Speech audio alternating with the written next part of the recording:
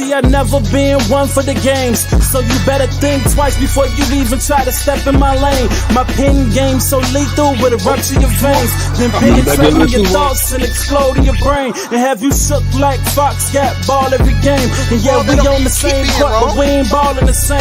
Oh yeah, I'm that nice, even without the ends. Boy, I'm cold as ice. These rappers need writers for hits. A bunch of poltergeists, I'm nasty.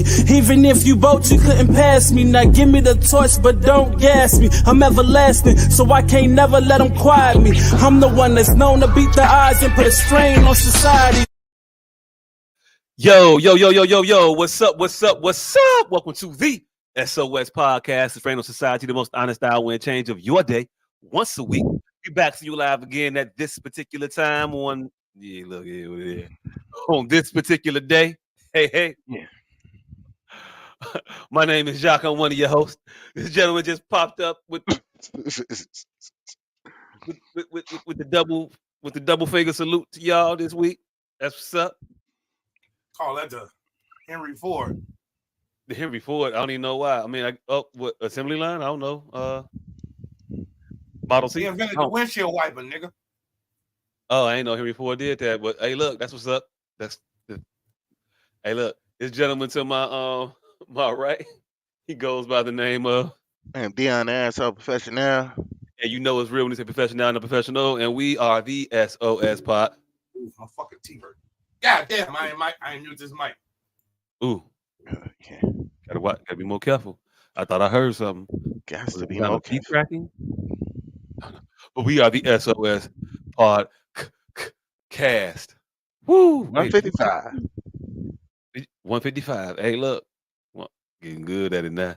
Hey, did you crack your teeth for real though? I said for to be a thing at your age. I said for to be a thing at your age. And you know, we gotta be careful when we get to these accelerated ages. Now, these points in life can be tumultuous. It can be tumultuous. Hey, when did a motherfucker start standing this big old age? Like shit like that. Yeah. I don't know what to tell you. I've been old for a while, so I've been holding on these days. But motherfuckers say that shit as a colloquialism. Oh, when you get this big old age of 40, like big old age, bitch, shut up. Hey, look, man. It's when you start dividing your age in half and you still like grown. Like, yeah, it ain't no more youthful, like nothing in you no more. Just imagine being 60 and then saying, like, yeah, I'm two 30-year-old motherfuckers. Like, yeah, it's cool and all that, yeah, but it feels youthful enough. But you remember 30 and you wasn't all that spry. I just seen this 60-year-old woman with the fattest old ass. Hey, look, man. I'm not gonna sit here and objectify. Well, I'm lying. I would. Hey, nigga. Yeah. Hey, and you are in the age range where 60 is hittable. Nigga. Hey, look. I'm in the age. Look. Currently, or you know. My current ex is 22 years old, and when I tell you I ain't fucking with nothing but octogenarians from this day forward, nigga, she ain't 80, she ain't weighted, nigga. I can't go, bro. I need the bitch to have the fear of God already in her, because it just ain't in me to put it in her no more. I need a motherfucker to talk to Jesus religiously, so that, like, I don't have to threaten her. Like, God is already threatening her personally. She knows what good is. You need somebody that knows what they want and knows how to go get it. You need a person that got a recipe book. and then they got a recipe like drawer with a couple cards in it, or like they really go to that they wrote down themselves out some other shit. That let you know that they know what they want and know how to complete an objective. They can follow directions. They know how to listen. They tell you everything you need to know. Put it like this. This motherfucker that just called, we've been doing this shit for 7 years.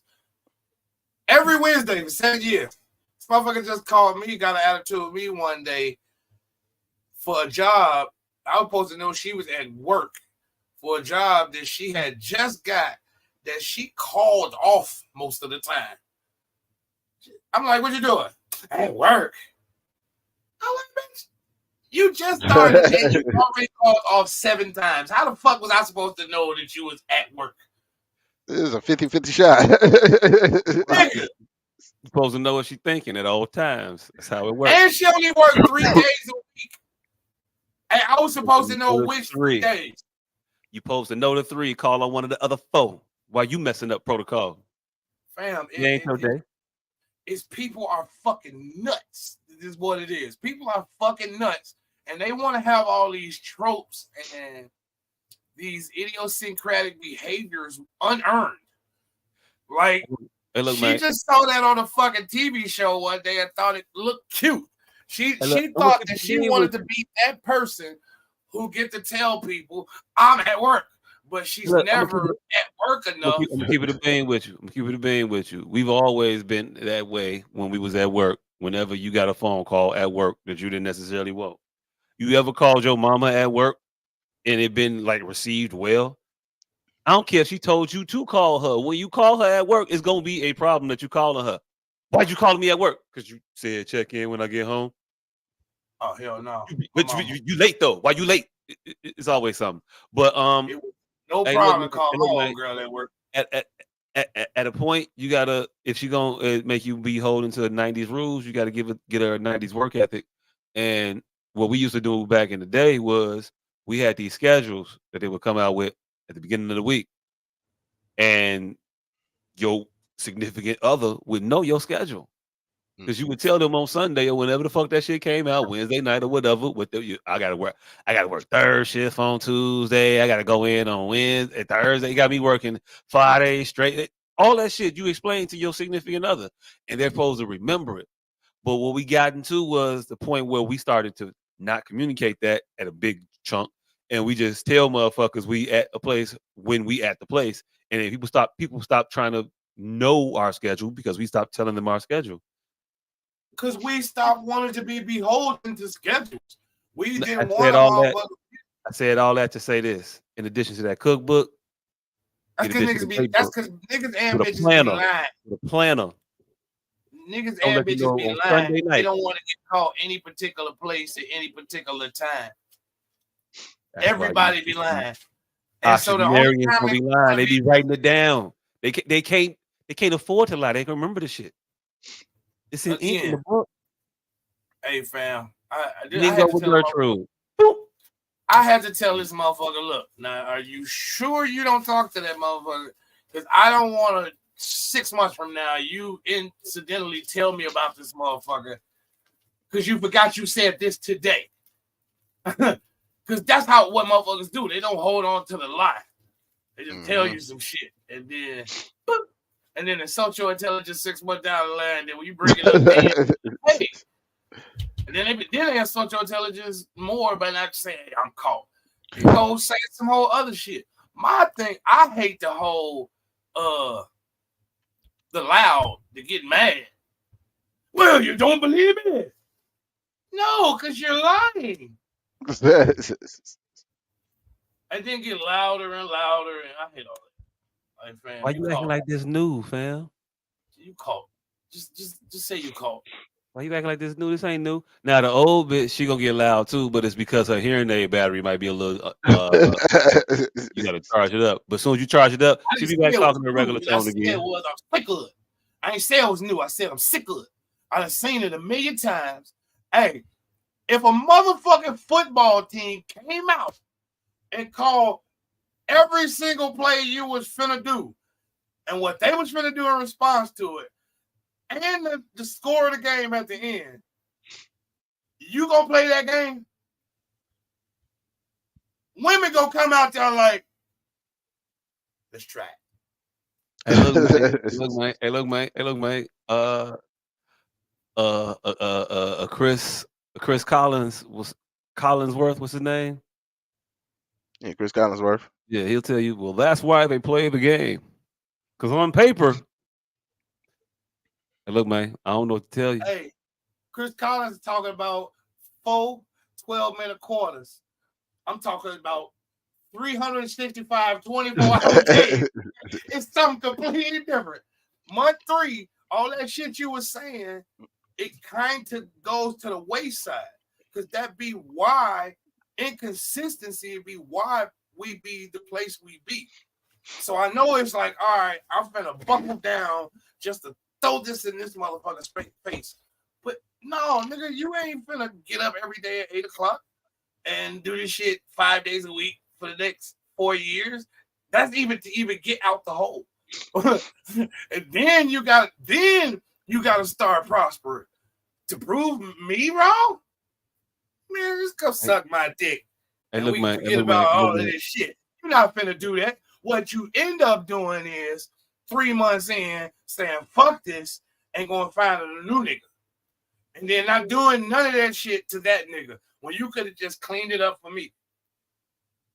Hey, man, look, I don't know what to tell you. You fucking with somebody on a different type of timetable than you are. They got a lot more mistakes left in them. You don't. And they gonna fuck up life. They gonna fuck up. Hey, look. You played video games before, right? You a lot looser. You a lot looser on Contra when you starting off with them 30 motherfuckers. Get round to like 9 of them bitches. You start getting tight. You start getting a little bit judicious with your flipping. Hey, the funniest shit is I'm not talking about her. I'm talking about the motherfuckers that have already been down this road that text me shit like, it used to be a time I didn't have to borrow this shit from you. I'm not talking about her. I'm telling her so she don't end up like them. But I'm talking about some whole other motherfuckers right now. I'm telling motherfuckers I've been here. I'm not clairvoyant. I rode this rodeo before. That's it. She, like I said, she's much smarter than most of the motherfuckers I've ever dealt with. That's why I'm willing to deal with a 22-year-old at 42, because she's more intelligent than I am. But what she lacks is emotional intelligence. That's what she lacks. She lacks the shit that only experience could bring. So I can't hold it against her. I just be trying to fucking put her on a rapid pace. Like, hey, bro, the shit you trying to do, you can do for me. Like, you don't have to do this. Like, perfect example. The things that I ask her to do for me be for her to do for herself. I want her to take better care of herself. And if her cup runs over, it will spill onto my plate. I don't have to. She don't have to look out for me one iota. I have me. So if you get up in the morning and you don't want to be in disarray and ire, and you make up your bed, guess who slept in the bed with you? Be it your house or my house.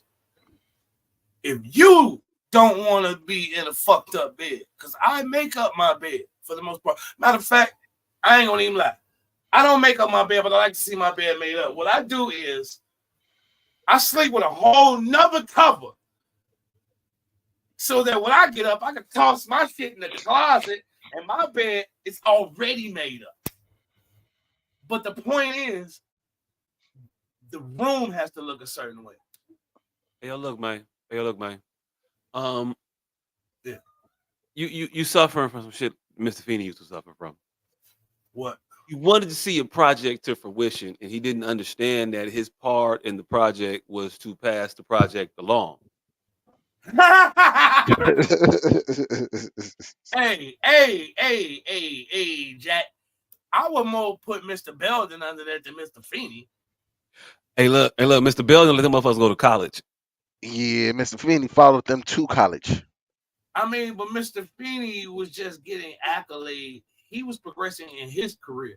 Belding moved coast to coast in the same position. Hey, look. Call it the same position all you want to. Principal in Indiana and principal in fucking Malibu, California, Bayside, wherever the fuck they were. I'm going to the Sunny's pod, fam. I'm not from the city, Indiana. You know what? No. Miss Bliss got this case on me already. Anyway, she was fuck that. No. But no. The point is this though, like you're doing the work of a good woman, for lack of a better term. You're because it's the only time you really hear of this phenomenon is with a woman building up a man. And she'll tell you about how she got him trained, and the motherfucker putting the drawers in the hamper now, and he putting the toilet seat down like it's supposed to, and everything. All this shit. But for the bitch, like right after her, because she had to drill all the shit into his head with arguing and nagging and repeated ass bullshit. And what you're not realizing is it's either going to be a slow process or a quick process.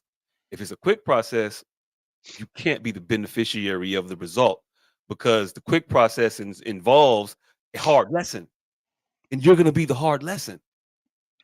This bitch got to lose you to be like, man, never again. I'm gonna make sure I'm gonna be quiet. I'm gonna make sure I have a motherfucking plate in the microwave when it's time to. I'm gonna make sure I make up the motherfucking bed next time because I don't want to lose another motherfucker. She gotta lose the motherfucker in order to learn a lesson. You're not letting her lose you. So she's never gonna actually learn the thing you taught her. She knows what the fuck to do. It's there. She just never gonna do it unless she gets that hard lesson. He was so good. I love him so much, and now he's just gone.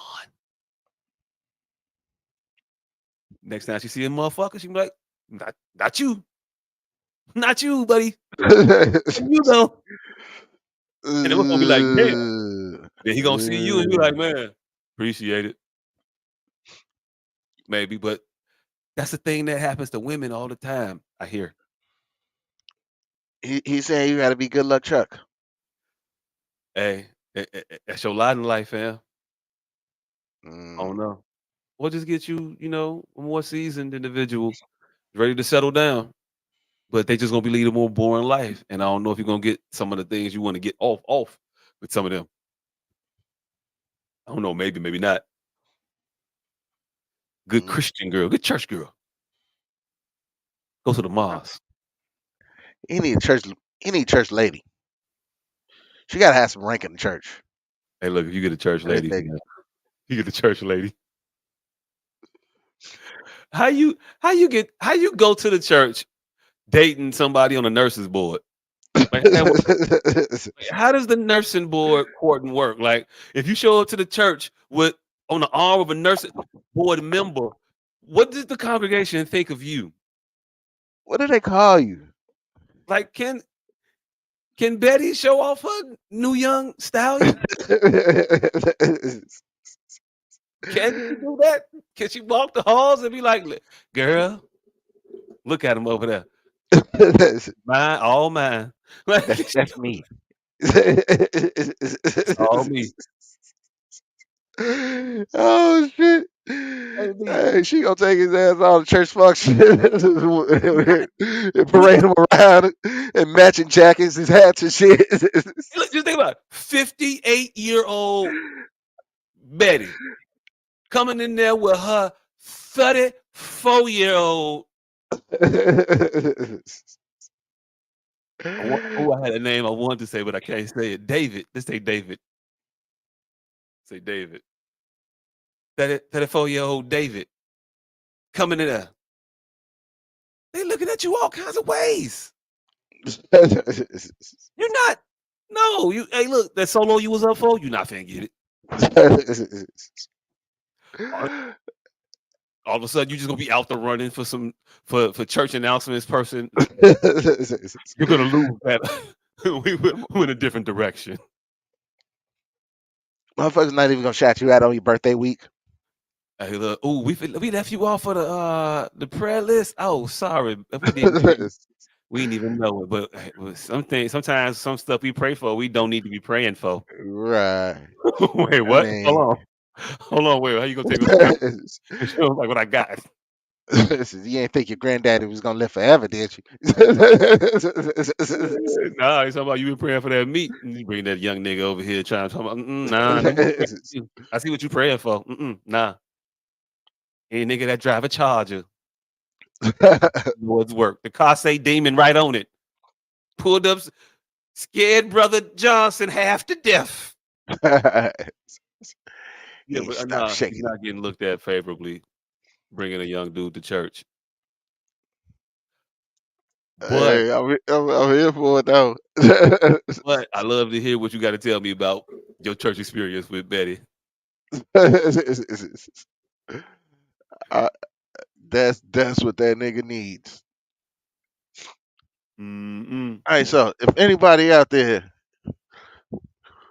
if y'all know a single church lady in the Chicagoland area, we got a date for her. Hey, yo, look. Why you say if? Why you say if? Like there's a probability of a motherfucker that goes to church not knowing a single lady. You come on now. Come on now. Come on now. Do I know a single? Is it carpet on the pews? Yes, I know a single lady in church. All of them. Damn near. I don't know. Maybe that's just the church that I'm familiar with, but it'd be a lot of single women in church. Yeah, we need to hook this nigga up with one of them ladies I'll on be the a stingy. board. You ain't finna get her. You got to be a board member or better. Gotta be active. Mm-hmm. Active. Not one of them cyber members Mm-mm. come in watching the church on the social media. They on Facebook Live, girl. You ain't gotta go no more. Hey, and bonus points if she's part of the traveling funeral crew, like Ooh, the ooh, ones that go to the funerals and read the announcements. ooh. Bonus points for that. Hey, make the remarks. I want to give my remarks on behalf of Mm-hmm. let Mm-hmm. y'all know we here in the building representing. Yep. Want that nigga want that nigga traveling the funerals with her while she read proclamations. That's what we need. That's what that nigga needs in his life. Hey, look. Hey, look. He Hey, look. he needs somebody that deep in the church. We need to make this happen. Have you seen her? Tell me, have you seen her? Ooh. We gonna find you. We gonna find you one. We gonna find you a solid one on this show, man, with no name. We got your back. Challenge accepted. You know, mission if I choose to accept. Yeah, I did it. I'm with it Yeah. Sign me up for this one. with this project. Let's Yeah, I'm with it. That's a hell of a dating show. Find my yeah. church lady.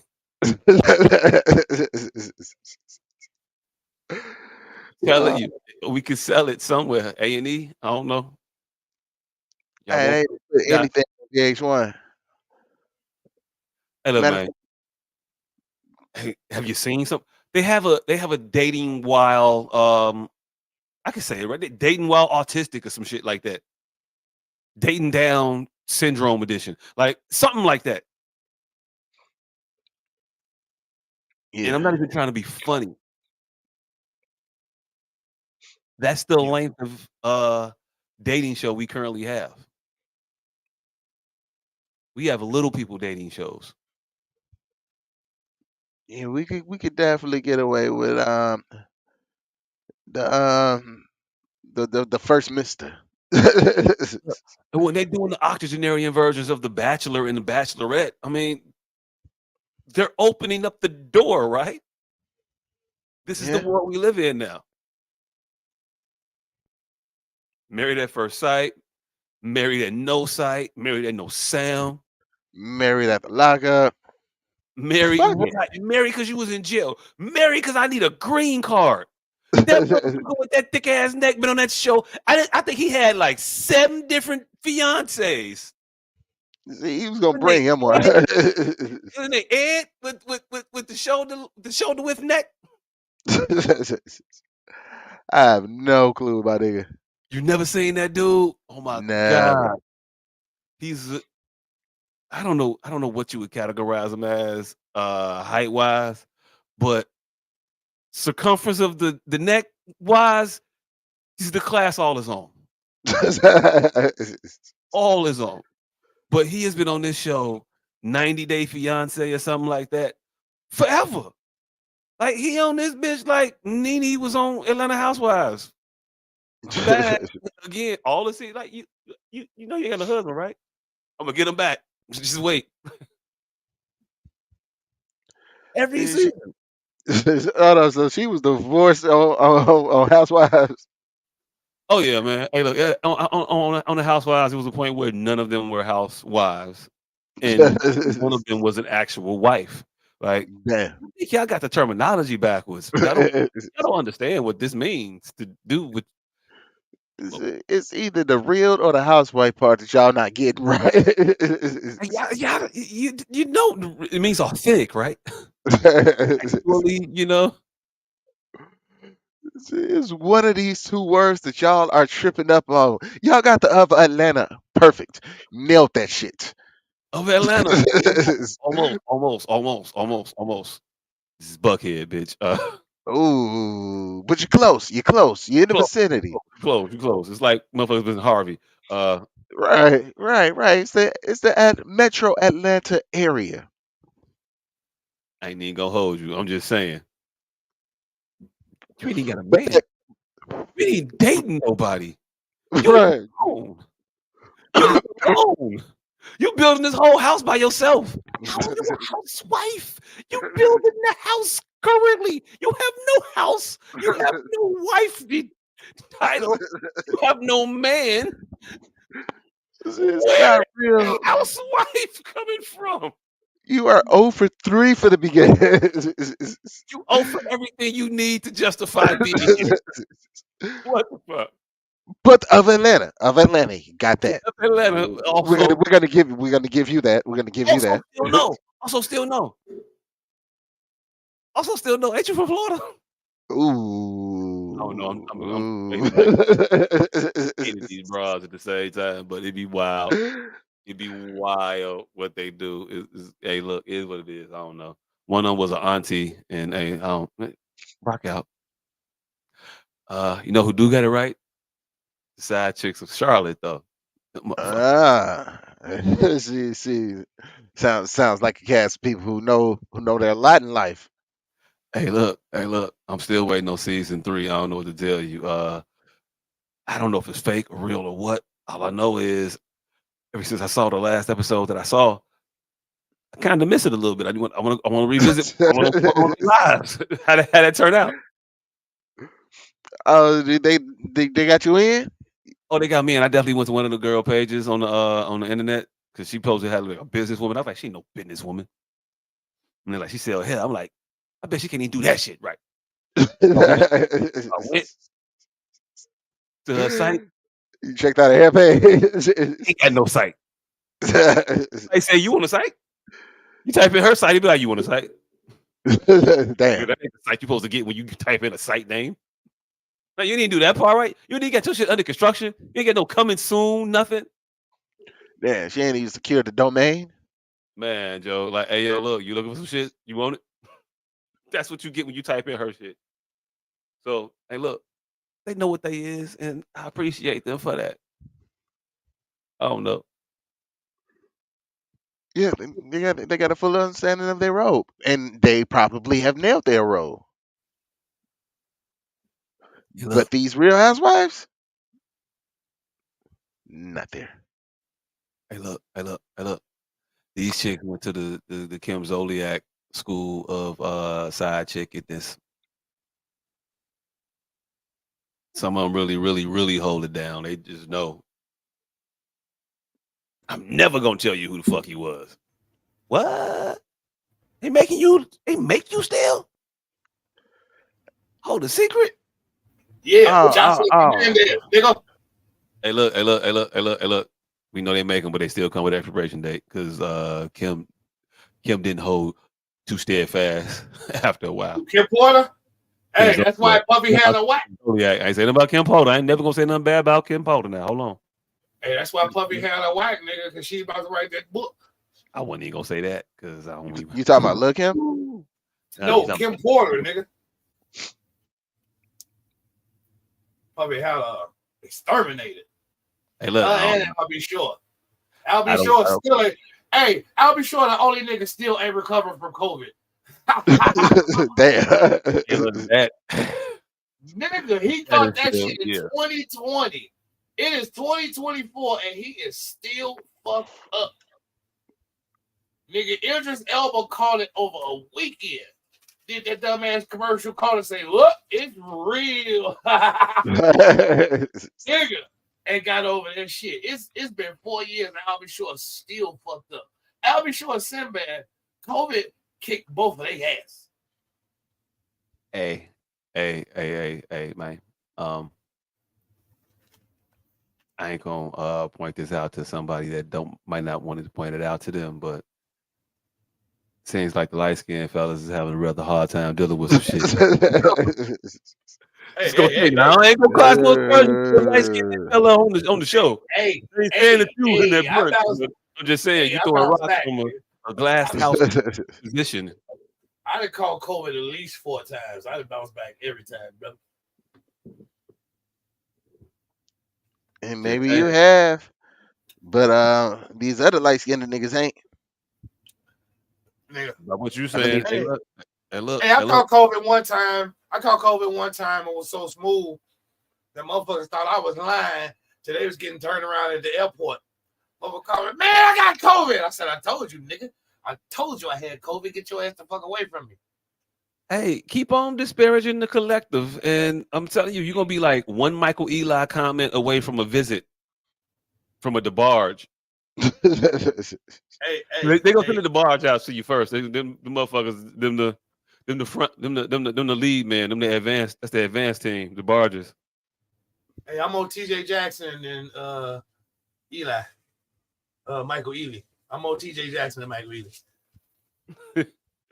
You know what I'm saying? We didn't fuck with him for some years, but now all that crazy shit he was saying about the dresses, look at him now.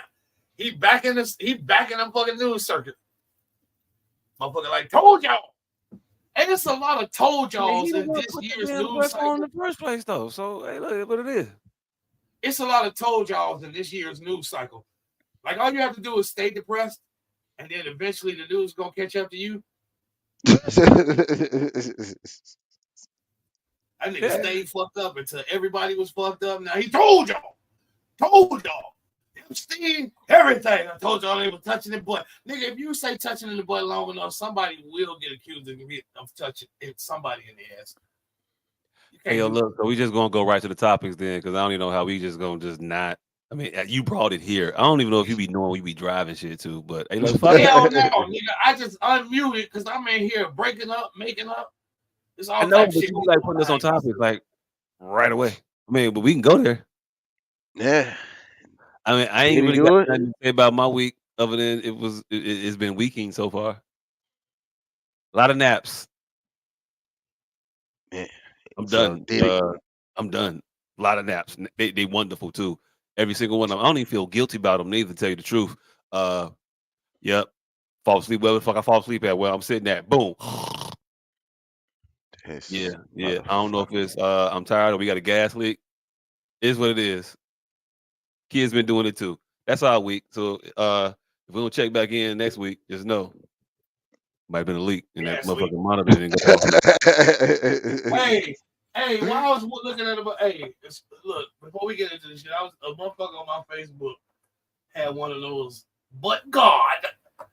Hey, and this was so crazy is because I have a lot of idiosyncratic shit that happens to me that's unexplainable, like bruising and psychosomatic injuries and shit. But the mind can do that. This bitch said she had a room rebuilt 2 years ago.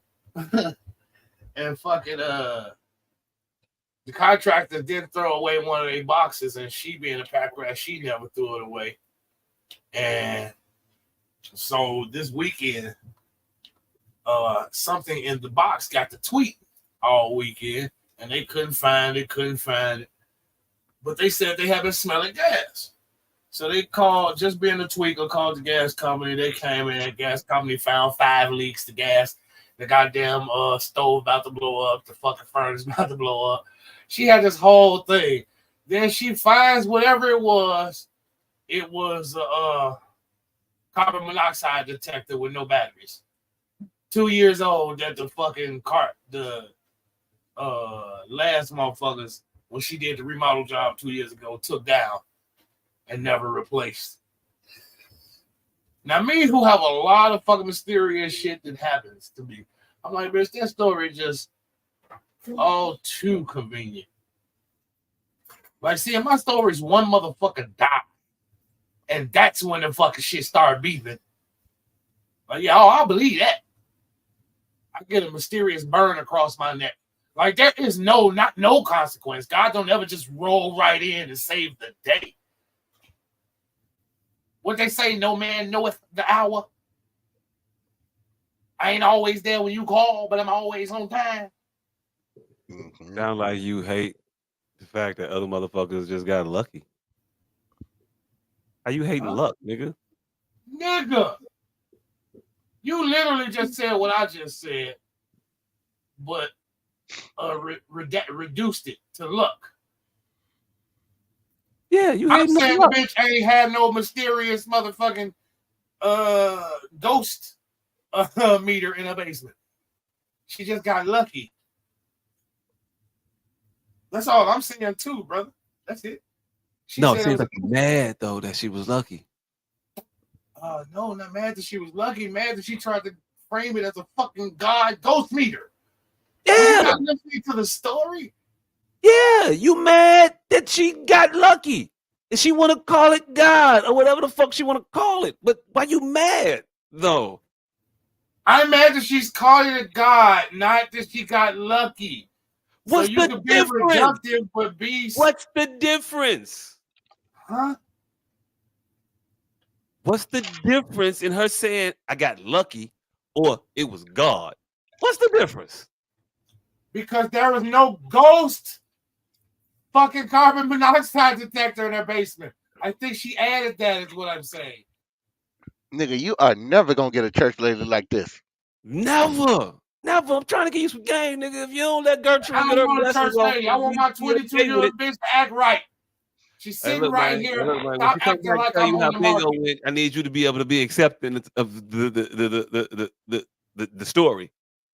When she tell you she hit on 3 cars and it was the Lord, and not because the numbers got stuck. All I'm trying to say is I want to hear about this ghost carbon monoxide detector. I mean, if you ain't want to hear about it, I believed it happened until the ghost carbon monoxide detector. I guess. I don't know. Say the house wasn't really there. I don't know. And then when People's Gas came out, they said we didn't send nobody out here. That's where it's gonna go, nigga. That's what I'm saying. Hey, look. If that's how it rounded out, then just let her know that she got something that she just pitched to Lifetime and change her life. I'm just trying to figure out why you don't see where my disdain is coming from. It ain't the fact that she's still alive, motherfucker.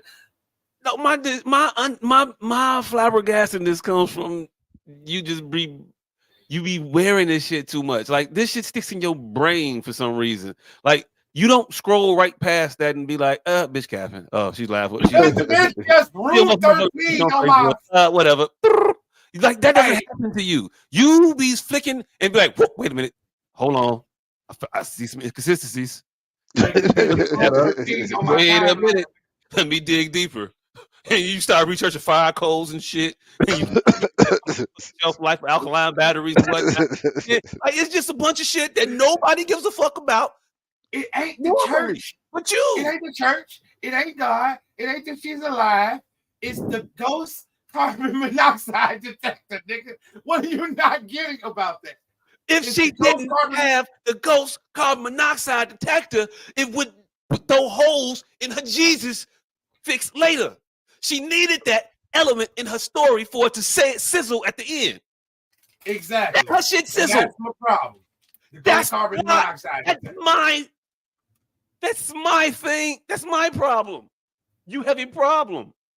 Because I actively avoid most of these people. And we were just talking about the timelines and how I don't see most of this shit ever.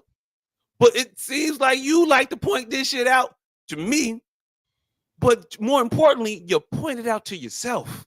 I want you to take this little advice.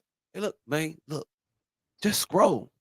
Hey, what's the point of having a newspaper if you don't read that motherfucker? Read shallowly. What's the point of having a newspaper if you don't read that motherfucker? This ain't a newspaper. Understand the thing? You are reading the funny pages. It's the funny pages. Laugh and scold that motherfucker. Marmaduke don't need continuity. Dilbert just tried to squeeze off a ghost fucking carbon monoxide effect. And let Dilbert do it. They said let Dilbert cook. Hey, Dilbert just tried to pull some Calvin and Hobbes shit, nigga, and I ain't going. And most motherfuckers will concern themselves with something a little bit less trivial than the goings-ons of Dilbert, Calvin and Hobbes level shit. Hey, Not gonna read this, but Marmaduke would never. Hey, nigga, bad comic will fuck up your day. May I interject since y'all not reading my comments? I feel that people hear, well, what I typed was people tell testimonies like that all the time. And I think it's because we hear it so much that we're used to people putting God in a lot of things that we know is just a coincidence or is just happenstance. Hey. What am I not saying right? It ain't the God. It's that goddamn ghost motherfucking smoke detector. What's the ghost? That's the weak link. He's saying that there was no smoke detector present ever. I'm right.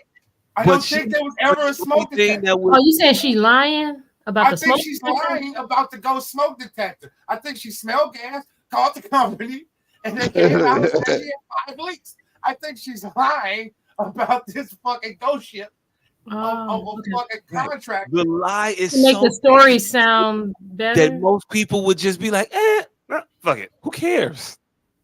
Right. I'm not most people. No. Alkaline batteries only last so. Yeah, exactly. All this bitch lying. Hydrogen cells don't last 8 weeks. Nowhere fuck. Nope. Yes, you're correct.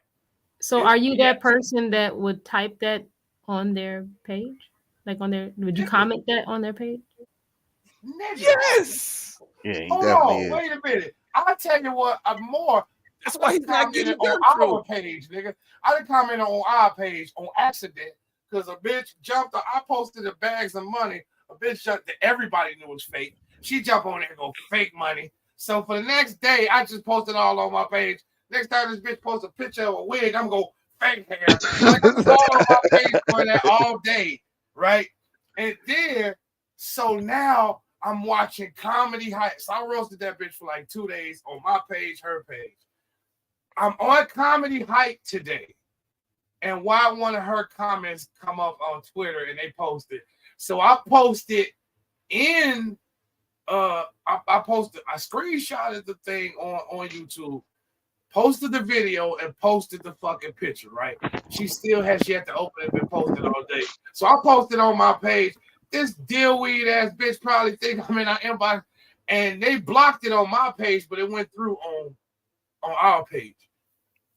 Like they blocked it. I can't say dillweed and hoes on my page no, because people just be fucking blocking me now. But it's not. I guess it's not a trigger warning on the SOS page, but on my personal page. They don't know it's you. They don't know it's you yet. Yeah, so the bitch won't open it. I'm trying to let you get your little 10 minutes of fame, bitch. I just found you on the internet on a relatively popular page, Comedy Hype, sticking up for P. Diddy. Nigga, hey, that just made everything she did to me that day worthwhile. Like, bitch, why would you even? You tried to bust me out, but sticking up for P. Diddy. I'm like, get the fuck out of here. When I posted them that movie money, she gonna hop on that motherfucker talk about fake money. Like, we all on this motherfucker enjoying the caption and the fake money. The caption say, I'm out of here on you poors. I'm off this page with the poors. Bitch gonna hop on that motherfucker talking about fake money. Hey, this bitch post a new hairdo. Fake hair. He met a motherfucker who is just as much an asshole as him, and it broke him a little bit, fucked him up. He ain't know what. Because you post shit that makes you angsty on it. You see shit on the internet that makes you angsty, and you have to respond. She sees things on the internet that makes her angsty, and she has to respond. Everybody knew it was fake money. Everybody got the joke, but she had to make sure that motherfuckers knew it was fake because it wasn't said. And she wanted to make sure that everybody knew before y'all. You know that y'all know that's fake money, right? Y'all get this nigga some pussy. That is fake money. That's fake money. Just so we all clear. And so now, carry on forever. Whenever she get a new wig, goddammit, fake hair. I'm right on that motherfucker. Fake hair. Bitch can't post her. She can't post her. That's cool. That's cool because she picked the fight with you. But what you should be doing is riding around random ass Facebook posts talking about go smoke detector. Be the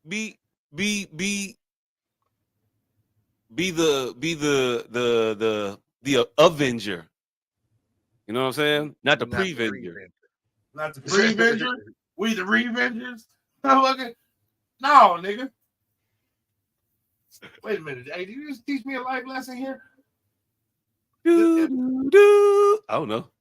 Did you teach me a life lesson here and you didn't even see it? Did you just teach me a life lesson here and you missed it, nigga? Was I doing to her what I didn't want done to me? Hey, speaking of life lessons, one Mr. Luther Campbell was on the internet recently. He was talking about a particular subject, and I thought that he was very wise in his response, in his approach to what he was saying. If you didn't see the Luther Campbell response, and it's a response, it's well worth watching. It's about an hour long. I'd suggest you do it. But what he was responding to was the news about one Mr. Sean Puff Daddy P. Diddy Love. Did he do it? Fucking right, he did. All right. If you've been under a rock anywhere, let me bring you up to what everybody else been talking about. Well, Puffy houses, a couple of them, they said, got raided the other day. They went in there with a lot of tactical gear to, get some phones and some records of whatever. I don't know. Not the gold records, not those records, some other records, So they did that. Raided them. Yay. I don't know what's to come of it. I don't know what they found. They didn't make a big spectacle on the damn table and say, this is what we got. Like when you see raids, it's normally like a drug bust. It's normally like some girls coming out and with some bags over their heads, some coats on, and blankets and shit, looking like victims or something. Like you expect raid shit when you see army level raid things happen. Them motherfuckers went in there for some laptops. They went. The normal laptop raid be motherfuckers with the jackets and t-shirts and shit walking in, and you see ties. Right. Helmets and motherfucking machine guns. Nobody wore a suit to this. Full on bulletproof vests, all kinds of shit. It was fucking amazing. I thought we was finna get that action. Break this dungeon down. But anyway, they went in Puffy cribs and they tore them up. This is a picture of a video on here. But yeah, they tore that shit up. Went all through like the police do. Yeah. Hey. Anybody surprised? Anybody surprised? Never had a warrant served. Hey, I was offended. It was too many chairs upright, too many shoes still on the rack. Nigga, y'all seen when my house got tossed, goddammit. Tossed. They was throwing shit in the other shit. It could be all kinds of shit in that bell. Nigga, they was throwing shit in the other shit when they tossed my goddamn house. This nigga house look like a wild party. Look like a wild P. Diddy party. Like some man fucking was going on. It don't look like nobody. Man, Joe, it do look like Theo probably let it get out of hand. Damn, why Theo had to be mad? Well, I'm saying he was on the show, Cosby Show. Hey, look. I don't know about y'all, but it does make me feel like these people are a little bit more human, knowing that they keep all that bullshit in their dresser drawers too. You ain't needed all the damn cords. You know, dead. Well, you didn't own the phones no more. Why you got 19 cords in that motherfucker? Hey, the craziest shit is how these motherfuckers, it be like, it's a bunch of shit untouched, clearly. And then there's a random box just ripped open. Like, yeah, that's the one. Like, nigga, you done already missed 19 cases. Why did you rip this one package open? Yeah. That, and also, we doing a lot of trusting that, you know, they did a lot of this. What was the pre-raid pictures? Yeah. Say Diddy did this shit. I change the doors. I don't know, but I'm just looking at this video for the first time ever. I'm gonna get to the real story. But looking at this video right now, I haven't seen it before. But what I'm looking at looks like this is his kid. This is his kid's house. This look like where the children live. This don't even look like he even be there. Like, ain't no sex party. Ain't no human trafficking going on out there, motherfucker, with the Hello Kitty powder puff coats on and shit. I saw a run over Converse in that motherfucker somewhere. People live there for real. This ain't the. This is how you know they at the wrong house, because there's way too much white going on with all the dick in the booty shit they be talking about. They be doing. Yeah. It'd be man. There's brown squirts everywhere. You're not going to the White House with the brown squirts. You know. Hey, look, you ain't never lied, because it take a bad black light to be picking up this shit. I need a good one. I need an incandescent bulb. And wait a minute, hold on. Yeah, but anyway, so seriously though, Puffy House got raided. They did that shit at like 8 o'clock for some odd ass reason in the middle of the day. Nice sunny, bright day. Yeah, I had to wait for the sun to come out. Better for the camera. Shit to happen. But anyway, they raided his house. They were looking for whatever they were looking for, again, because they didn't tell us what they found. They didn't tell us what they were looking for. He's being sued by some people for sexual harassment. So the raids seem kind of odd. If he's into some trafficking shit, beyond the I'm trying to get my girlfriend to fuck somebody else, but we happen to be in Florida today. And last week we was in Georgia, and now we in LA next month. And you want to say it's trafficking that way? Okay, that's one thing. But do you think he has like people under some shit in this place or something? Like, is there a secret room with some girls he holding on to sell out to some people? Hey, this is what we need to board with R. Kelly. I don't even know how to hog tie a bit. Oh, no. R. Kelly was different. Whatever they motherfucker, whatever they said that nigga did, he did that shit.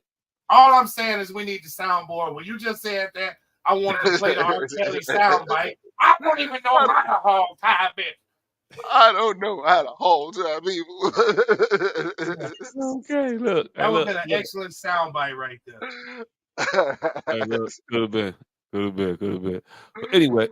Oh shit. So it just looks like a regular domestic living situation that they rolled up on to, get shit that they could have just got with a couple motherfuckers with some computers and some. Let me see your phone. Like, I don't know, but hey, it is what it is. But yeah, back to what I was saying though. One Mr. Luther Campbell, because I found his comments rather entertaining. There's a lot of headlines about one thing in particular that he said. I leave the party early, and motherfuckers were like, "Whoa, when Luke gotta leave your shit." Because it's getting a little out there, maybe you need to, get some help. Hey, when Luke talked about, this ain't my speed. I don't know about this one. You might want to, but hey, the saddest part about that with Luke is that he was accused of all this very same shit.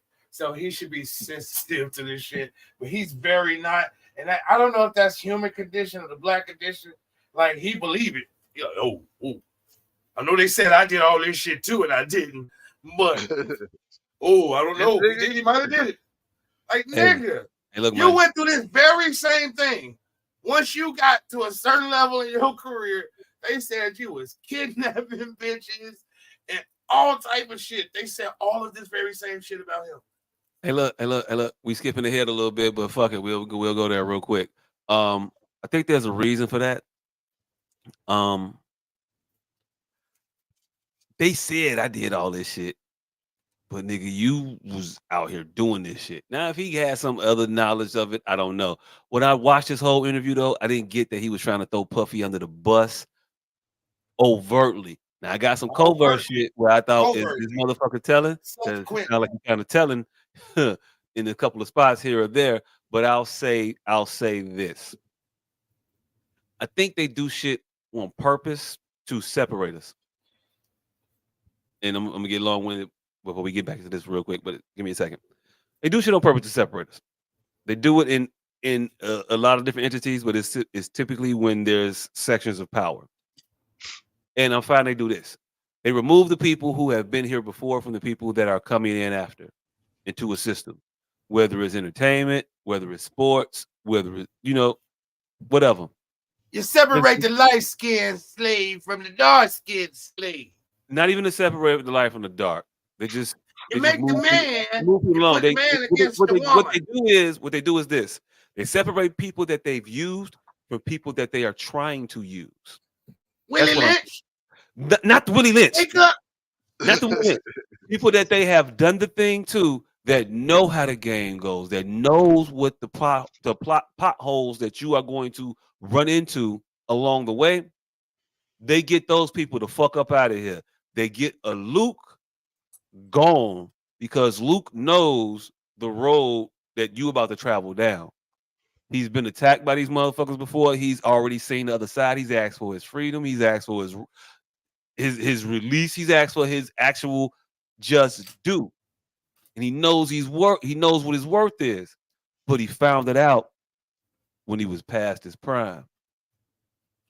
So he was never able to enact that shit.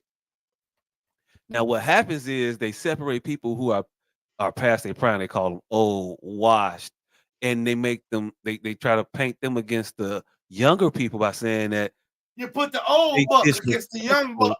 They disrespectful. They don't know nothing. They lack skill. So they foster this resentment between old and young. So now old and young never communicate. They never talk. So old never told young what the fuck is finna happen to young. Young falls right into the same traps that old did, and the shit just keeps fucking going on. And the same people running the game continue to run the same fucking game forever. Now, in Luke's diatribe, with his rant, whatever you want to call it, he talked about all of this shit for an hour. And what everybody got out of his whole hour was, I leave puffy parties early. That man said in his thing that they will destroy you. They will come at you if you try to buck up against them. Don't be thinking that you can just go into those rooms and make these deals with those people and allow them to make you a billionaire and a captain of industry or whatever when you don't build it off the people and you let them give it to you and you buck, they'll take it from you. And they know exactly how they can come around, take your reputation, and then just extract your money, and then remove you from the situation. They never have to deal with you again. They'll still be here long after you're gone because you don't do the things that they need to do. And he broke down the whole things about how you need to get involved in politics, how you need to start buying your own politicians because they buy their politicians, because he's seen it, because they came at him with everything in the fucking book along the way, and he saw every play that they made. He saw everything they did when they bought congressmen, they bought judges, they bought people that you could buy. If you get your money and you buy a judge and you get this judge installed and you get this motherfucking appellate court judge, a federal judgeship by donating money to the judge and then donating money to the motherfucking governor who appoints that person, or to the presidency who appoints those person, then you start making calls and saying, hey, I got one for you over in the 3rd district. Place that them motherfuckers don't even care about. They fucking president or governor, they don't care about that district.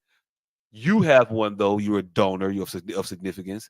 Now you can start making those plays and you set these things up. So now when you want to go after a Luther Campbell and you want to get a warrant, now when you want to go after a Puffy and you want to get a warrant, you're able to do those things.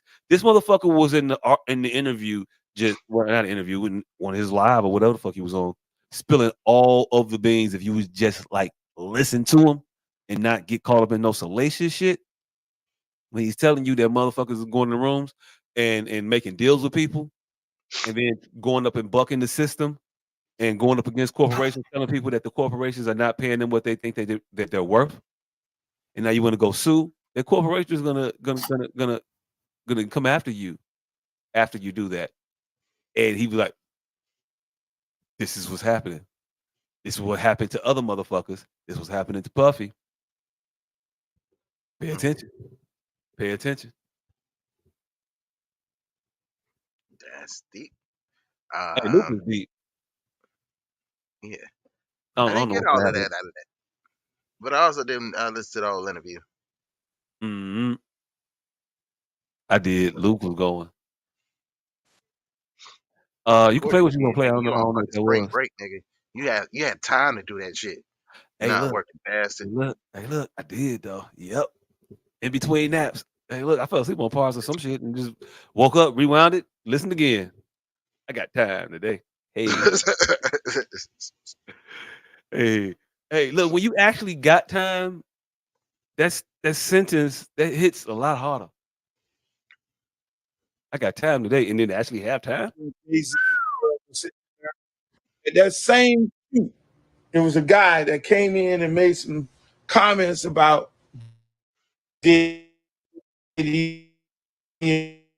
and did it, and Jay-Z It's breaking up really bad for me. I don't know about you. told him.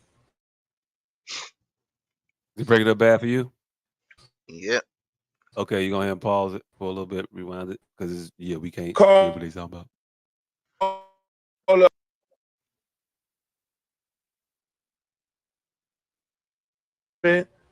and they went to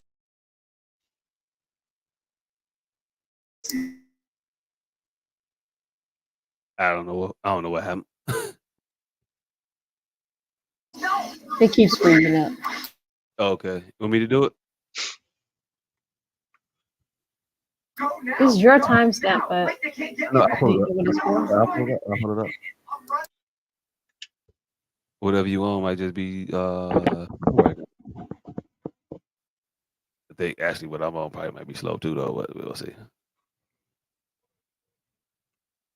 Do do do do do do do do do do do. Did you want to play that? You didn't have to because you kind of pretty much said a lot of the stuff that he said already. I mean, I did kind of want to play it though. What was it? 12:30. I said, yeah.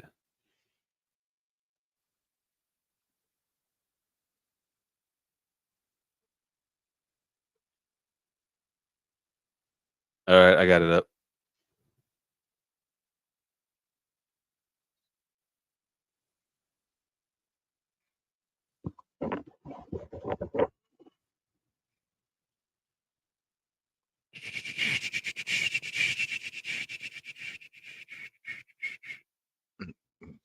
All right, you see it?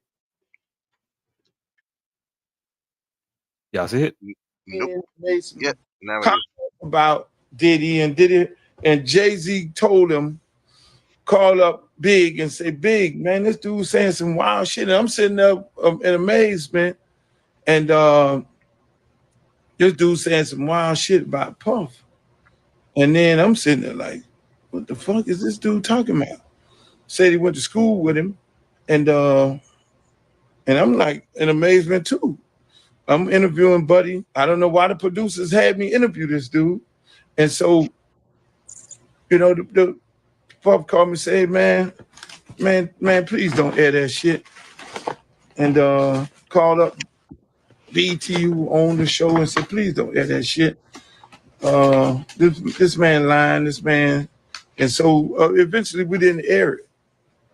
We didn't air it.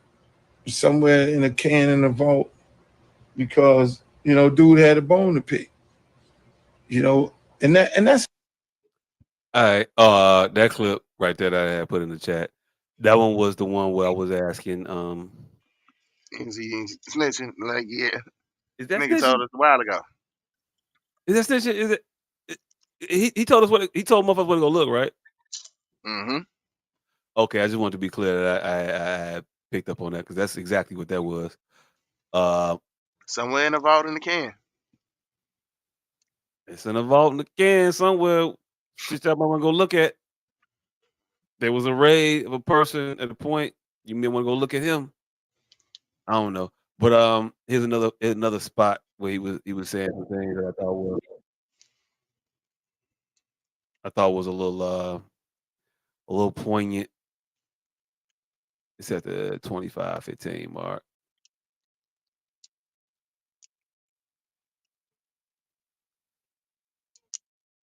Like I said, he was dropping a lot of shit. That was just one way he was, also dropping some information. If you picked up on it, you might have made your case, detective. Mm-hmm.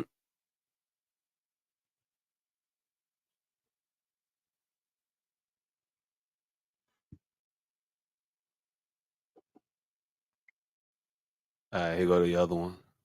Mm-hmm.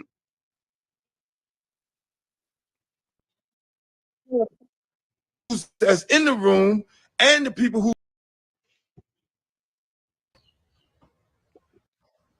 give you some good information. See, you have a choice to go up in that room to say. All right, just froze.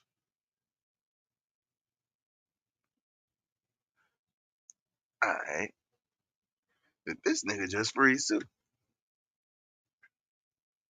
Yep, think that was a little bit too much for him.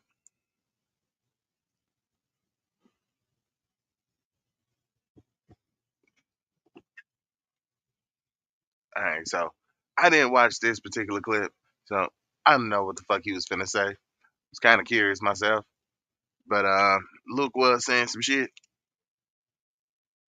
He was dropping a bunch of jewels that I ain't get a chance to get because I wasn't really paying that much I attention. don't know what happened with that one, but if you could stop sharing the screen that I had up, 'cause my joint froze up right now.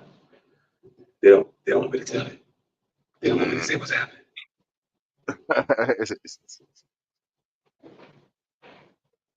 say we getting too close.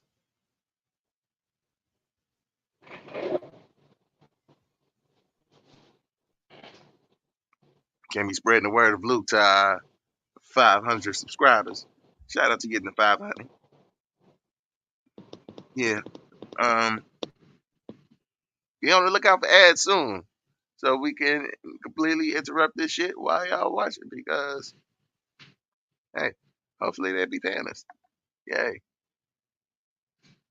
So while we wait for the video to come back or to talk about Luke, make sure to take this time to send this shit to your fucking friends and tell them to subscribe so that we get up to 600 so that we can start making ad breaks. And then I could actually be reading some shit that a motherfucker would pay us to read. Right now, I ain't reading shit. I ain't promoting shit. But once we get advertisers, yeah, I'll be selling all this bullshit. As long as they don't see this clip telling about me saying that they shit is bullshit, I'll be out there.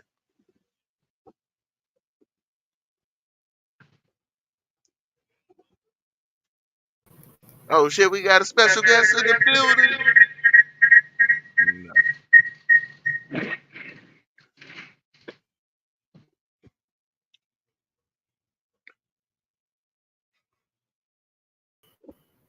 So yeah, that has been my take on the situation. Yeah, I don't know what happened. Can you hear me? Yeah, I get you now. Okay, yeah, I don't know what the fuck happened.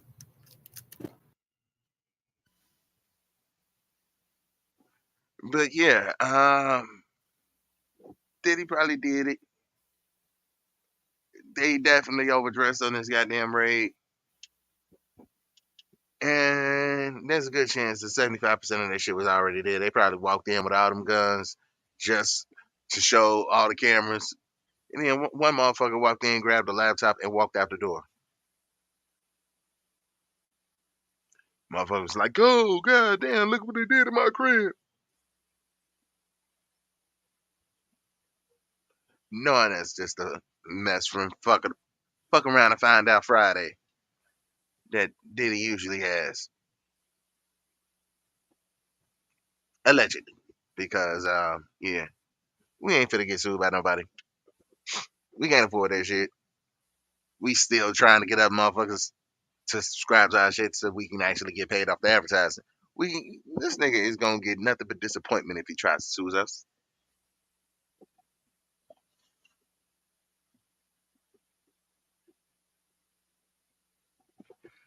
So yeah, Can you hear me now? can hear now. Yeah. Yeah. He sue us, he just be practicing. Yeah. Definitely a warm up lawsuit.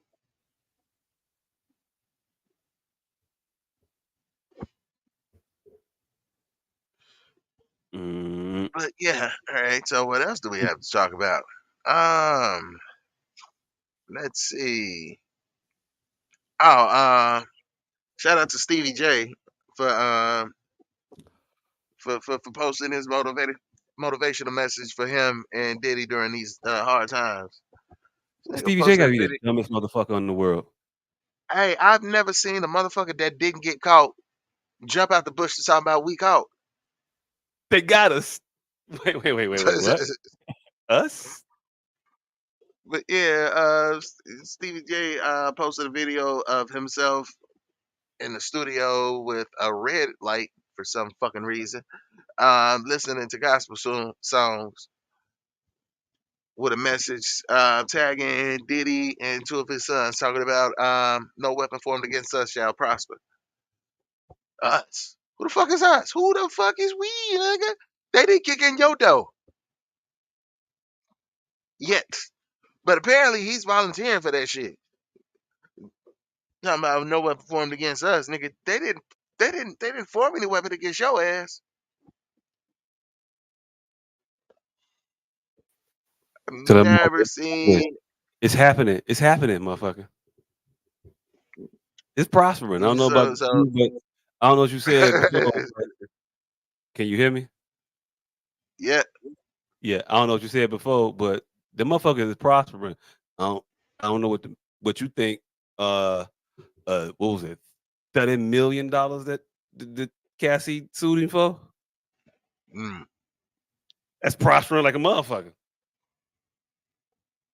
People understand they understand when the weapons start prospering that they finna prosper. they see. Ooh, wait a minute. She came up. I'm coming up too. Stevie, you just look like a motherfucker who did some shit that he need to sit down for. Yeah.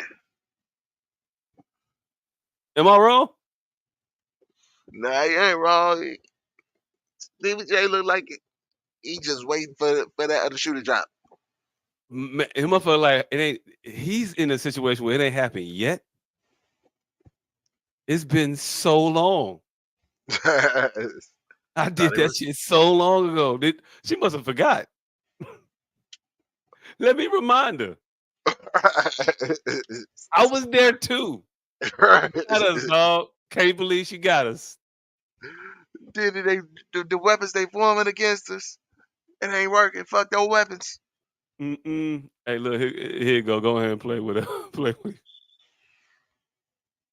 it. Shout out to Stevie J and his mad T-Move LED light that he got.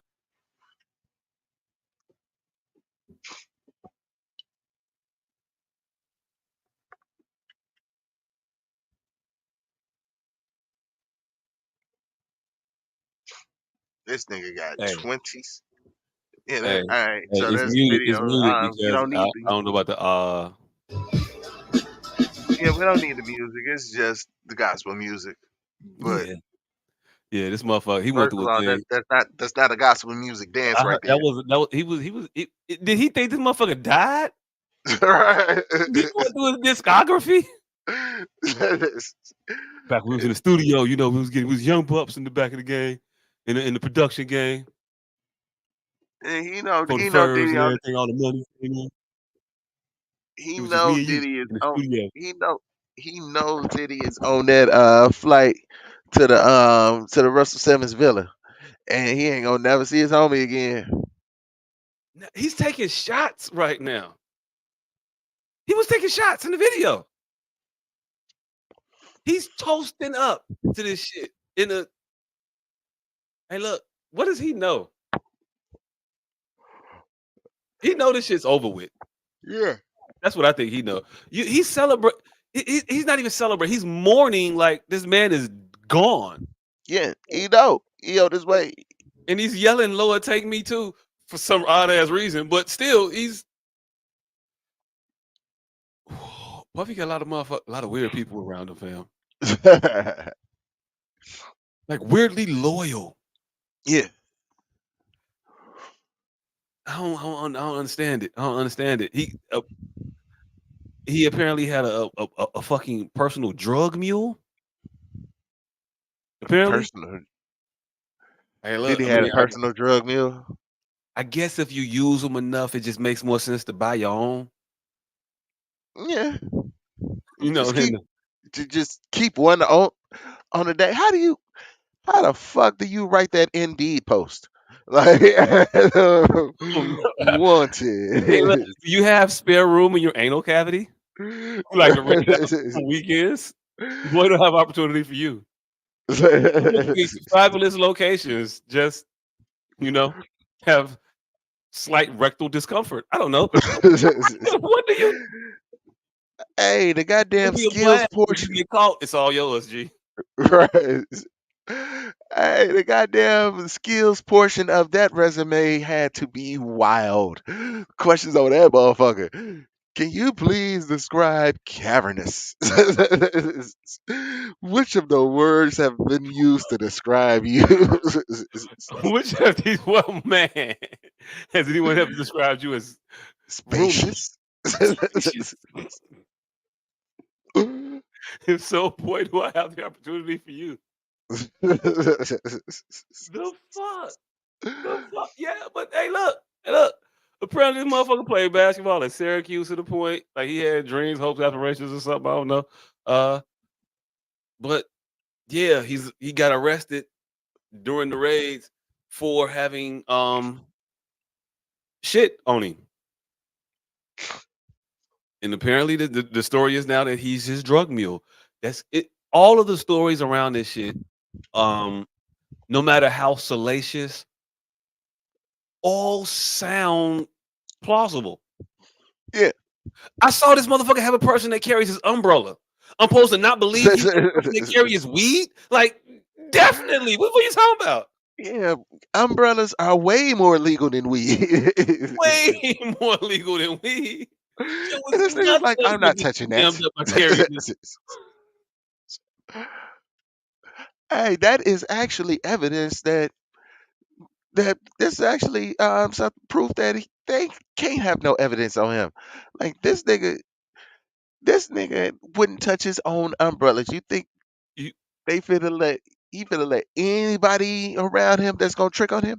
you thought he Like handled this his own nigga don't touch ecstasy? umbrellas. He's not built for jail. You thought he handled his own date rape drugs? No. Right. That guy to touch. He never even saw the pills. What you talking about? They were mixing this drink before it got to his table. Right. I look. Mm, it's just a life of shit you do that makes it hard for people to be surprised by shit that they say you do. Yeah. It's the long and short of it, fam. It just is what it is. I don't know what to tell you.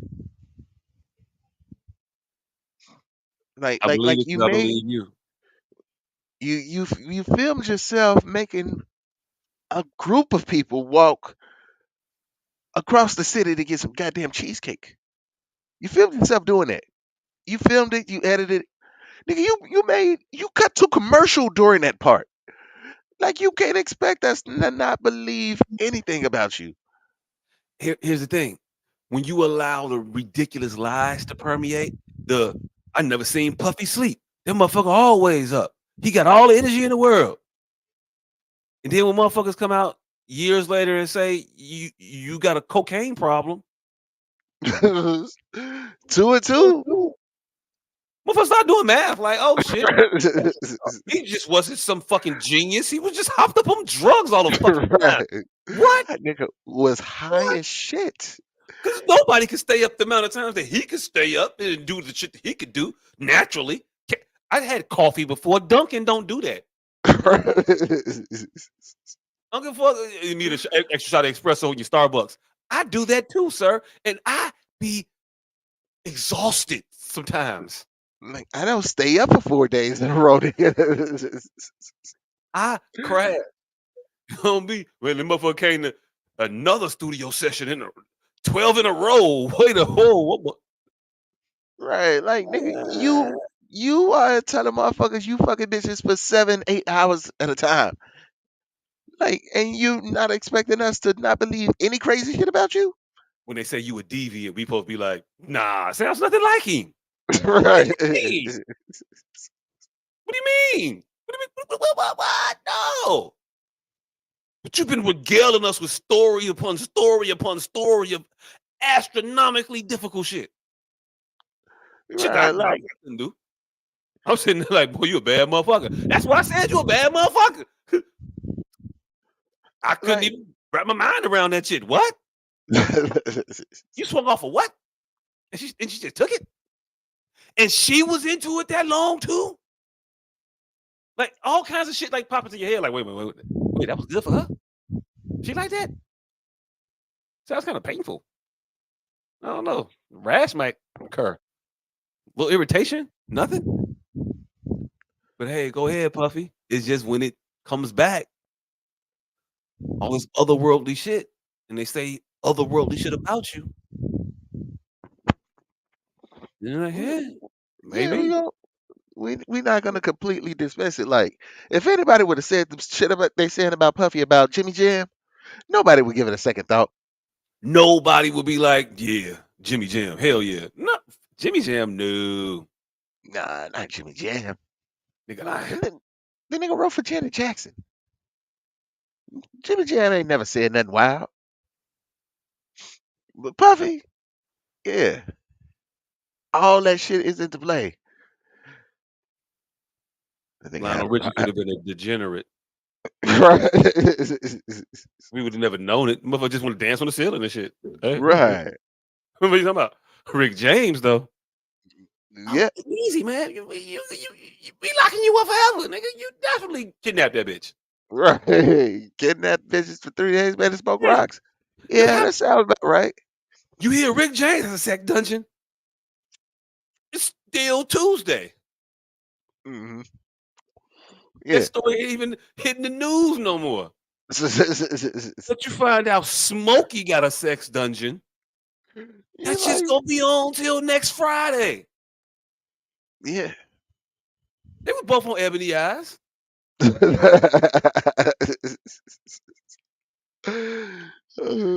Rick James had all that shit happen to him. Nobody with the Smokey was like, hey, yo, look, Smoke. Got a couple questions for you, fam. The company you've been keeping lately has been nah. We didn't even think to look at Smokey.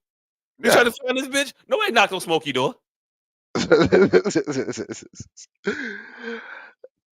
Yeah.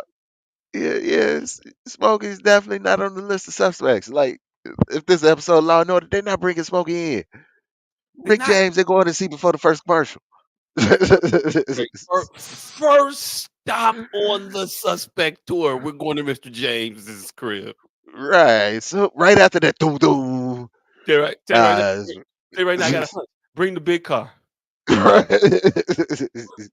the big car. I got a hunch. Yeah, bring the truck. We gonna need to bring shit back. Like, what the fuck? You go to Smokey's with a 2-seater. Ain't coming back with nothing now. You know what I mean? But yeah, I don't know. We believe salacious shit because you say salacious shit. Whatever you did gonna come undone because of the people you did it with. But the 1 in 25 minutes that I was trying to put on, that I'm not gonna go back again because they might not want me to tell you that Luke said this shit. But Luke basically telling you, look, these motherfuckers did that shit. We know they did that shit. stop doing that shit because the people you doing that shit around ain't your friends. They are just using you to get over, and they will get rid of you once they are done getting over with you, or let you try to stand up and say, "I want to get got over on or with no more." They gonna just toss your broken tool ass away. If you're a broken tool, they're gonna toss you a fucking way and bow. Um, well, the way Luke said it, the way Luke explained it to me, the comment said, "So Cassie wasn't tipped up." What? So it wasn't Cassie that tipped it off? No, it wasn't Cassie that tipped it off. What Luke was saying was that it was some of the rantings of Puffy about some of his corporate ties and the bad mouth that he did to some of his partners, and the dissolution of some of his entanglements with people. Remember, a little bit ago, Puffy had some issues in business with some of his partners, and he went on to say some things. You remember that? Yeah. Yeah. So he is saying that when Puffy said that shit, them motherfuckers said, "Oh yeah, I Mm, bet. Say less." And they went to work. And while Puffy was running his mouth, they They formulated was a plan. And they do shit like tell motherfuckers, "Hey, that law finna expire where you can, get your claims on about things that happened to you. And I got a lawyer for you if you get this lawyer right here. He's the man, and it ain't even gonna go to trial. You have my word." mm, And they know the situation that you in, and they start telling you, "Hoo, hoo, hoo, hoo, she got the goods on you. You better settle." They're playing you against the proxy, fam, mm, while you bitching and moaning at them. They tell her it's open season on them. Go ahead and go do it.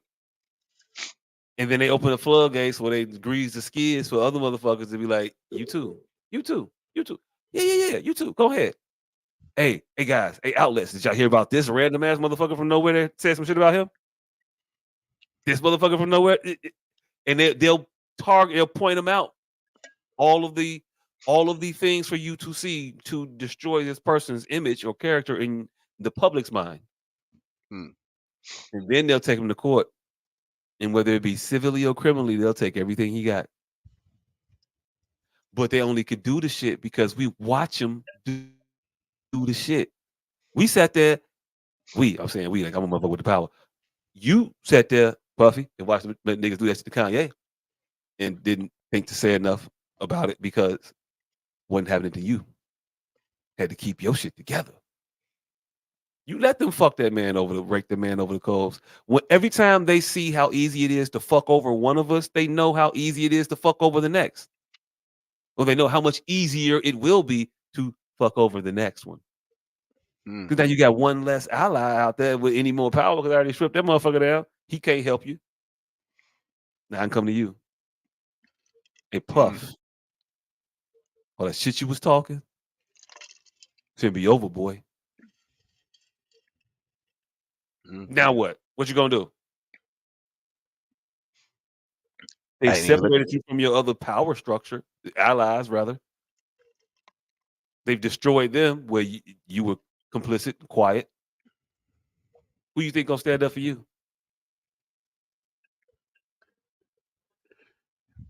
And then they came for me, face ass. And then they came for me, face ass.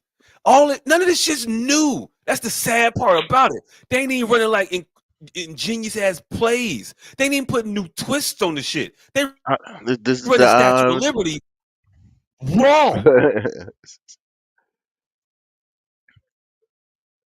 hey, they ran a wishbone offense for 70 years at Alabama. Sometimes the shit just works. Shit work. It continues to work. So Yeah, they're running the Mike Tyson Tupac plan. build them up, break them down. Boom bow. The comments say Russell Simmons clothing, Kanye clothing, Diddy had some clothing. Yeah. You're gonna have a lot of shit. And as soon as you buck up, they gonna take your shit. You say who's next? Um, who knows? It might not be a next for a while. Motherfuckers may have gotten the memo, and you may not see another nigga bump his head on that ceiling again, just to even buck to say a thing. I mean, how many? Who you got in entertainment wise? I mean, I mean, Jay Z definitely knows the rules. it'll be a Jay-Z. It'll be a Dr. Dre. They didn't gave Dr. Dre 7 strokes last year. And They already put Jay-Z, their they hey look, Dr. Dre became a billionaire. I don't know the timeline. I'm just making this shit up as I go along. But Dr. Dre became a billionaire. They took his wife, made him fight for his assets, and you know, every time you fight for assets, they just it costs diminish you you money. of current assets, right? You fight a Yeah. big case with a lawyer for from a divorce, they'll take your bread. He- They put you with a succubus. I mean, is it an accident that, you know, the young April Jones comes around out the blue? Why the fuck is Dr. Dre dating Omarion baby mama? That is weird. That is yeah, that is weird. We got to get some on this motherfucker, and we just need a person that'll, you know, help us out. We getting shit on people. And you know, the one that fucked that dude and then fucked that dude's friend that they was in a band with, putting the kibosh on any chance of a reunion tour. You know how much money how much money you fuck up doing that shit? And they was like, yeah, that ain't no real money. I'm gonna show you what money is. Shut the fuck up. Watch. Because the B2K reunion tour probably wasn't gonna do the numbers that it was like, yeah, Omarion, you be straight. Don't even worry about it. She done. We finna burn her up real quick. She has a new assignment. She got a new assignment. She got the Dre. She got put on the Dre beat. Oh, why the fuck? Why in the fuck is Dre fucking a chick that is Omarion's baby mama? Like, nigga, you a billionaire. Why you fucking a chick that was going between Omarion and a nigga? I don't know, Raz B. I don't know another motherfucker from B2K, but she was with two niggas from B2K. I don't care what she looked like, fam. She looked nice. I ain't gonna hold you. April Jones is bad. Still though, no. And she got like the you nice and you not industry nice. You regular nice. So she must be a good girl. They must be lying on you out here. You don't got a BBL or nothing. Is that your Still, real hair? Oh shit. You don't have no fake lashes? Damn, I must have found the one. And billionaire. it is just no, like no, she's not the one, fam. This bitch just she cold blooded. She made in the lab just to take niggas, separate niggas from their money. Right. Like, but still, nigga, you have $1 billion. You not fucking a chick that's that let the nigga that ate watermelon on fucking verses. You let that nigga hit it raw. You said, fuck kind of You can't a Mr. nigga Watermelon Man. You let that hey, nigga hit it raw. And I got $1 billion. No. go ahead. Yeah, I don't, yeah. So it's him, it's Jay-Z, and then they already tapped both these motherfuckers on the head, let them know what their place should be. I could fuck up all your shit any moment I want to. Because you're Yeah. not that good, because you're not that good, you're not that smart out here. You fucking up on you fuck up on your own enough. Imagine what happens when I stop helping you. We built you, we'll break you. Hey, look, I just let her know about one of the bitches you was fucking. If she knew about Becky with the good head, she wouldn't give a fuck about Becky with the good hair. Yeah. Real talk. Real talk. So you might want to go ahead and be quiet, motherfucker. Go ahead and tell them Yeah. we passed. We go ahead and tell them we passed kneeling. Matter of fact. Hey, and LeBron, be safe out here. LeBron, please be safe. We can't have him take you down too. Hey, look, did we talk about LeBron? Nah, we ain't talking about LeBron, but motherfuckers started to speculate. Hey, hey, producer, it's on the fly. I don't even know if you're there, but if you are, could you pull up the young videotape evidence of Mr. LeBron James getting Me Too'd on the sidelines of a Laker game by Ah, I Buzz did see that. and her friend? Um, it was a rather viral clip. Are you here?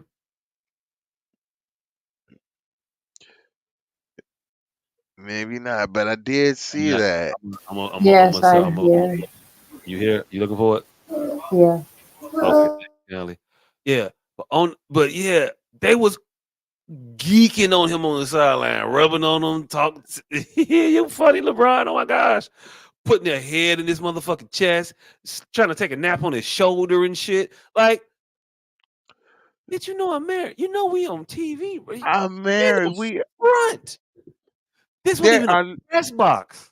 right, there are literally 19,000 people around. Literally, they announced that shit. They said exactly how many people were in here. You think they don't see the 6'9" motherfucker? The one motherfucker that half these people paid to come see.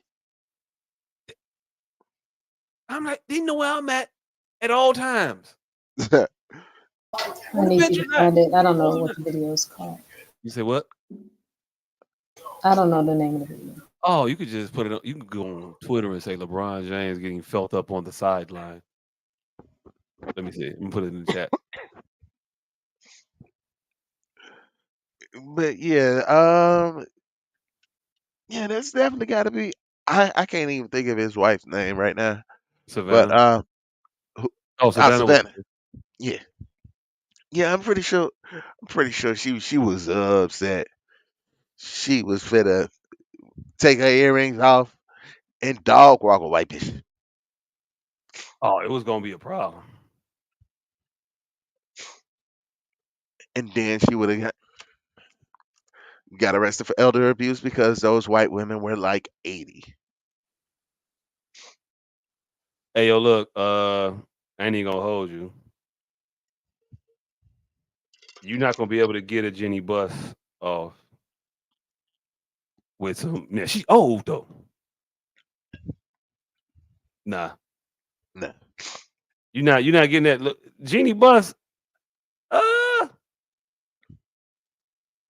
she ain't a bad looker.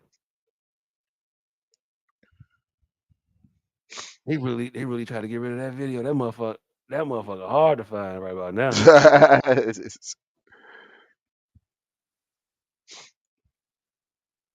You gotta Google this bitch. Hold on.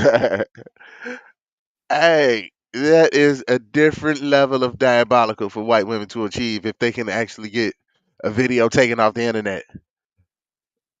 Like I've seen motherfuckers take down a tweet 5 seconds after they posted that shit, and that shit had already been screenshotted and saved 900 times. Man, right? Okay, I found it. The motherfucker 8 minutes long though.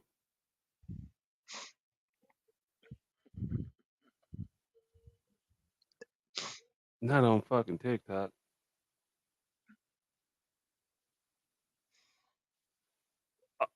Okay, this shit long as fuck. Hey, 2 minutes 17. I'm finna send it to the chat. 2 minutes 17 seconds in, Candace.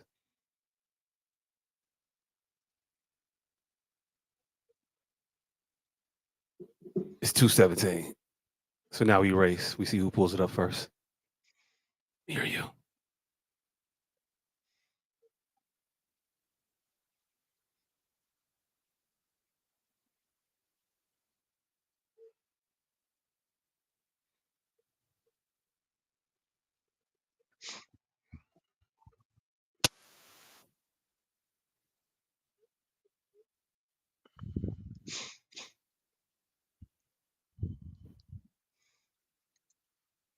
Oh, you got it. You beat me. You there? You there?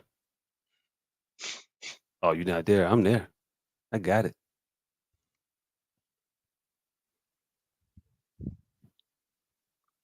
Hey, all right, so here we go.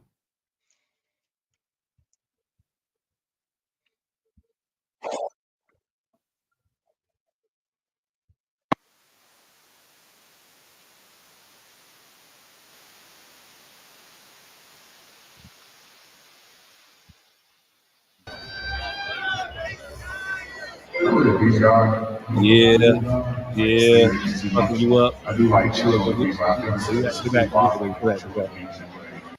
Up off me now. Up off me now. Up off me now. It wasn't that funny. It wasn't that funny. More young. More young. No. Yeah. Keep your goddamn hands off me, white woman. Off me. Don't lay on me. Don't lay on me. I got a wife, G. You She can't do can this shit. see us.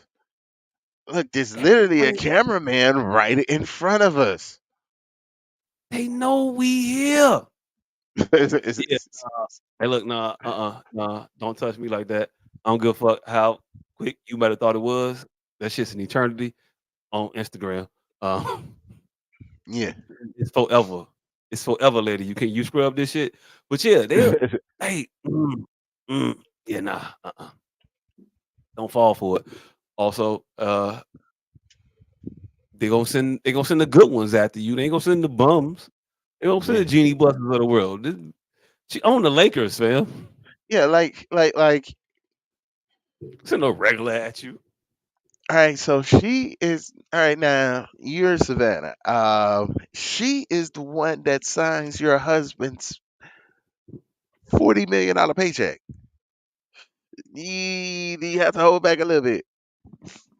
Hey, Forty look, million you dollars a say year paycheck. She's the one that signs it. you Also, say she is the one that no. has the money that can afford to give a nigga $40 million a year. Hey, yo, look. Yeah, she supposed to do that.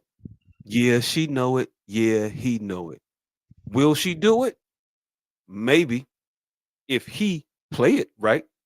If he go in that motherfucker and beg and plead and say all the correct shit, he in there. He could pull it off. But if he go in there and lead with, better shut the fuck up.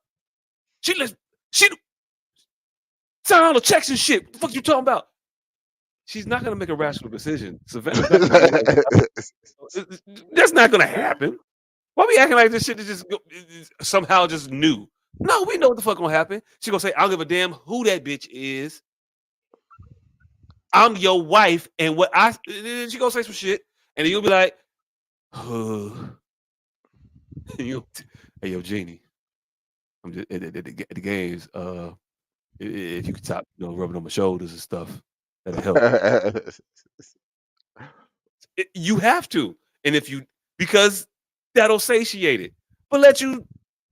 No, I ain't finna do that. No, she would go right to Jeannie Bus's door, get to knocking, and be like, "Excuse me, keep your motherfucking hands off of my," and gonna give it to her just like that. And then you gonna be playing for the motherfucking G League. Right. Well, you LeBron, you ain't never gonna be playing with the G League, but But yeah, the Portland LeBron. Trailblazers may be calling. Hey, look, this ain't even for Shit. LeBron.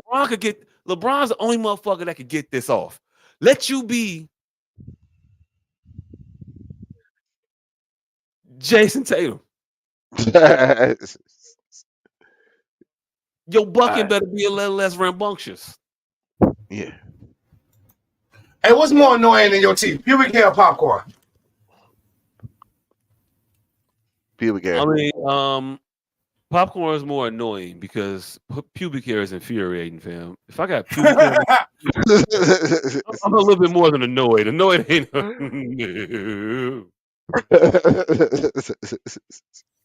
I know I should have said that coming out, motherfucking, off the camera with my pants off and shit, because I wasn't eating no pussy in here. Trust me. But yeah, I got some piece of popcorn pubic combo. I don't know what the fuck this Nope. is. Nope. Way too much of your thigh meat that I need to see right now. Way too goddamn much. Like, nigga, no. I don't even trust the shirt, fam. Hey, excuse me, I'm going through It's barely covering right now. I'm going through a Only thing I transitional can think body. of right now is like, man, Joe, I used to watch wrestling. King Kong Bundy, Ron Simmons. They used to wear like leotards and shit. It's okay. But Hey, still, you know what's like crazy? they were sitting in their bedroom though. Also, Hey, you know what? Hey, you know what's weird as fuck? I've been watching The Dark Side of the Ring, and I realized that I don't think rompers were ever a problem. It was the niggas in the rompers I think we had issue with. Mm. yeah. Hey, look, man. Rompers were a fashion staple for men in the 70s, and then no, they just No, stopped what I'm wearing them. saying is, And at then no Cam point do Newton we came question. with the motherfuckers on with flowers on it, and we was like, wait a minute. What I'm saying is, at no point do we question any of them motherfucking wrestlers, and they have some ostentatious outfits. They wrestlers. You see them crack fucking bottles. If you see a motherfucker get smacked in the head with a chair, and you also saw him get smacked in the head with a chair the other day, like wait. Right. Like this is a tri-weekly thing. I'm not fucking with him. I'm not fucking with nobody else. I'll take 17 chairs.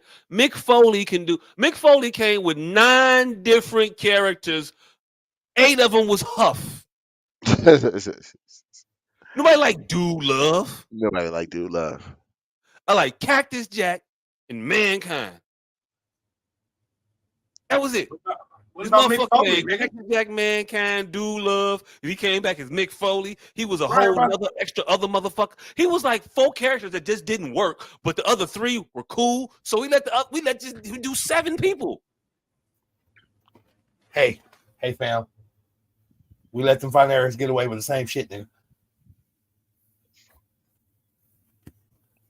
I mean, We one let them tried to financiers get away with the same shit. We let the Jones mother- get away with it. Hey, we let Animal all them motherfuckers was doing push-ups and shit. Nigga, we let Bret Hart, we let Owen Hart get away with being the Blue Blazer, Owen Hart, the Blue Blazer, and then die. Look, you're saying what most wrestlers do. Most wrestlers don't get multiple people over characters. Rather, they don't get. It's not a lot of Dusty Rhodes out here that's going to do a Dusty Rhodes and a Gold Dust, and then whatever the fuck he's doing now. But you don't have a lot of second act like acts in wrestling. Although you do kind of, but not a lot. Yeah, I'm about to say, that's what I'm telling you. They all are on their 5th act. All of Isaac Yankum DDS. Yep. Shout out to Papa Shango and the Godfather. They don't typically, but those are the exceptions and not the rules. Most motherfucker get a character and they have to be that character forever. Macho Man didn't get to be nobody else, and you was like cool with him being somebody else. Neither did Hulk Hogan, even when he tried. Neither did fucking Bret Hart. He was only Bret Hart. Shawn Michaels was only Shawn Michaels. Triple H was 2 different motherfuckers, kind of, but he was always Triple H. He just took 2 different skews on it. Yeah. The Rock That's was. when you found out these people. They were all people before these people. That didn't work. Diesel had a character. Yeah, you have. It's hard to get 2 characters. That ain't the point you're proving, though. No, the point I was making was we let this motherfucker get 3 characters off. Most motherfuckers don't get to do that. Nobody gets to get characters over. You get to get a character and then you're done. You don't get to come back and get multiple bites at the apple of changing the character. There's a few that have done it, but the majority of wrestlers are going to be Razor Ramon for the entirety. And then special Kevin Nash or Steve Hall, whatever his name is. They all get other names and other runs as a whole nother person. They don't get runs, and they don't all do that. They don't. Hey, Razor Ramon had to because Vince McMahon owned the name, and then he actually had a fake Razor Ramon and a fake Diesel that he just called Razor Ramon and Diesel because hey, I own this name. Again, all of that shit be fake. Diesel, and all of that shit be part of the script. Diesel, and they all got these runs written down as different characters as it happens. They don't work. You don't get to come back again, and most of the times it does not work. Yeah, Prince Albert tried it, and they just kept calling that nigga Albert when he came back with his new name. That nigga was named after Dick Piercings. He was named after Dick Piercings out the gate. He was done. Yeah. Named after Dick Piercings. It was over. He was. Right. Godfather, the only reason he kept his name is because he was literally hated pimps. That's why he was the Godfather, because somebody picked him up from smacking pimps in random bars. Mm-hmm. But okay, Nah, he was the security guard. Like he owned a strip club. Well, I yeah, don't know if he hate pimps. He hated like pimps. a motherfucker, like a Kane. Kane was before Kane. Get another character that did not work. He had a character that did work. What? He had a character that did work, and then became Kane, and was another character that worked. All right. If you thought Isaac ain't gonna work, he didn't work, man. That's why he wasn't him no more. Why he couldn't be him because it didn't work. Mick Foley go, he had a character that worked. It was Kane. They work until they don't work, and then they adopt a new character. Like Diesel was Vinny Vegas. Vinny Vegas didn't work. Fam, these characters work. Nobody likes for a while, What are you talking about? And then they don't work, and then they disappear. They come back with a whole new persona. They work. They work for a long while. Vinny Vegas didn't work. Just because the other persona becomes legendary, I don't know what to tell you. Was crap when it was around. That's why he went to the new persona. He was Father Time before that, and that shit didn't work. Right. He was trying to do shit, trying to find his lane. About, they'll tell you if you watch their stories. They'll tell you about the other characters of theirs that didn't work. There's only a few fucking. So which one didn't work? So which one didn't work? The Modern Warrior or the Texas Tornado? When was he the Modern Warrior, fam? That did not work for him. Texas Tornado worked. Modern Warrior did not work. Modern Warrior worked very well. For Kerry Von Erich? Yes. Okay. Worked very well. Nah. That was his name most of the time. He was only the Texas Tornado for a very small No, time. it was a nickname. Actually, what we doing is conflating two different things. Kerry Von Erich was the Texas Tornado. I don't know if he did play another character. Kerry Von Erich came out as the Modern Warrior. He wore a mask, wasn't he? Kerry Von Erich came out as the Modern Warrior. Kerry Von Erich came out as the Modern Warrior during that time when everybody was the Warrior, the Ultimate Warrior, the Road Warriors. He came out as the Modern Warrior. He did a very good run as the Modern Warrior. He got into a motorcycle accident and lost his leg and had to come back as Kerry Von Erich. And when he came back as Kerry Von Erich, he had another great run. And then they just added the Texas Tornado to the Kerry Von Erich. So that was technically not a third run, but if you want to say it was a third run, it was a third run. But he came out as the Modern Warrior, and he had a very good run as the Modern Warrior. In fact, they was giving only people who had good runs that Warrior title because of Jim Helving, the Ultimate Warrior. Then you had, again, Animal and Hawk, LOD, who were originally what? Road Warriors. This is before or after all this shit you talking about? I'm just talking about everybody got that 2-run done, and they both worked. They work them, and they don't work no more, and then they disappear, and then they come back with a whole new one. That's kind of what wrestling is. They don't. Most people don't.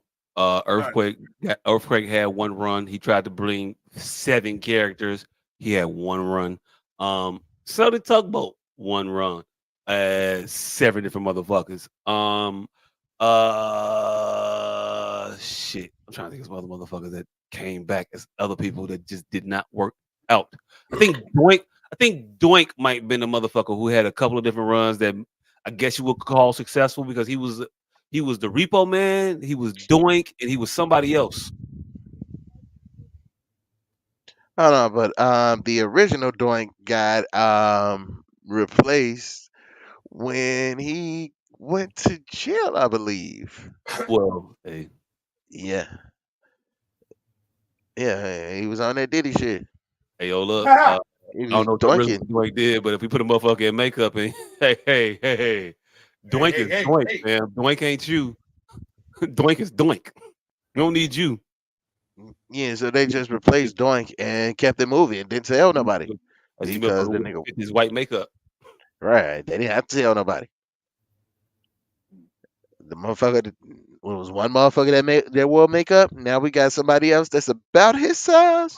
We cool. Get Mm, play ball. Check up. God damn it. check it up. Yeah, but I don't know. I don't know. Maybe motherfuckers do have multiple runs. I just don't be aware of them. The ones I know is the ones I said. Beyond that, and is what it is. Uh, anyway, we got other topics, don't we? Other shit happened this week, didn't it? Yeah. I feel like we were doing Hey. this for a while. It's an hour 55 in. Hey. So the teacher in Detroit was Oh, fired over the past week because they found out that she was an aspiring rapper. not aspiring. She rapping. Mm. But her name was Drippin' Honey. Drip. Um, and on her way out the door, she decided she was gonna shoot a video with her kids, with her students. So yeah, that happened. And I actually support the school. I am all in for them firing her. Hey, I thought we was gonna fight about this for a second. I didn't know you was gonna go. Uh, hey, look, man. Before you play the video, so you see an article: teacher fired because she has a side job as a rap artist. It's a little off-putting. Before you play this video, because this is what she did after she was fired. Can you go to Instagram? It's in the chat. Her Instagram page. It's called Drippin' Honey. Honey Yeah, Dripper. Drippin' Honey. Drippin' Honey. Can you Drippin' go to Honey. her Instagram page real quick for me, please? And just click it and scroll on it. Cause I was like, I don't know why you would fire a teacher for that. I don't think that's necessarily proper. It gave me pause. And then I was like, well, let me see. And then I clicked on her Instagram. And then I scrolled. And I kept scrolling. Hey, hey, can I say this is highly inappropriate, but she's still my hero? Say what you want to say. Go ahead. I just said it was highly inappropriate, but she's still my goddamn hero. No, It's but why? fucking I thought you were filling in. Let's give us some Oh context. no! I mean, it's nothing to be said. Once you play the video, it'll be more attuned. It's highly inappropriate. The social structure of the song is inappropriate for the age level of children she's teaching. Even though we might think we have mistakenly pushed hip hop into high school as a first base, and I think uh, hip hop was always a runneth over type of deal with children. It was more about their a close association to their brothers and sisters, as opposed to being direct customers for. Man, wasn't nobody singing the message to high school kids. You say what? Wasn't nobody singing the message to high school children. Wasn't nobody singing a hip hop, hip to the hip, hip to hobby, you don't stop rocking to the bang bang boogie, the up jump to the, because they wouldn't know about that. They wouldn't know about the bang bang boogie, the jump the boogie to the rhythm of the book. They wouldn't I know don't know about when that song. I don't know when that song came out. it. It came out in '81. I don't. Well, I don't know when that song came out. If high school people were listening to rap, or if it was younger people, or if it were older people than high school people. I was I was nothing in '81 at that point. I was just born. Actually, But yeah, you're I a was at historian. the end That's of that history. motherfucker. You can do the research. You didn't have to be abreast then Look, to be my abreast research now. is only going to be so much. I don't know. All that I know is that people liked it. Was it high school people that liked it or younger or older? I don't know. I thought hip hop was the movement was the music of the youth.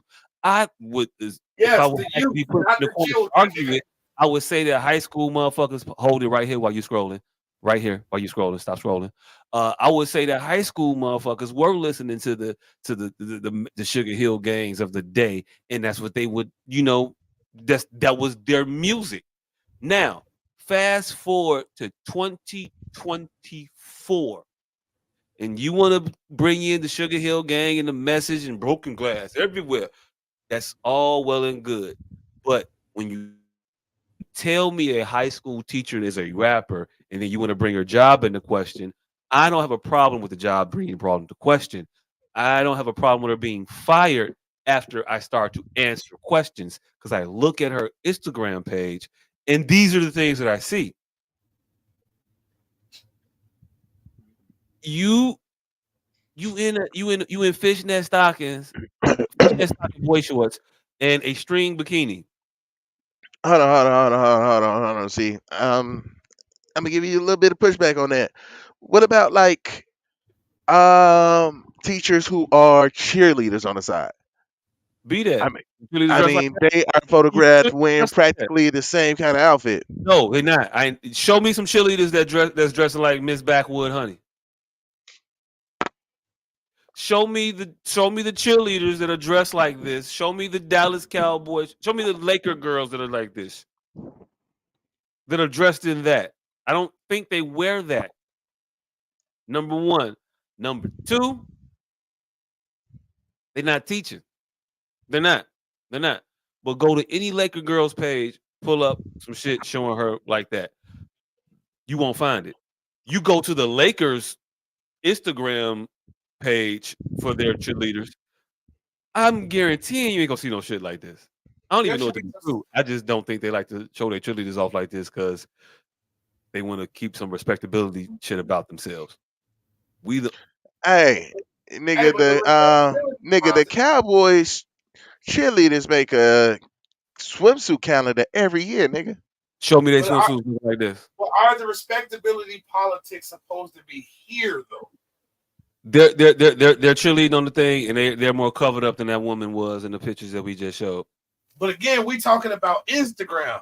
That she can't be held liable for uh man, we hold teachers to too hard of a gruff for role modeling outside of the school doors. That I part. mean, I'm not gonna say Like we. you, I'm not gonna say we you don't. ain't gonna find me rolling dice in the game, a place you shouldn't be, and then I get fired for it. Because I was where I was supposed to be shooting dice at. She's naked on Instagram. What she supposed to be naked at? Now, the content of her song that she choose to bring her students in, that's my point of contention. It was strictly the content, not the fact that it was hip hop. The content of the song that she chose to involve them in is my point of contention. Not her dress, not the fact Hey, that she's a teacher, none of that. I get you. I get your point of contention, but here's where I give you pushback because looking at her on her Instagram brings it has to at a point bring into question her level of judgment, and is her level of judgment aligned with somebody that you want as an influencer of children? Do A you snap want her decision. knowing the children that she's going to be around, putting these images out in this way? It's for me Can I personally. be honest? You could be. I'm going to finish asking the question. For me personally, it's the irresponsibility in displaying these things, knowing the station that you have. You can respond So to can I that. be can I be honest? Mhm. So I have too been trained to hire this look, but I'm softening up to it being training. Like I'm more because I be around these type of women, and a lot of them be smarter, faster, and more nurturing. They be a lot of shit that wardrobe hasn't become the representation of. So when I say, can I be honest? Would I make the same snap decision as everybody else? Yes. Would I be reticent? Yes. Would I hold myself to that? I'm getting to the age where I'm realizing that they are snap decisions, and I'm willing to give someone a little bit of rope to hang themselves. Again, she hung herself with the content that she chose to involve her students in. But what we're talking about currently is her Instagram persona, which too I would ire at first. Then I would step back, and then I would just like absorb it a little bit and like, damn, we're at an age where she's a young woman and should be allowed to have an Instagram page. And how can we prevent her students from getting that? So then I began to soften my position of what I would allow a teacher to do. And that's how I get to my decisions now at 42. So would I make the same snap decision? Yes. Would it end out my mouth as that snap decision? Probably not.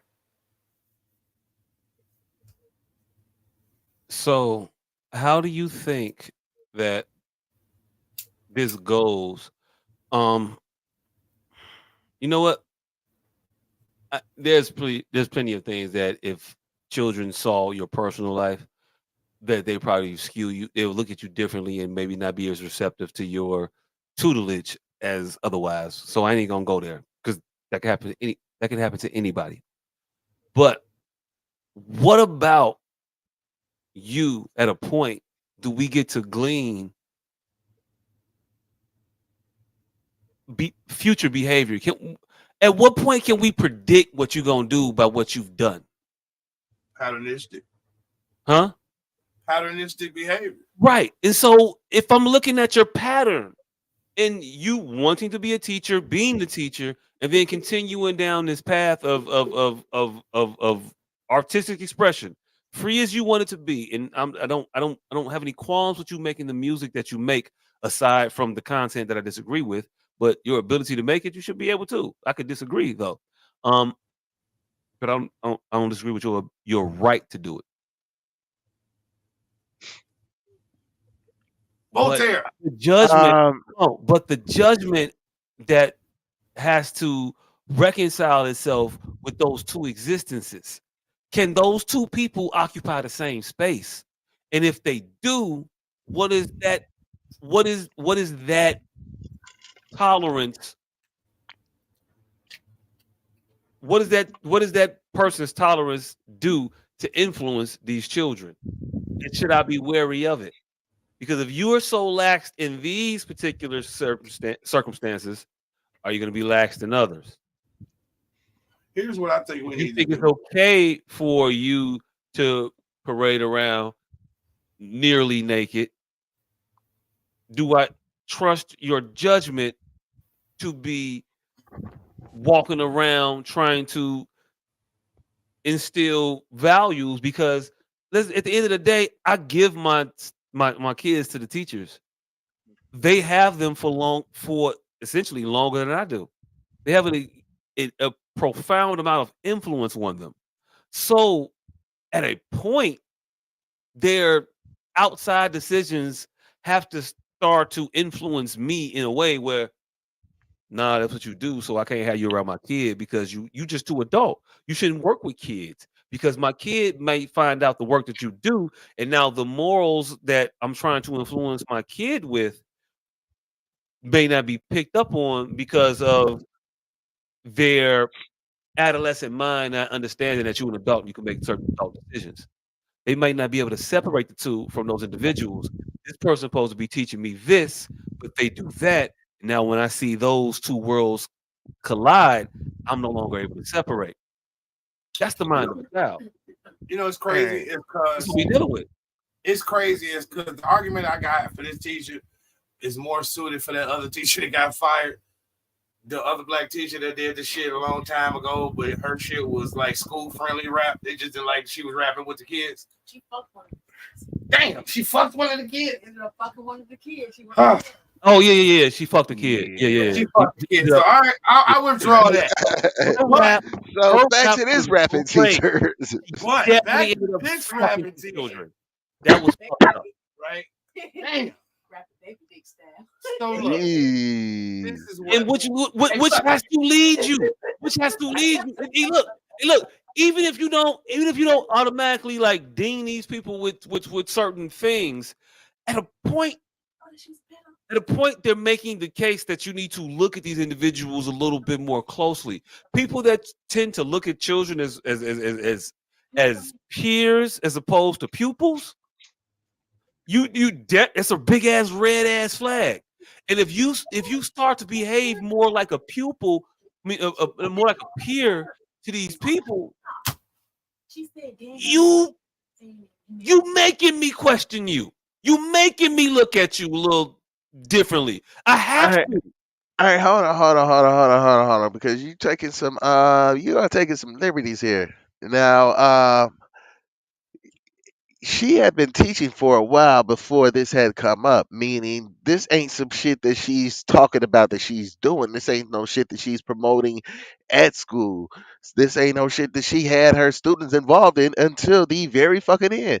Like we ain't got no evidence that she was telling all the kids, "Hey, follow me on Instagram, you know, I'm a rapper and all that." So we can't say that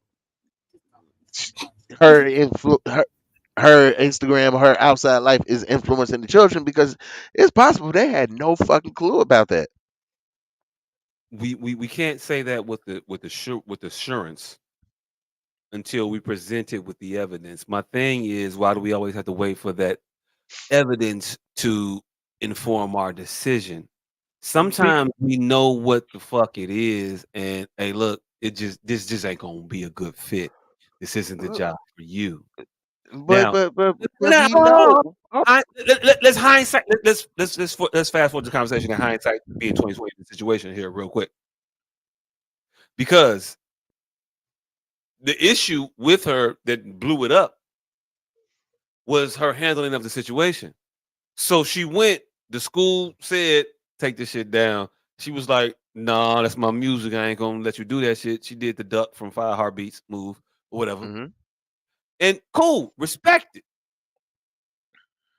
When they say we reviewed your shit and we just can't let this ride, and I can't disagree with their decision based on her just Instagram personality. It's just hard to be like, yeah, nah, go ahead and keep her there. You ain't gonna like delete this shit, make it private or nothing. You just gonna keep it up out there. Like, I can't. You can't be the teacher in the room. They see this shit with these images out. They see it. You no longer gonna have that authority or respect in the classroom that you think you're gonna have. You're just not. I don't think you are in any long term capacity. Anyway, so I question your judgment by wanting to keep this up. I have to let you go. When I let you go, what you end up doing is proving me right by your actions after you let go. If you were let go and you went away properly, you may be able to still fight the good fight about this shit. But when you Hold go on, hold on, away hold on. in the What you way that mean she go went away away, quietly? she didn't go. No, not quietly, properly. You can go away fighting, kicking, screaming, adjudicating for yourself. I don't have no problem with that. But the way she went away was very, very different. There's a video. If the producer can get that video ready. When she went away, she decided to thumb her nose at the administration and everybody Yeah. else that had a problem with her by, and we're gonna play it and we're gonna see if the copyright shit happened with this motherfucker. It maybe not. I don't know. She might do it because she don't like what we said about her. I don't give a fuck. What it is, what it is. But anyway, Hey, hold on. The only thing she really, walks out. Let me say this, then you say that. She walks out and has the students singing this song. Don't play it yet. Let him say what he wanted to say, and hold then on, right. The only thing I want to add is that here's why I think me and Pistol point, the ASCO professionals' point of contention is you keep having a general conversation and a specific conversation and merging the two. where we want to agree with you talking about this woman. Well, I want to agree with you talking about this woman specifically, but the way you are phrasing it makes it seem as if you are speaking of all rapping teachers. No. All provocatively dressed teachers. All provocatively dressed rapping teachers. No. None of that I have a problem with. She only becomes a point of contention because of her content and the fact that she involved the students. So it gets kind of hard to have this debate with you because you kind of go back and forth between the I'm not going back and forth. I'll tell you why. I'll tell you why it shouldn't be hard. I'm not going back and forth. You was talking about you said two things in your addressing of me. You said that I had an issue with her content, which I do. And you said I have an issue with her content. You said that that's legitimate. Yeah. But then you also sit here and say out your mouth that knowing that she's rapping and looking at her Instagram, which is her content, and making this a judgment is wrong. Like, where am I wrong at in this situation? Because she's scantily clad? That's her content. No, I'm saying her specifically, culminating with the lyrics and all of what she did, then yes, you are right to make that judgment about her. But what I'm saying is the conversation sounds to me to be general sometimes and then specific others. If we were all specifically from onset to ending talking about her specifically, I wholeheartedly agree with you simply because of the content and her involving the students.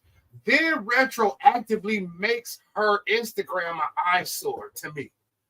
But without her involving the students with her ill content, her Instagram would have been of no consequence to me, is what I keep saying. I get that. My point is directly against that. And it is that we don't always have to see this chick walk out to and do this to know what the fuck type of time she on. Why can't we just listen to the lyrics of the things people say and judge them for what they talking about? So her specifically we are talking about. I'm talking about her specifically. Yes, I'm judging her content, fam. Yes, I'm not saying if you are a teacher that raps that you should automatically be drummed out. No, that's not what I'm saying. But if you are her, looking at her page, this is inappropriate. The things that you're doing aren't appropriate for children. Now, if you want to do these things out of the purview of children, cool. And if they happen to be stumbled upon by the children illegally or unjustly or however illicitly you want to say that the children got to your shit. They get to your shit by fucking around. All right, cool. But if they get to your shit by just typing your name in and your page is public, and we could all see this, that's what you're presenting to the world and specifically to the children that are going to find it. All right. Now, put it in front of the kids. All right, now, teacher at the same time. All right, now, the page that you just posted was under her rap name, right? Not her real name. So they couldn't just type her name in to find it. And if she was out there promoting that shit like that, then it wouldn't have took them months to find it. It would have took them days. They would have found out immediately. Kids talk a lot. They had to go out searching for this. The reason that I think that she should have been fired is she's not a good rapper. hey, look. Hold on. See, at a point, we're gonna keep coming. This conversation gonna go way longer than it should. I don't think you have a problem. At a point, we're gonna keep coming up with reasons not to play this shit. Now we went around. You started it. I kept it going. He ended it. Let's watch the video. Then you can pick it up. We're gonna keep doing it. Well, let's watch some of the video. I don't think we should watch all of it. By now, Drippin' Honey's music video, Drippin' 101, has been seen by tens of thousands across numerous social media platforms. And it combines two of her passions, rapping and some of the students she's taught. That's right, a U.S. history teacher who's moonlighting as a rapper. Teaching U.S. history. But last month, she was forced out of her teaching job, and it started with the parents. She's teaching U.S. history. Yeah, I thought you were gonna play the song. Play the song. It's all over Instagram, by the way.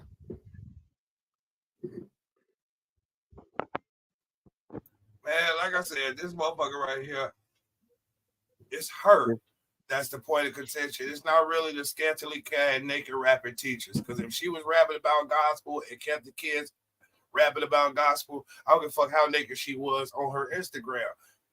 Like, so it's just the content and involving. Look, you could play it from where she posted it. She posted the video with the kids on the thing without the news story. Just click one of those other ones. Vlad clip. We don't need to hear all that Vlad clip right there down bottom right. Right. Jay-Z would definitely. Yes, ma'am. Right there. Click the arrow. Click the arrow to slide it over.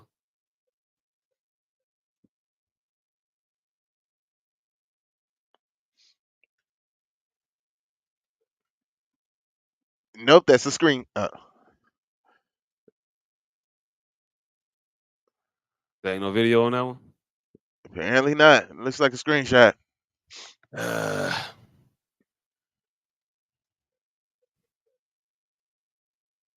Really got motion, I put a nigga on. Bitch, chest, not checking. Watching every move, bitch. I'm the queen. At the crib, watch the cameras, bitch. Fucking me.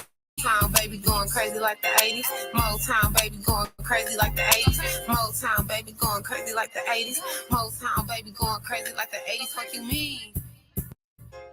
Fuck you mean? Fuck you mean?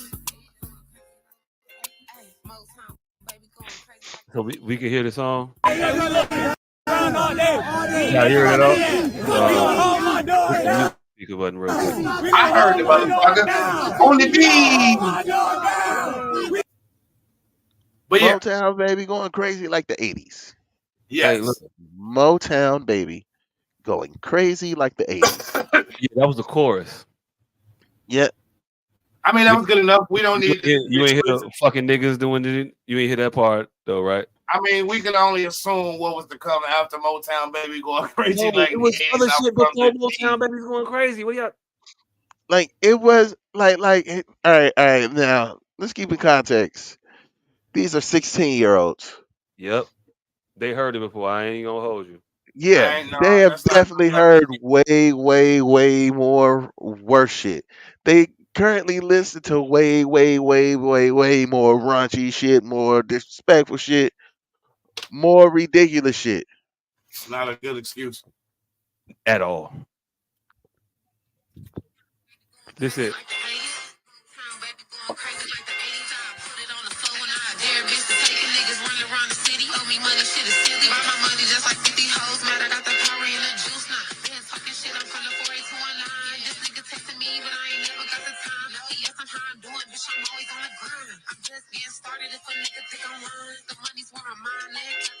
Her lyrics aren't that raunchy.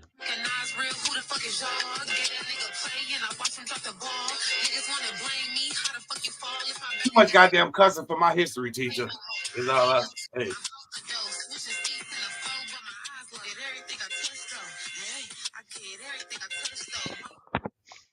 Fam, that's not rap I want my kid to listen to. Because it's not good. Because it's not rap good. My kid got to sneak if it was good, nigga. Not at 16. Even if she was At witty, the 16. content isn't what I want my kid to listen to. Hey, look, if your kid is listening to it on his own outside of the teacher, that's one thing. To be sanctioned by the teacher to do the thing is a whole nother scenario. And she is indicative by her actions after the fact. The first place a child learns not After the fact, showing a horrible judgment. The first place a child learns not to be a lackadaisical criminal is at home. Nigga, he can't listen to shit like that till he out my house. You bring in the clean version till you out my crib, nigga. I'm talking about 17, 18. I bet not hear a motherfucker come out that room. All right. You don't hear it, but you know they're listening to it. That's inconsequential. I know they're doing a lot of shit that they better not do in front of me. I don't gotta. That's clearly in front of me. You know being involved in her video is in front of me. No, all right. So take out them being in her video because that only happened after she got fired. She recorded that shit the day that they let her go. So take that part out. If you take that part out, it's a whole different case. I'm with because she got fired and then she shot the video. Hey, if you take that part, I'm with you. It's a whole different case. But that part is in there. So that's why I want to understand if we're having a general conversation and talking about her specifically, because I am wholeheartedly with you. If you take out the context and the students, I'm fine with everything else that happened. But once you add the context of the lyrics and the students, which is what's here, like it's two totally different conversations, in my opinion, because there needs to be some consequences for people who try to invade their teacher's personal life. Like, if she wasn't bringing her personal life to school, that's one thing. Once she brought her personal life to school, she didn't bring it to the school. A parent who stayed anonymous, filed a complaint, and that's how they found. She should have filed a wrongful termination suit. No, hey, look. So there were more steps before that happened. Mm-hmm. She should have filed a wrongful termination suit. Let me tell you this. Let me tell you the steps. No. You've already been through the steps. I'm saying this is how they found out about the music. And they gave her the opportunity. We found out about the music. That shit bad. The kids could see it and all the other stuff. Take it down. She said, I'm not taking it down.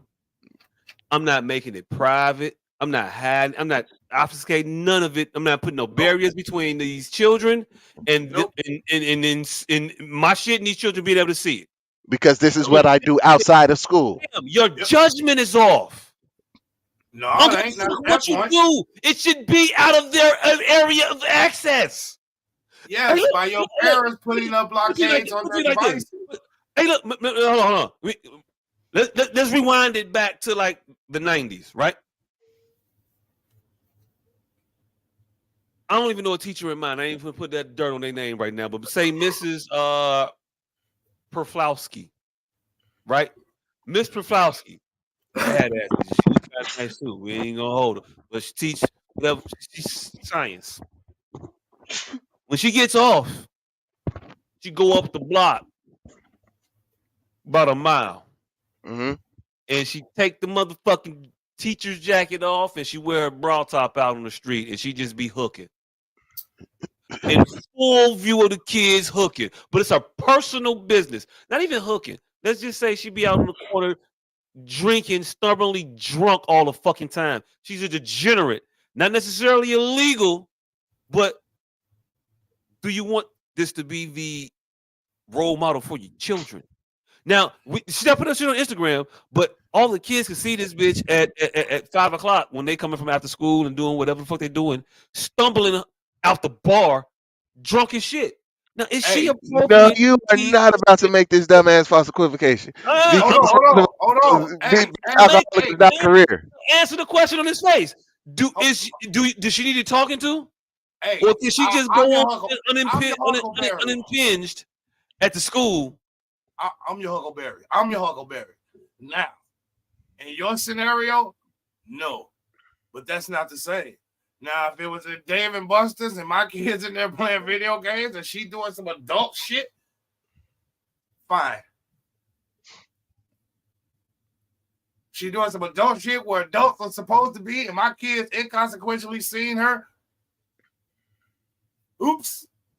I should have did better. Once I seen my teacher in there fucked up, I should have took my kids and went somewhere else. So no, the Hold on. onus is on the parent to put up blockades on their kids' devices.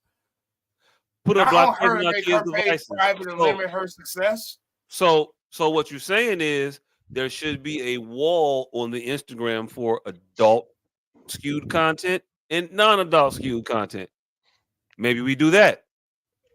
Now, if we were to do that, would her content be on the adult skewed side or the children skewed side of the Instagram? Because I think we might be getting to it. We might be because I like the S.O.S podcast because we be fixing shit. We might be stumbling into the solution of this shit.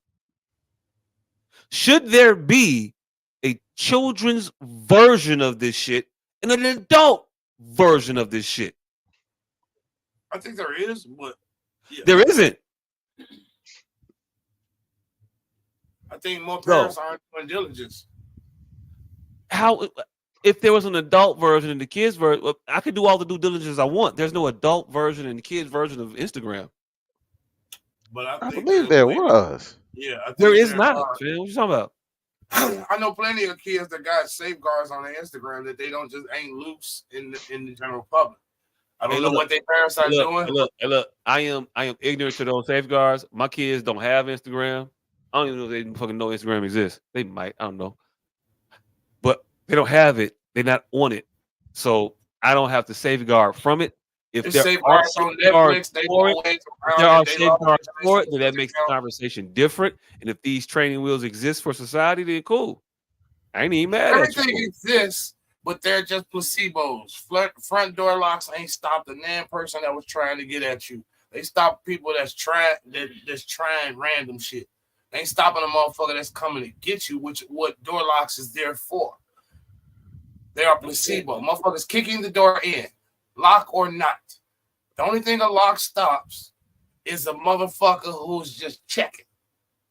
Hey, look. A motherfucker gonna burn you, they gonna burn you day 1 or day 10. Isn't necessarily just stop a motherfucker. It's to make it an impedance on them getting in, a hindrance. It's not a hindrance. It is a hindrance. It's not. How the fuck is it not? Somebody coming to get you and thought at the moment they thought to come get you that they were gonna have to kick that door. So the lock meant nothing. Hold on. Because I think he's looking up something, so I'm trying to give him some time. No, I'm not. Oh, you're not? Okay, well, we can end this. Well, I'll say this real quick, then we can go on. Fam, if the door's open, you're way more susceptible than if the door's locked. Even though I can get in the door quickly, if it's locked by just kicking it in, that's a hindrance to me being. It's a hindrance to me. To doing what I'm trying to do. If it's a home invasion of B&E, fam, I don't want to alert the motherfuckers I'm finna B&E. Alert you. The door opening easier is always better. So that's using nominal though. That's nominal. It's not nominal. The lock is the lock. Okay, do you lock your doors? Do you lock your doors? Do you lock your doors? I also wash my chicken. I also wash my chicken. What the fuck you lock your doors for? Why? I also wash my chicken. What the fuck? Because it's a habit. I don't wash mine. I don't wash my chicken. You wash yours. I don't wash my chicken. Hold on. All right. Now we gonna stick to this door, this open door analogy. Now, if I leave my door open and your 16-year-old child breaks into my house, is it my fault?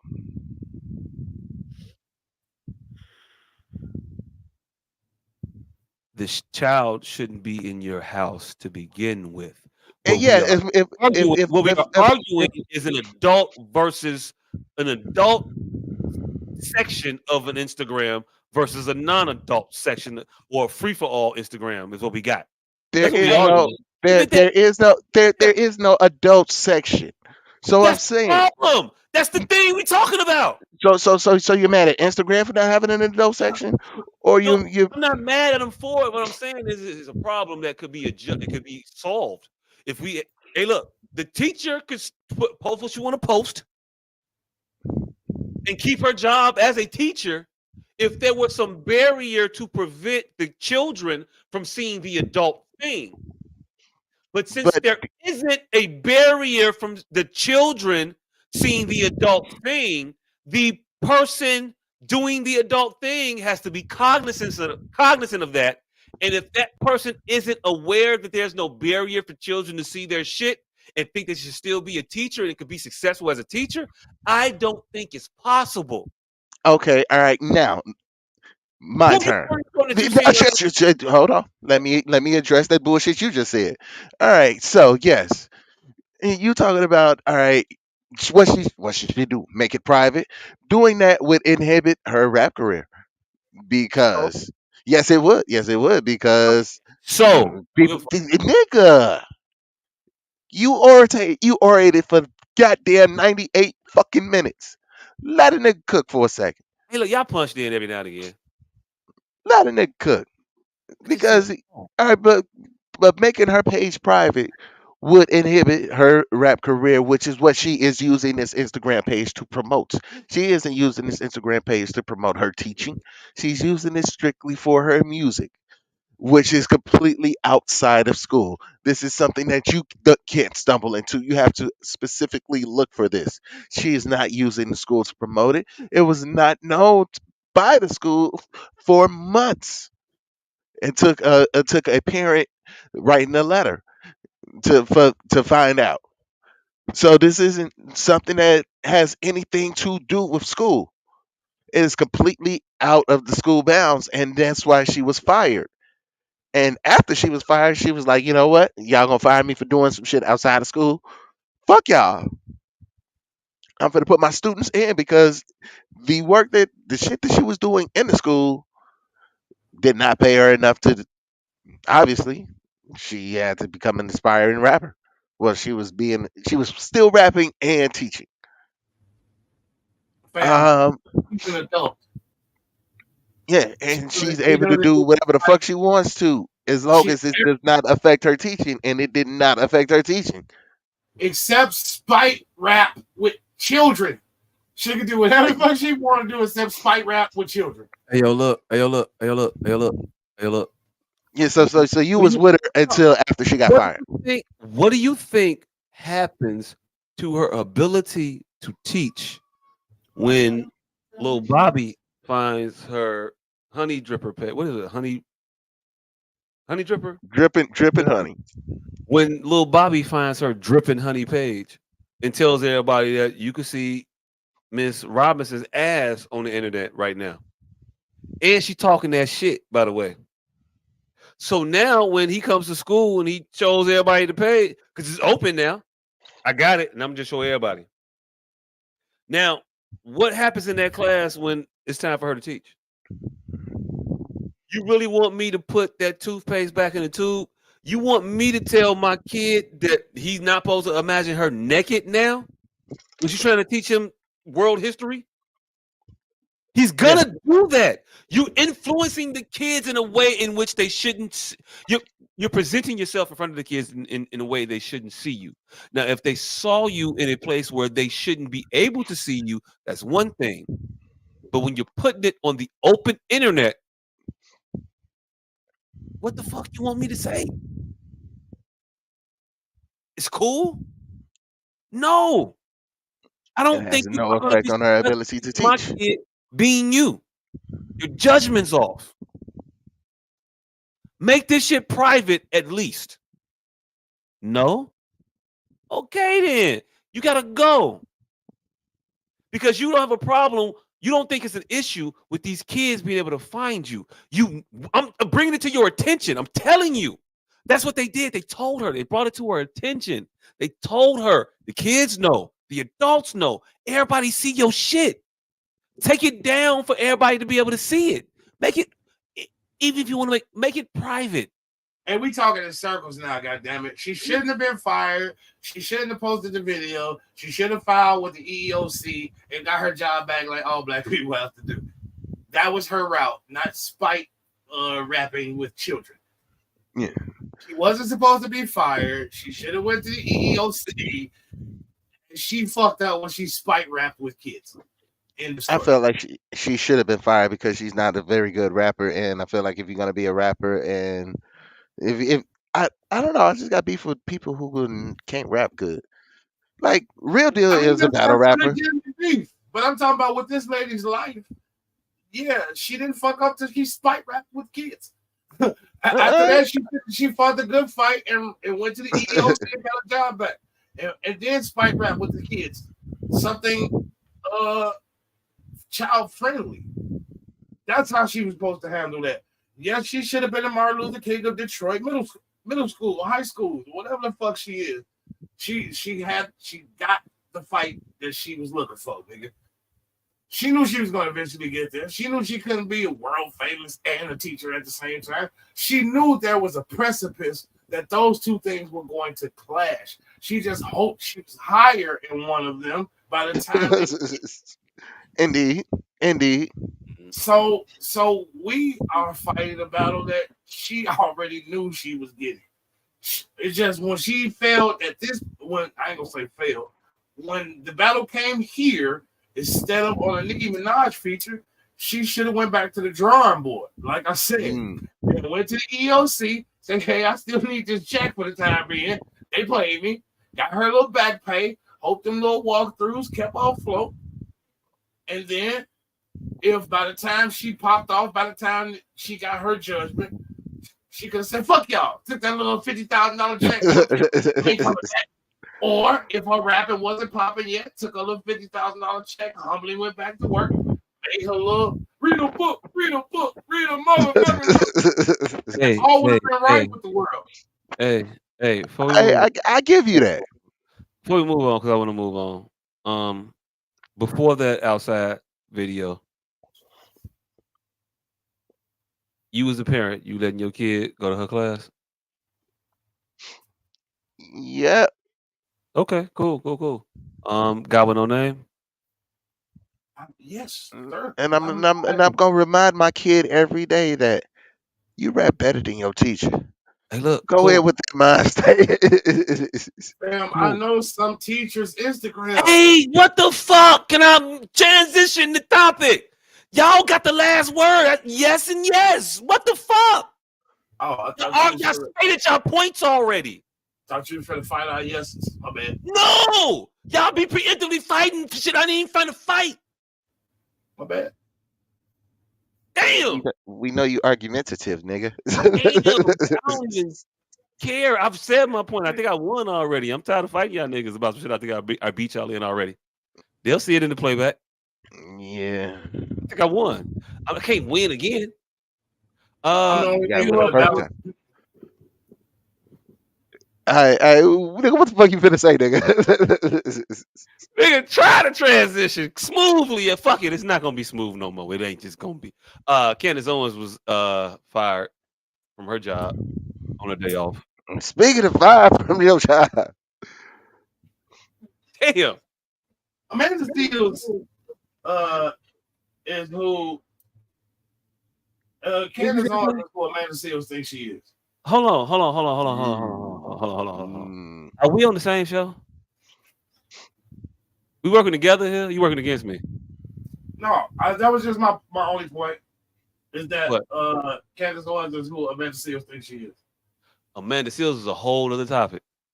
Amanda Seales, fucking Candace Owens is what that nigga that Joe Rogan buddy that just got fired. She's the black that nigga. The black Sandy Hook nigga. Alex Jones? Yeah, she the black Alex Jones.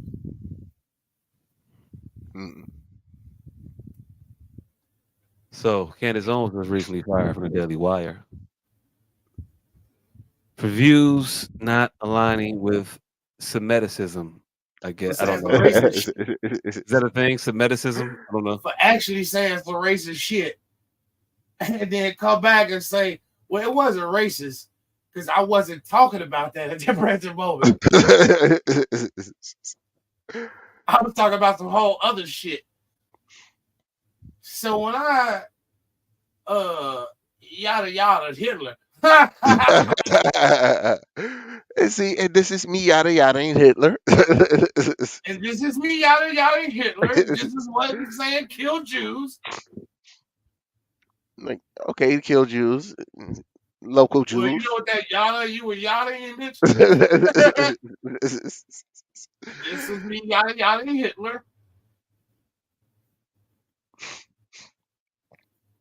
I thought y'all was gonna play the video.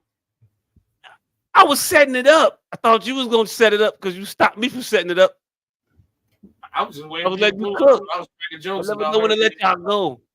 I be was feeling like I cracking jokes interrupt a about lot. the So I don't seal want to of Jason. interrupt. When I let y'all go, y'all be waiting on me to like stop y'all.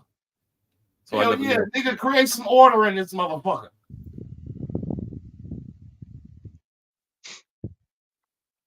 So Candace Owens was fired from the Daily Wire recently for her views on the state of Israel.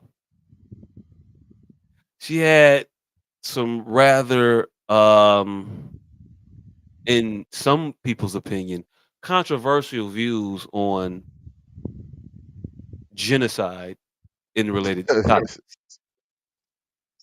And just her broaching those particular positions was enough for her to be told, pipe down. And when she didn't pipe down, she was told, get the fuck out. Because, things happen. I'm not very conflicted on Candace Owens. I don't like Candace Owens. She ain't shit. But Candace Owens be saying some correct shit sometimes. Aaron lies. Hey, Aaron this, lies the rub for most people. What you gonna say? there's not much room for you to have a hot take on genocide. Like, like your take should be pretty along the lines. Wrong. It's not wrong. All day Yeah, wrong. You can do that shit. yeah. I mean, that's the only take. It seems pretty cut and dry. Yeah. It seems like that's the right thing to do. It seems obvious when you're presented with, antagonistic stances to that point. Makes you wonder. Makes you wonder about people, makes you wonder about things. Made Candace, I guess, wonder. Not enough though. So she said these things she said about Jewish people, and she was threatened. And she kept saying those things she said about Jewish people, and she was fired from her She job. didn't say anything about Jewish people. She definitely did say things about Jewish people, though. She said that there was a genocide going on in Gaza. She said that maybe Jewish people should not take the opportunity of an October 7th to just ethnically cleanse a region. She said shit like that. That's what got her fired. Okay, she didn't say that in the clip that they're purporting that got her fired. I thought we were focusing on that. Oh no! Because hey, look, they're gonna tell you it's a clip. It's not a clip. It's a culmination of things that happened. They've been actively trying to remove this bitch from her situation and just haven't been able to do so until now. And it's not that it was a thing that happened. It's just been a culmination of time that is passed, and they finally worked it out. She knew she was getting fired. She's not a stupid woman. And we can do a whole history of Candace Owens, but she's not stupid. I think she's very intelligent. I think she's very on the ball. I think Hey, she has a goal in mind that she wants to accomplish. She will get it accomplished. Now, God damn, this motherfucker in here is Candace Owens. You say what? Now, what I think is that her goals that she wants to accomplish are often self-serving. She hides a lot of the things that she wants to do in the guise of the betterment of society, whether it be black people for the moment or at large for the majority of her career. Society at large, America first. She's one of those. White people. America first. They never say white people. They say America first. But we know what they mean. Oh, absolutely. 100%. But here's the thing. She stumbled upon some shit that actually aligned with the ideologies of a lot of black people, which was that, people that look like the light skinned version of us probably shouldn't be bombed indiscriminately for months on end. Damn her for thinking that. Because that is the third rail in your world. Not the incendiary comments about black people, not the repugnant things you said about Breonna Taylor or Ahmaud Arbery, not the unnecessary points of a person's life you wanted to point out about a George Floyd. None of those things. You shouldn't just drop bombs indiscriminately on the people that can't protect themselves. You should try to figure out what the fuck it is you're doing before you send people into a hospital to kill everybody. Shit like that. Shit like that. Bridge too far. You're gone.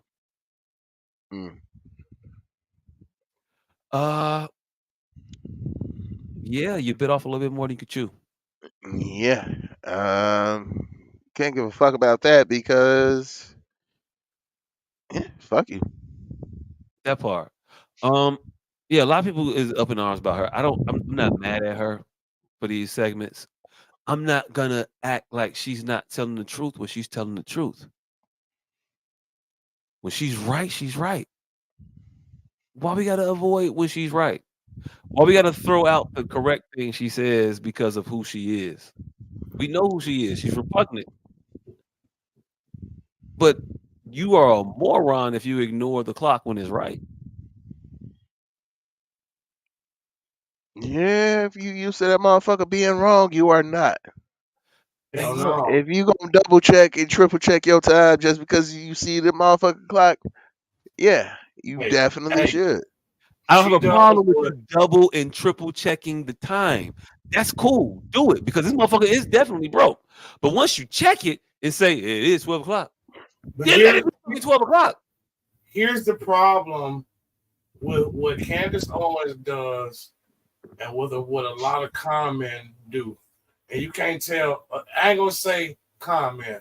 A lot of con men and acolytes do this, and you can't tell the difference between someone who believes it and someone who's just trying to get you to believe it. What they do is it'll be a piece of agreeable information in there, and then muck and mire with a bunch of bullshit around and attached together, so it prevents you from agreeing with the agreeable part.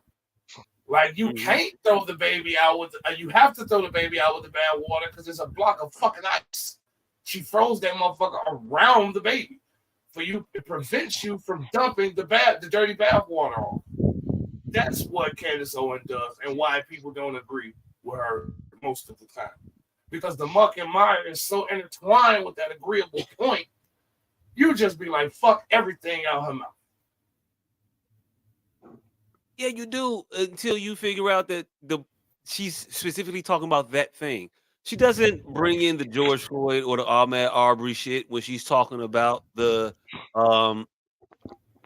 she's talking about Sexy Red being held up as a woman of virtue in our society. Why are we listening to a Sukiyana at all in what she has to say? When she points shit like that out, hey, look, I don't give a fuck who she is. She's saying correct things. Yeah, but we shouldn't be listening to her ass no way, especially when we have 400,000 other people who are not as idiotic 98% of the time as she is Well, that are saying the exact same shit. Now that would be a nice thing if we actually had those people. Do we have those individuals that call out the sexy reds and the Sukianas? I mean, we But might see, got this is the problem with that. Before the sexy reds and the silky Hondas, there was the bad boys and the motherfucking chupacabras. People have always been the who? Bat boy, chupacabra, All that shit in the National Enquirer, people So you always been compare so you saying that Sexy Red and Sukianas are not real threats to the thought process of no more the than African. National Enquirer or the Village Voice or any of those other tabloids that have now become news outlets. No, none other than that. Hey, look, I think you should probably like talk to some kids and see how this shit permeates their head because they listen to what these motherfuckers say and they take it as the gospel. They I know actually some walk in kids used to line. believe. I know some kids used to believe in the Bat Boy too, Hey, but not the look, smart ones. yeah. Hey, look. But when it's and then I mean, a motherfucker, adult can maybe see it's my Elvis. exposure. But when you in the midst of 30 of them and 27 of them is aligned in a certain way, kind of makes you reticent to champion these women. It kind of makes you happy to see somebody calling these individuals out as the scourges of society that they are. See, the thing that you wanted to try to talk about was the individuals calling them out.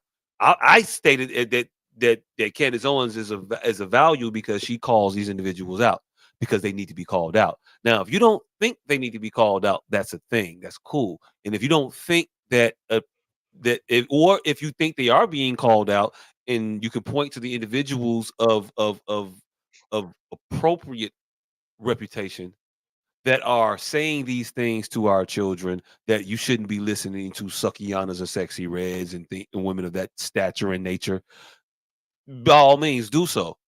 But I don't see any women calling them out. I don't see in large numbers black women of reputable is it right to say reputable reputation? But Damn, of an Yeah. that sound kind of upstanding bad. of an upstanding yeah, no, right? Of an upstanding of a virtuous reputation, calling these women out with the backing of our community. Now, what I see is women that are on the outskirts of our community calling these women out, and then they're facing the brunt of our vitriol because of unrelated opinions. Now, when I start to see some Cheslin Figueroas, I can never say a fucking last name right. When I see Teslins, when I see um well shit, I ain't gonna put Brianna and Tesla in the same fucking category. They fight different fights. They fight fights differently.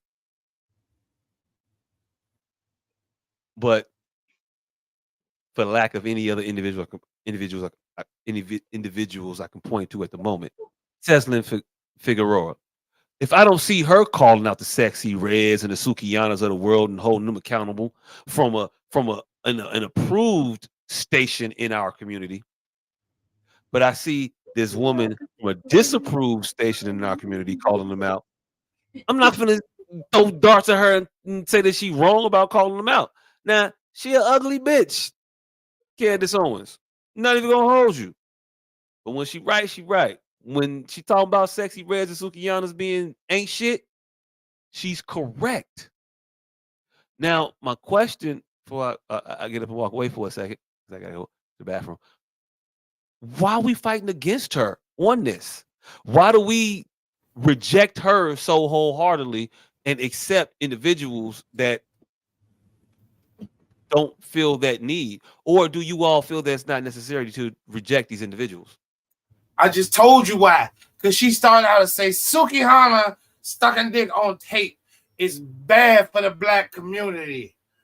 Sexy Red doing these ill repute songs is horrible for our children's ears. But the butterflies keep coming in and flapping their wings, creating a westerly wind, and it's blowing the tomatoes down. And that's That's why they why should have killed motherfuckers be George like, Floyd. yeah, that's why motherfuckers be like, bitch, I was with you for a second, but Yeah, that's why. and also you got to consider the fact that, like, yeah, you have a history of saying a whole bunch of stupid shit. So I can be like, yeah, you might have said some shit that makes sense, but fuck you because you're always nuts. And I'm gonna wait for this message from somewhere else. Hey, but she ain't always nuts though. I rarely hear her say something that isn't well thought out. I might not agree with the shit, but it's from a well thought out stance. Like that Hitler shit, she had to see that she just yada yada Hitler, and that was everybody's point of contention. See, my point to her about her and most motherfuckers is that when they act like they don't see what motherfuckers is saying, that's when you become crazy. Like she did a whole, she literally played the clip. Yeah. Played the clip. Well, what they have a problem with is this.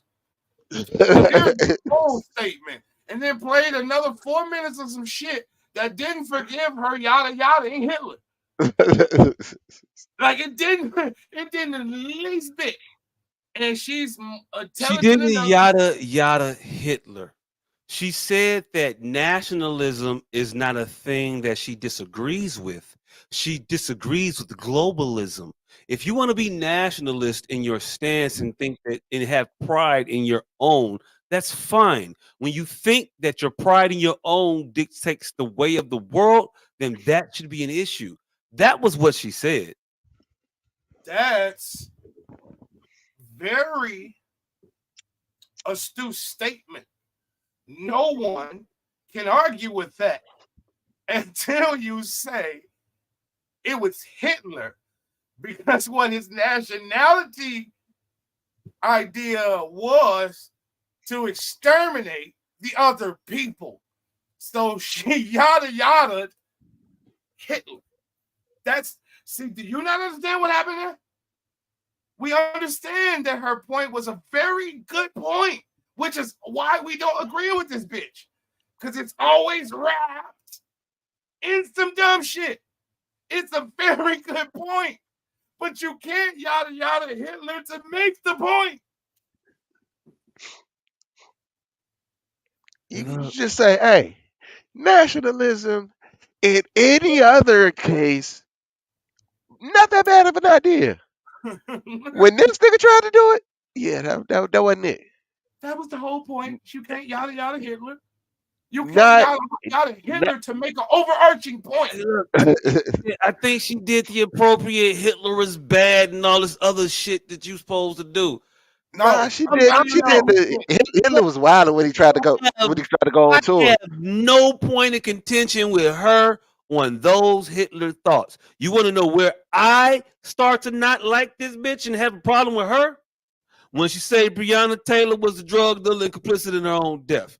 When she said that Ahmaud Arbery he wasn't really jogging, he was trying to steal some shit. When she say shit like that, problems. This other shit I ain't gonna fight with her on that. Those things we could box all day. This other shit though, nah. All of this shit is perspective.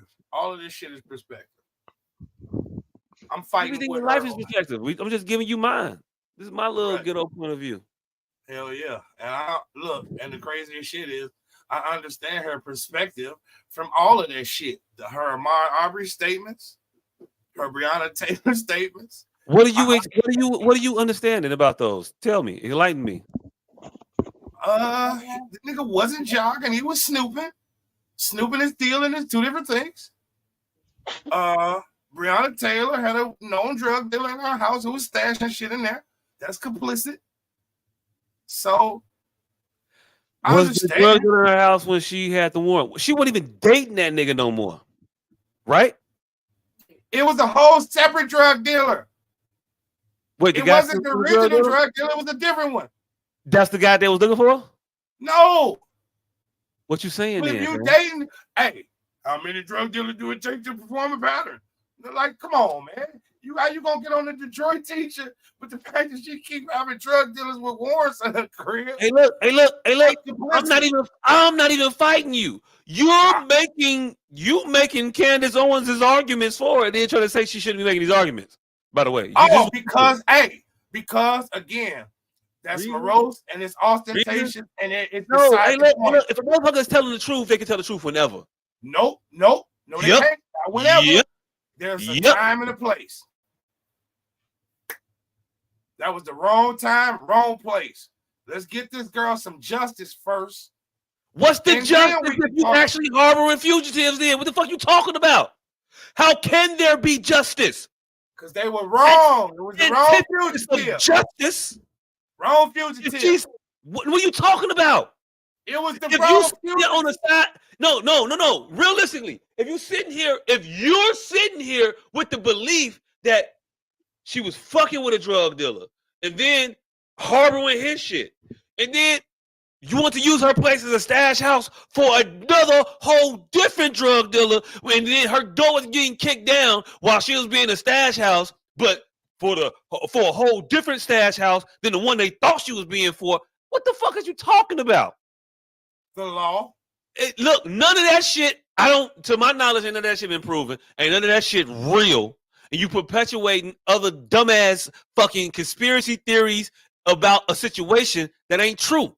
Oh, you're right. Now, if you know it's true, then cool. I don't know it to be true, and that's fine. Right. Hey, look, I could be ignorant of some shit. You're right. None of us know it to be true, and that's why I'll go with that. But I'm just talking about her perspective, Candace Owens' perspective. You're right. But it seems like the shit you mad about with her is also the shit you agree with. I didn't say I was mad about or agree with. I said it's a perspective. I said there was a time and a place. After Breonna Taylor gets some justice. And then you went on to think that I thought she didn't deserve any justice because she has bad taste in men.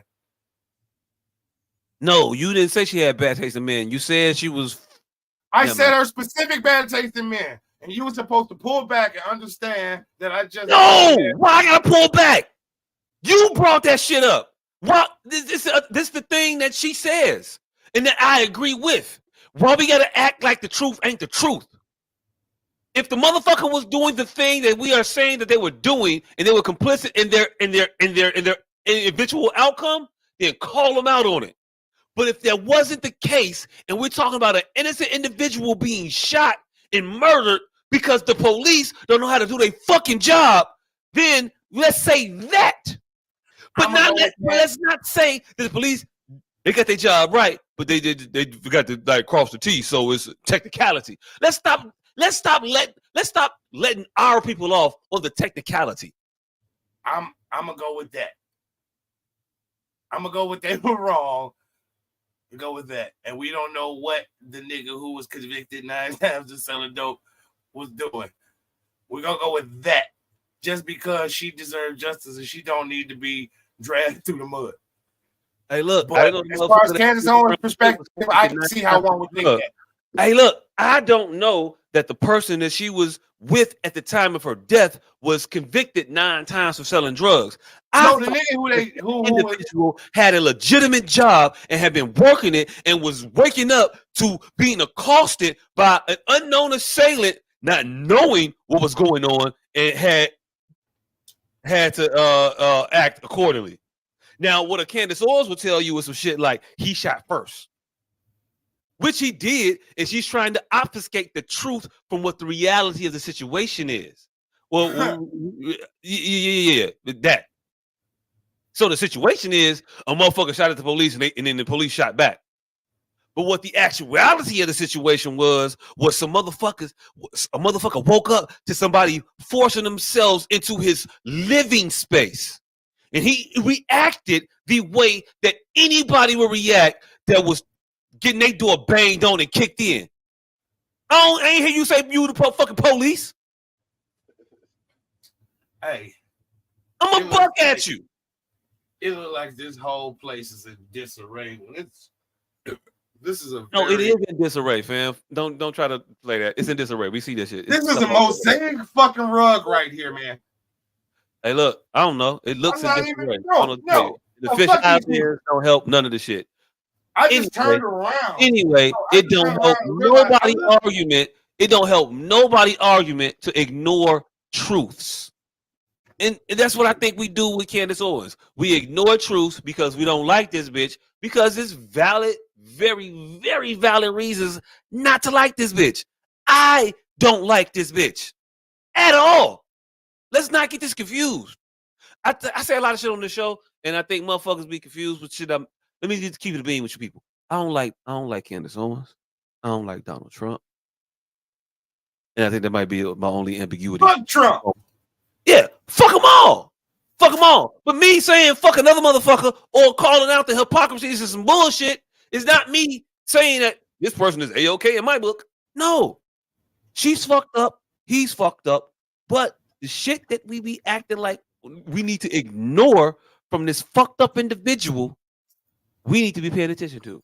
When she calls it out, when she avails it, when she speaks on this shit, we need to say, that's it. Now, Candace Owens' last show on the Daily Wire, she sat there and broke down systemic oppression. This is a woman who has been on record for years disavowing the existence of systemic racism. They're the same thing. Systemic oppression, systemic racism. Her oppression, though, that she described was systemic and singular to just her. But it happens in a broad scale to a myriad of individuals. She broke down how the Jewish community came at her and attacked her at every level to impugn her reputation, her character, her intelligence. They did it all to her at multiple levels. The clip we just pulled up from her, I think our producer had it up. She talks about it. She's laying out systemic racism. How it's done brilliantly. Well, I'm not saying it because she doesn't believe in it. Now, if we just sit here and ignore this broken clock, we're going to miss all the times when which she is right. And she is right a lot. Bitch be dumb. But when the bitch say right shit, we need to lock on to it and support the correct message. Not the messenger. The message. All right, so. And in that video, her last one at the Daily Wire that we kind of ignored and only took some bullshit from, she broke down all the facets of systemic racism. Did I drop time clips in this one too? I don't know if I did. If you got a spot to play it though.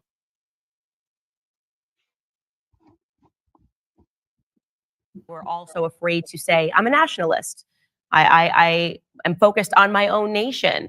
And in trying to answer their question, I basically said, because the word nationalism has been wrongly attributed to Adolf Hitler, at least in America, and that's why people are afraid to embrace the word.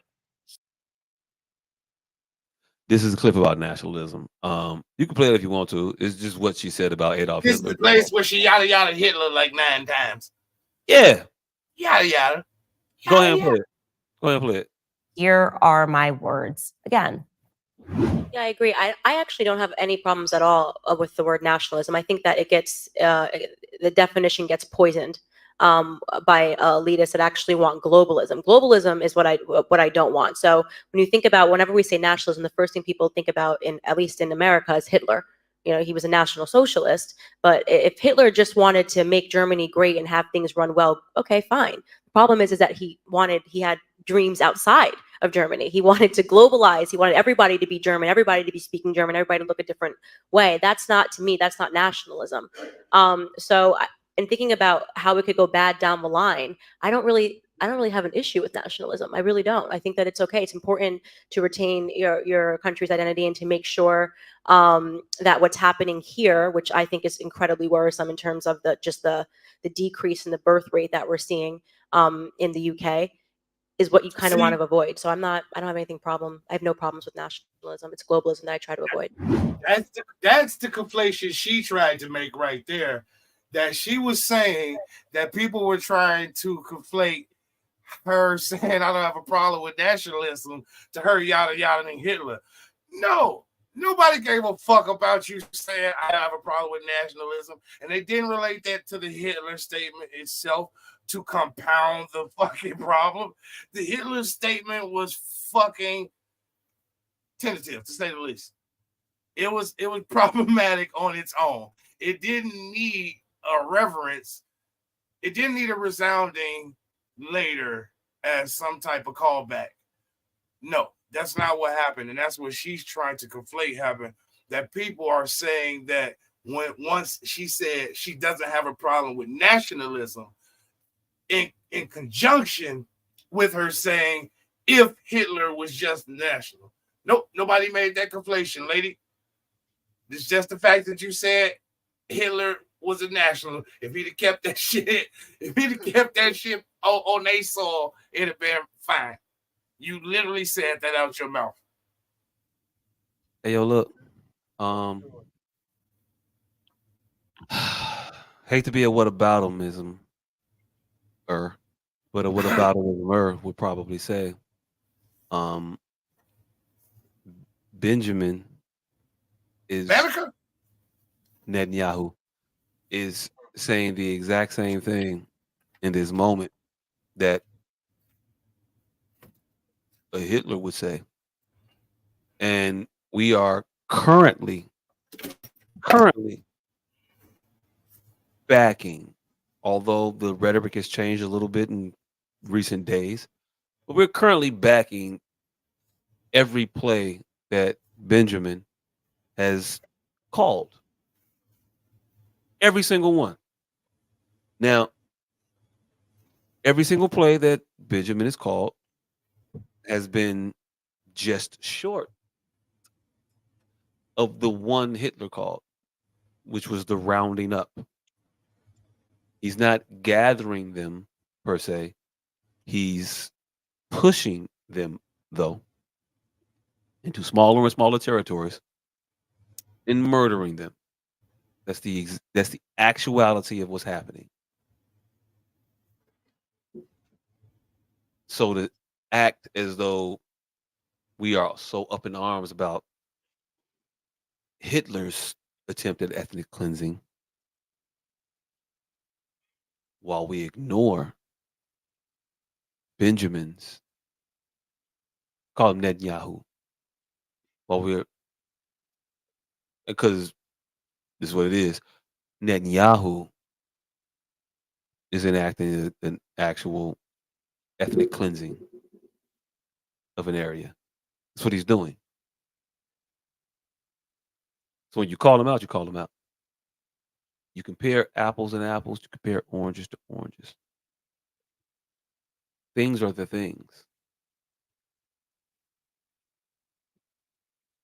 I'm not saying that Candace Owens is correct in her stance that Hitler was okay if he would have just cornered himself off to Germany.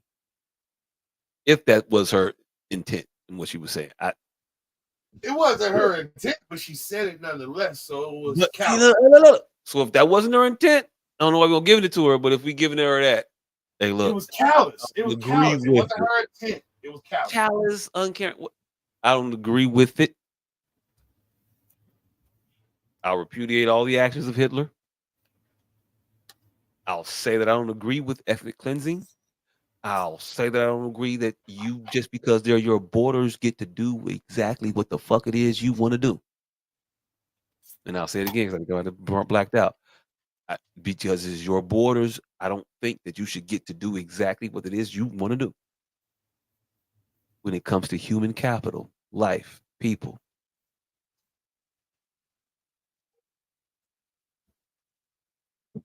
When I hear her there, I don't hear her championing Hitler's cause necessarily, even though some people can skew it that way.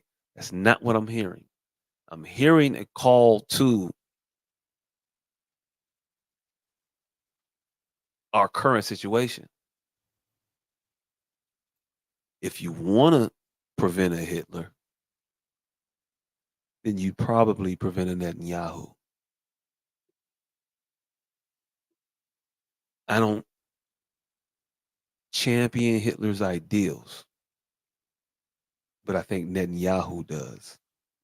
Not in totalitarity of uh, direction, but in ideology, meaning that there's a race of people that can be better than another race of people. That's what Hitler believes. I think that's what Netanyahu believes. He's running Israel right now under the guise that people in Gaza, the Palestinians, are worth less than the people in Israel. They've said this, him, his cabinet, his every one of his all on the same page about this. So in 50 years from now, we're gonna sit here and look back at this and say that Netanyahu was a horrible genocidal maniac who, while he didn't put people in ovens, put them in open air prisons, and then drop bombs on them while they were in open air pens. Like you cage people and then bomb them. How much better than how much better is that than gassing people?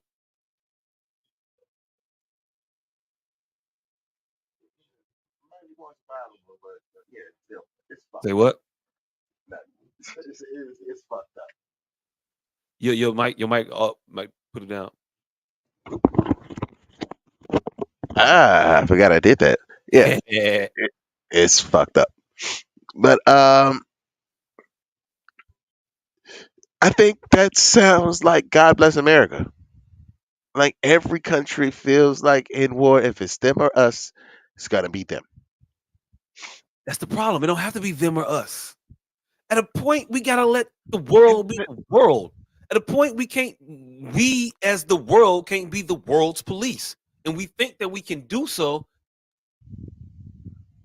while under the guise of altruism. But let's be fucking clear.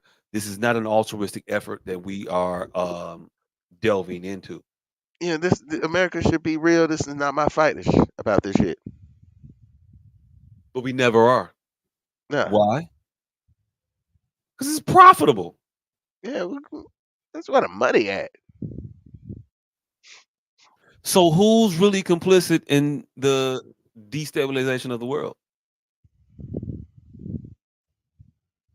Mm.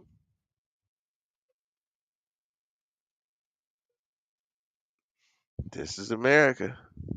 America. Thank you very much for saying that. It's America. It's America. It's always been America. We've always been the right arm of the British colonial wing of the world.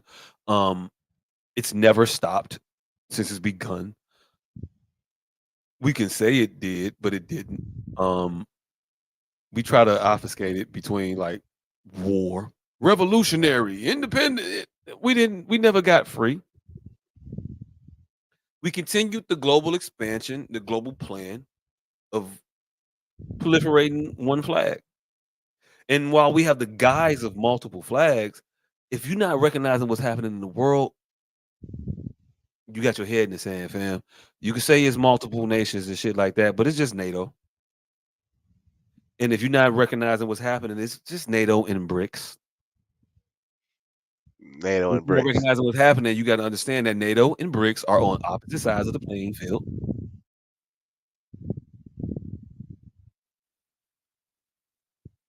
Mm-hmm. If you don't know what BRICS is, it's Brazil, India, Russia, China, and I believe Saudi Arabia.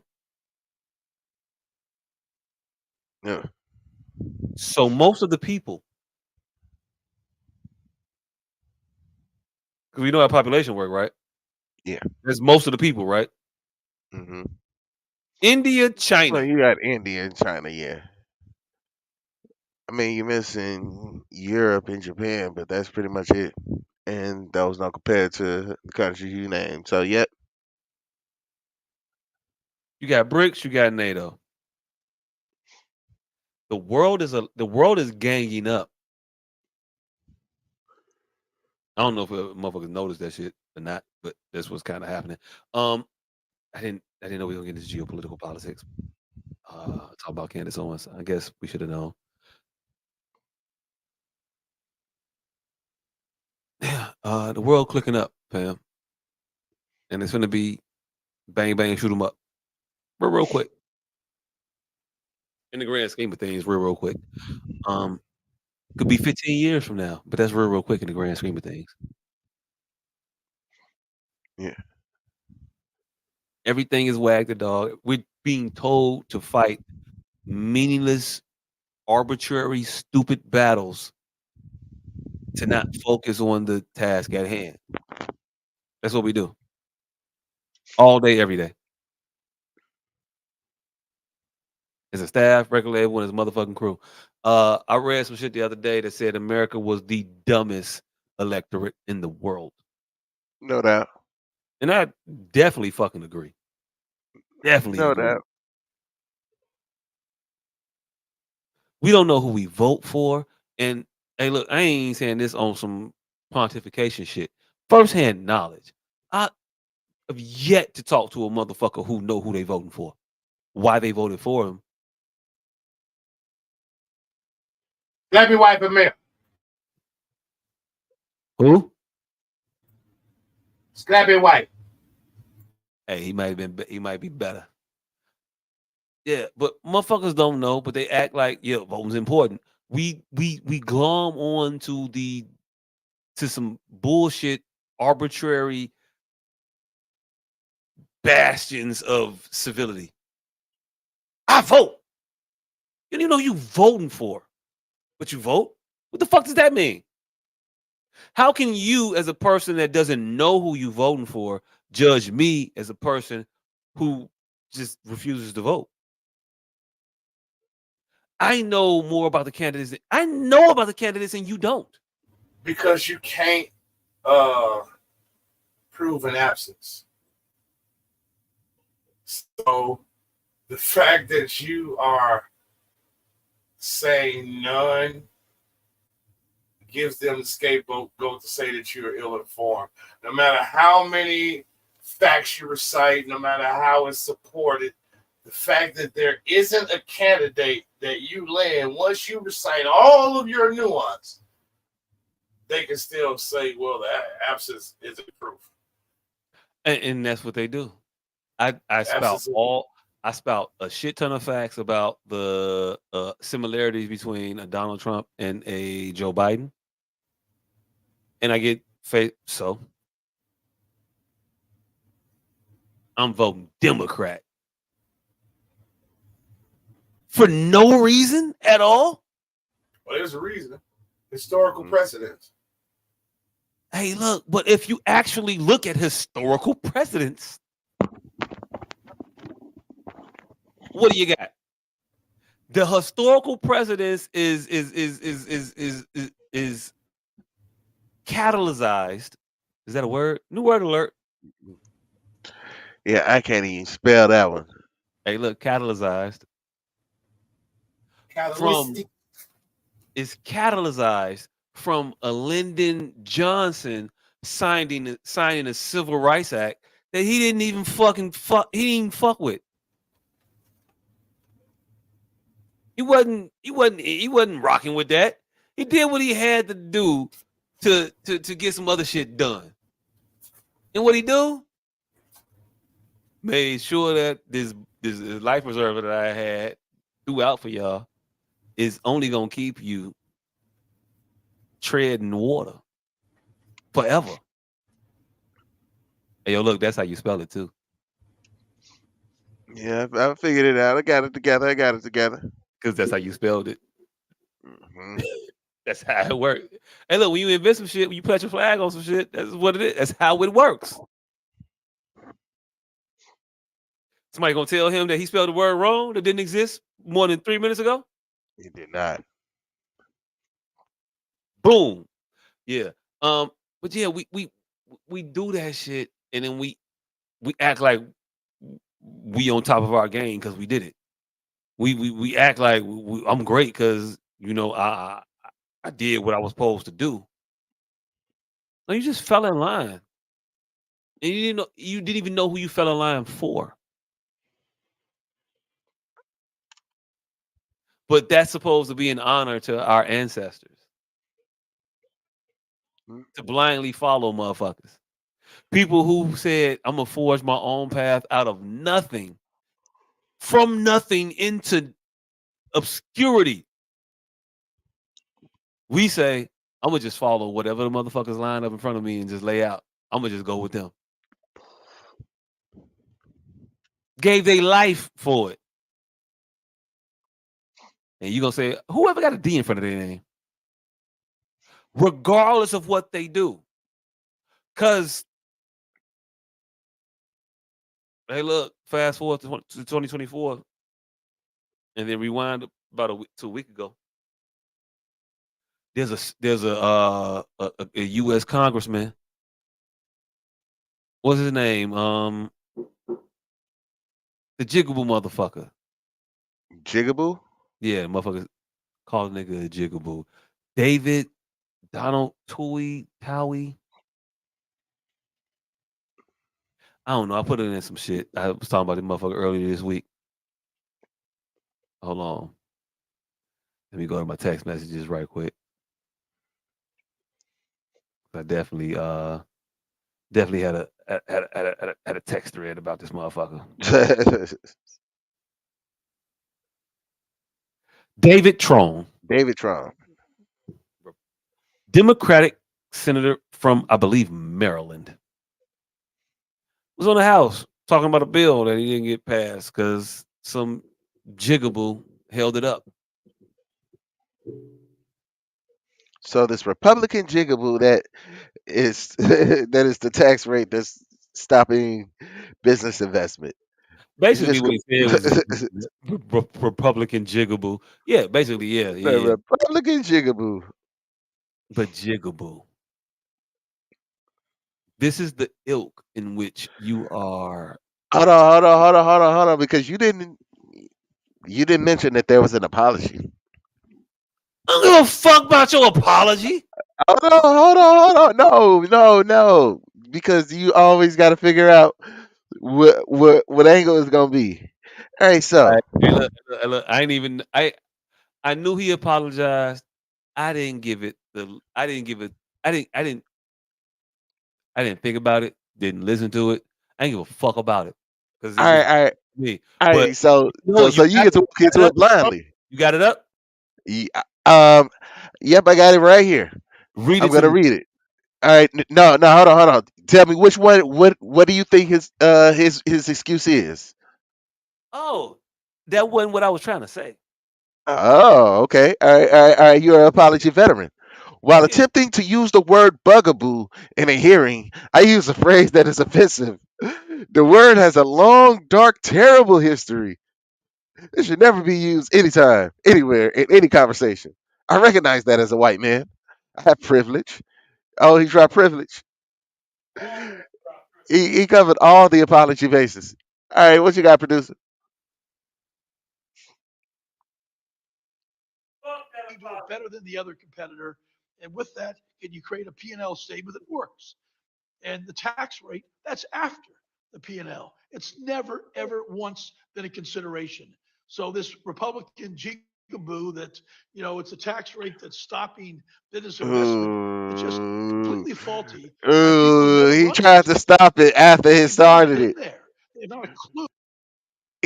He felt it come out, and it was like, oh, I'm not supposed to say it. I'm not supposed to say it. But yeah, it started out very, very clear. Like like it was just naturally flowing, and then he called himself like, oh, I'm about to get fired. You hear him halfway through the word. As soon as he get that first jit out, he know he about to get fired. Oh, he knew he fucked up. No, but if I don't show him, I fucked up. And the If tax I rate, don't be that's too blatantly obvious, it's I'm a never, fuck up. ever once been a consideration. So this Republican jigaboo that, it's a tax rate that's stopping. Is taxes. This Republican kapoo. That motherfucker hit him with the Timberland remix. Hey. Yeah, that nigga felt his 401k go all the way away. He felt that pitch and leave his soul as soon as he said jig. He knew what he did. Yeah, he was like, "Oh shit, I got Nigga. a black chick primarying me right now. Hold on." He had a sister running against him right now that they. Oh, it's a wrap. Yeah. It's a she better have a campaign mixtape, and this better be the intro. Yeah. Hey, but look, my point is this though. These are the motherfuckers that got the D's behind their names that so many of us are just blindly voting for because they got a D behind their name. And they gotta be better than the other motherfuckers. No, they're not better. They were brought up in the same. These motherfuckers went to the same school, was part of the same clubs, went to the same proms, same dances. They go to the same churches. They go to the same motherfucking minister, rabbi, whatever, to do their confession, whatever the fuck they look, whatever the other religions do. They go to the same places, and they're the same people. There's nothing different about these motherfuckers. Nothing. Nothing. Hey, I think the one difference is the guilt. He ain't guilty. He felt guilty enough to actually apologize. He felt salty enough to actually apologize, because remember, Ron DeSantis also said that that he didn't want the Democratic opponent that was going against him monkeying up the election. Yeah. And that motherfucker won. And now that nigga is running for fucking president. Hey, look. With that Rough Rider. Hey, look. Because he said it to a go along, get along nigga. He said, and when he said that shit, you want to know what that man's response was to that? He ain't mean like that. That wasn't even what he was talking about. I know him. He ain't even known that type of time. He ain't said it like that. But Andrew Gilliam said it in a way that absolved Ron DeSantis of all the heat that was supposed to be coming from those monkey comments, because Andrew Gilliam is one of them spineless ass niggas that they got sitting there trying to act like they represent us. But that's a whole different type of conversation. Just Google that motherfucker and you'll know why. He weak. He weak. Weak. He can't even pick a sexual orientation. So indecisive. I know that's probably gonna come back to bite me in the ass. Yeah. I don't even care. Yeah. That was gonna hurt later. Pause. No Diddy. He weak, no Diddy. And then the motherfuckers they give us to represent us. Be like, yeah, they're good. And then they hang their non-Republican hat on the fact that they gave us an Andrew Gilliam. No, you're a Republican. In every sense of the word, in every sense of the derogatory way you try to use the word, you're a Republican. That's what you are. That's what you do. Same shit. Joe Biden. I've seen the rhetoric that you espoused on the campaign trail. Before you were running, you wanted to take that motherfucker behind a building and give him what for? Now I don't know what for means, but up until your reaction to this motherfucker at this point, I never questioned it. I thought it was just the beats. Now I don't know what the fuck you was finna go back behind this building and give him what for, because executive order after executive order, decision after decision after decision of Trump's, you've kept in place. You've held up. You've went a step further. You carried the ball down the road. Hell, at this point, Joe, you're even trying to build his wall. Well, not even trying. You're doing it. You put up more of the wall at this point, maybe than he has. Tell me I'm wrong. How many miles have you completed versus miles he's completed? Tell me how many more miles he has than you. That part. Just shit like that. That we just act like we don't see until him, because he's better. When he does everything along the way to not actually be better, but it just sounds better. Sounds more tolerant. And sounding more tolerant is better than actively sending the dogs out on niggas. Fam, what the fuck you talking about? One motherfucker said y'all can't come here, and the motherfucker said y'all stay over there and then get bombed. What you talking about? How do net impact on Muslim, net negative impact Muslim ban, or money sent to Israel to bomb what was left of Gaza and what's worse? Yeah, well, stay there and get bombed is not, hey, I'm finna fuck you up. He didn't say I'm gonna fuck you up. He said stay there. And then the other motherfucker said stay there and get bombed. That's what happened. So it's time enough to stay there? Trump said stay there. Muslim ban. I'm not letting you motherfuckers in my country no more.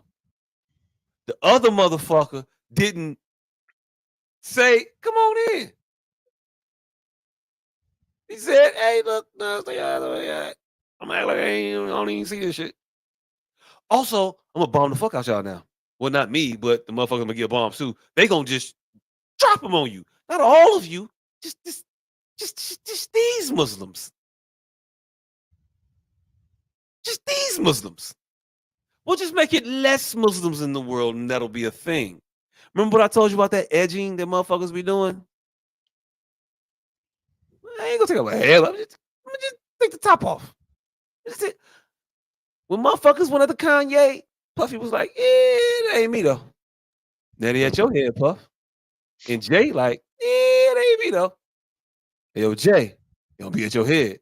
Because all you motherfuckers when they was at Russ head was like, it ain't me though. 10 years, not 10, 5 years, was it 3 years ago? How many entertainment mogul billionaires did we have from the ground up? So our numbers are down. Are they replacing these motherfuckers? Or they just taking them out? Because I don't know. If the billionaire black class is looking around like, wait a minute, numbers getting thinner. Hold on. They already, hey, look, Oprah's a good. She's a good girl. So when they start throwing darts at her, we'll try to protect her. But now, and you better be quiet about all this other extra bullshit. You better not say nothing about nothing. Oprah.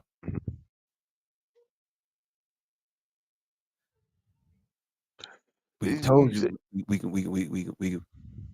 put the brakes on your shit immediately. All that goodwill and sentiment they had for your fucking what's her name? Sophia? Your beloved color purple put you in the fucking conversation, didn't it? Bitch, we will tank this movie. I will kill this shit. How the fuck is the original movie, the Broadway musical play, coloring books, stardom to be dead for everybody involved in this shit? But when we bring this motherfucking the thing that everybody knew this was gonna be a musical because everybody saw the play and they knew it was a musical. They said we finna put the play on TV, on the movie for y'all. Y'all supposed to love it. But somebody was getting a little too rambunctious. So now we got to kill this shit. Damn. It made money. Color Purple made money for me, fam. I don't even like the Color Purple. You more of a mob nigga. I'm more of a mall nigga. But I toured with that motherfucker. Shit. Broke like a mother. Made bread off of it. And you know what I've noticed when I was making money? People wanted to see it. Because people love it. A lot of people. You think that movie wasn't gonna do numbers? If they ain't want to send a message to a motherfucker? Hmm. And that message came in and now you don't hear that motherfucker talking about nothing. Not like you heard him talking about a lot before, but now nothing. Nothing. And then you see what they push after the fact. Nothing. Nothingness. Anything you get is gonna be void of actual value, worth, longevity. Nothing, they ain't gonna give you nothing that lasts. It's all gonna be bullshit. We're gonna get a couple more years of some bullshit. That'll extend it. Put some money in some pockets.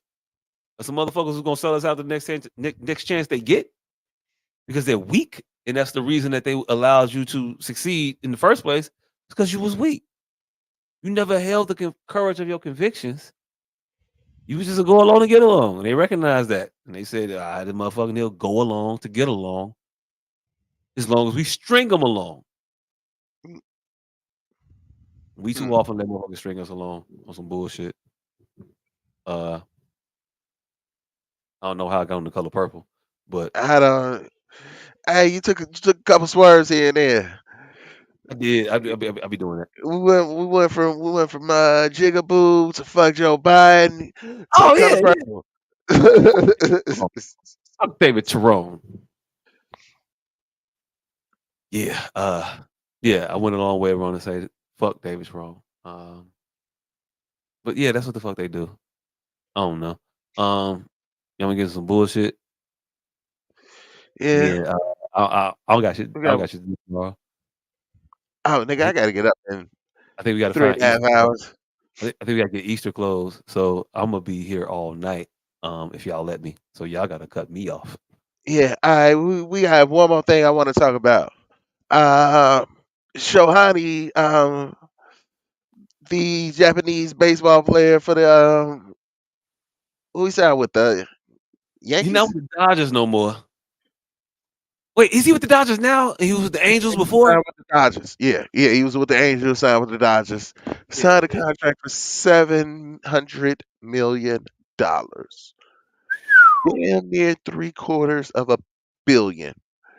He fired this interpreter this week because this interpreter used his account to pay $4.5 million to a bookie in their hometown somewhere in fucking Asia. He ain't never getting that money back, and he know Nah, it. he ain't never getting that money back. But also, Bomani Jones pointed out a real interesting point. How the fuck his bookie got his account information? What you mean? If his quote unquote bookie still, I mean, his quote unquote interpreter, his interpreter got into his account and sent $4.5 million to a bookie. How Fam, his the interpreter fuck does got it? all it. You think his interpreter don't know his mother maiden name? No, Hey, look, fam, I was there when he was saying all this shit. I know everything. Everything. no, fuck that. If I just signed a $700 million contract, if I walk into your goddamn bank with my $700 million contract, you better fly in a motherfucker that speaks my language and hire them. I'm not using no interpreter. Hey, that's what you say. That's what you say. But when you where you at, you gonna just keep. It's just cheaper to keep a motherfucker that speak their language and just don't tell you what the fuck they even said. Yeah, but I'm not gonna have my interpreter have my information to my money. You're not gonna have access to my money. So fuck that story about his interpreter got into his account. Nah, that nigga has some gambling shit going on. Either that or he's funding a goddamn bookie in his hometown to spread some love, or he is investing, or his family is getting extorted by the motherfucking mob out in Asia, and Hey, he's look, using his interpreter call to them pay. triads because that's what they are. Oh my I just bad. The triad. I just got to watching the Sons of Wu or the Wu Sons, whatever the fuck. Yeah, House of Sons. So whatever the fuck with the Netflix shit with the Asian people karate in all day. It was amazing. It was good. I ain't No, it seen was it yet. horrible. Oh damn. Oh, it was horrible. It was horrible. Amazing show. I watched all of that motherfucker over the course of my last day. But Fuck your spring break, nigga. hey, look, hey, what it is, nigga, shit. But I hate the protagonist, the motherfucker. The one I'm supposed to. I can't stand his ass. Horrible individual. We should do a review on this motherfucker at one point. I got thoughts. Willing to Um, watch. yeah, I don't know how we got into that, but I wasn't trying to distract Shohani. before we go to Shohani and his gambling c- conspiracy. yeah. Yeah, nah, man. I ain't even mad on Ohani. I'm gonna shoot the brother some bail, and I know how difficult it could be if you don't speak the language, and somebody could take advantage, and you gave your trust to him. I ain't mad at the young shit. What the fuck is he? Because he ain't a pitcher necessarily, and he ain't a motherfucking DH, but he kind of both of those things. Yeah, he's a pitcher slash DH. Yeah, He hits and he pitches. Pause. No diddy. Uh, well on both. yeah, yeah. Again, no diddy. No diddy. But yeah, How baseball how was supposed to be played. he does everything, and he's worth the $700 million that he's getting paid. Oh yeah, it's a But billion now people. motherfuckers to try to come up with instances where they claim that he threw a game and shit. Motherfuckers is reaching. Nah, he's not betting on his own shit. He might be betting on other sh- other sports, other games, other shit. But he's not betting on his own shit. I Hey don't look, believe that. hey look. If you put a couple $1 million of your own money in on some shit to guarantee this victory for your team, you too will probably be out there throwing strikes and hitting home runs just so you can make sure. That is a good point. Now, him betting on himself to win, I'm with that. I feel like all athletes should be able to do that. Like, if you gonna bet on you to win. Pete Rose rules. Yeah. That's what they should implement. Pete Rose rules. Now, the moment you bet on yourself to lose, you out of the league and in jail. But if you bet on yourself to win, Tim, go Tim, for that shit. Tim McDonough rules. What was it? What was that? Actually, he was a referee, so it don't even count. Yeah. He was a ref. Yeah, you can't bet on games you refing as a ref. Ever But repping. if you got an understanding of how your homeboys act, you can go ahead and bet on their games. I ain't even mad at that. And them motherfuckers was out all night. We finna lose, G. You know how Bob is when he 40. goes to I wish Phoenix. I He just 40, doesn't but like that KD nigger. I wish I 40, but it's a wrap. We ain't finna have. We ain't got it. Yeah, I'm all for that. You bet on yourself, cool. Bet against yourself, immediately get kicked out. I think he's out there gambling, betting his money, and fuck it, live it up. Nikki, no problem with that. None. I'm cool with it on all levels. As long as you vote as long as you betting on yourself, I'm cool Yeah. with it. Um, yeah.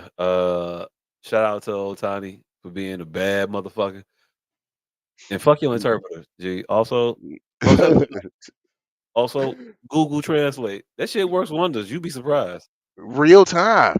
Bet you that shit. Real time translation. Bet you that shit don't be betting on fucking baseball games with the triad and getting you in hot water. Mm-hmm. Google Translate just gonna say, "Hey, you ain't asked me that shit, so I ain't tell you that shit." But yeah, this is this is a huge ass conspiracy that's been going around the internet now. It's wild. But Mm-hmm. free my Asian homie. Free the homie. Shit, I don't know what else happened. You see Hey, Offset? You see Offset on Shannon Sharp show? I not. Oh, that shit was horrible. I didn't see the whole show, but oh, I turned the heat down a long ass time ago, but it's been kicking on for a while. She said it's cold upstairs. Did the heat cut off? Like, nah, it's been kicking on. I think I just told her the answer. I cut it down earlier to like 73, so that's why it's a little colder. It's just keeping it 73 up there. It's gonna be a little chillier. My bad. That's what happens when you do shit in the living room. Shouldn't be doing shit in Affects the the living whole room. house. It do. I was working out. I got hot, so I cut that shit down. But I thought the rest of the house was hot also. Anyway, what was I saying? Offset. Offset. Oh yeah. So the motherfucker was on Shannon Sharp show, right? Shit was funny. I ain't watched the whole interview because I'm not. Um, I'm just not. But what I did find funny was the fact that this motherfucker told Shannon Sharp that his pants was too tight. Because they are. And I've been waiting on that. Like, it just takes certain motherfuckers to do shit that you just like. Thank you. Appreciate from me to you, fam. I appreciate you telling them that. Because they too snug, fam. And hey, look, Shannon definitely rebuked it and said, no, I'm gonna be me. Hey, let them change me. Let them change you, just let them change your pants, fam. Whoa. But he's talking about that type shit. pants too. No, I can't do that. Yes, you got to, bro. I'm trying to tell you like a hell player. no. I'm trying to tell you like a player. I ain't been letting them change me, It man. ain't about that, bro. It's just you big. I know. You too big for that, bro. Nah, but see, if I got on big clothes, they might. You ain't gotta wear big clothes. But I got on these big cargos. Okay, these fit. But when I got what you call them? When I'm out doing stuff for my Laportier, bro, I'm gonna be comfortable. You can be comfortable. Yeah, trip. I ain't uncomfortable in that. I'm comfortable in what I got. All right, you guys. Hey. Shout out to I don't know which one it was. Offset. Yeah, pretty much the same nigga. And I think Offset is the one that they got killed. No. No. I know them all now. It just take me a second. That was Offset. Takeoff is the one that passed away, that got shot, murdered. But he's the one that's passed. Rest in peace, Takeoff. And Yeah, then rest in peace, Takeoff. Quavo and Offset is the ones that have the beef. Quavo was the little alien head, one of the Migos. Right? Little balloon head boy. Yes. Hey. Anyway, yeah. They all the same nigga to me. Yeah, pretty much. All for one for all. That's what it means. Anyway, so he told him that I appreciated that so much, so much. But in the interview, I watched a little segment of it. I did get to see a little bit. I did glean a couple little different things. Offset be Offset all the time. He don't deviate from the script of him. He is him consistently, and I've seen him in several different areas. That motherfucker ain't gonna be nothing but consistent. Shout out to him for that. What I saw though had less to do with him and more to do with Shannon. Shannon is Vlad TV. For all the reasons we didn't like Vlad TV. all the instigatory stuff that we credited Vlad with, and gave him the moniker of stirring up the hornet's nest and all the other shit. That's what Shannon does. He stirs it up. He tries to get to the controversy of the moment, regardless of the blowback of it. Now, I saw it on the comedian side, and that shit was like, it was cute, funny. We could ha all that shit. Because there's no contextual precedent there. But then you're delving into interviewing rappers, motherfuckers who are frogs here from Gunplay. This is keep it a bean. This is what they are. And in talking to one of these individuals, you seem as though you want to fan the flames of animosity.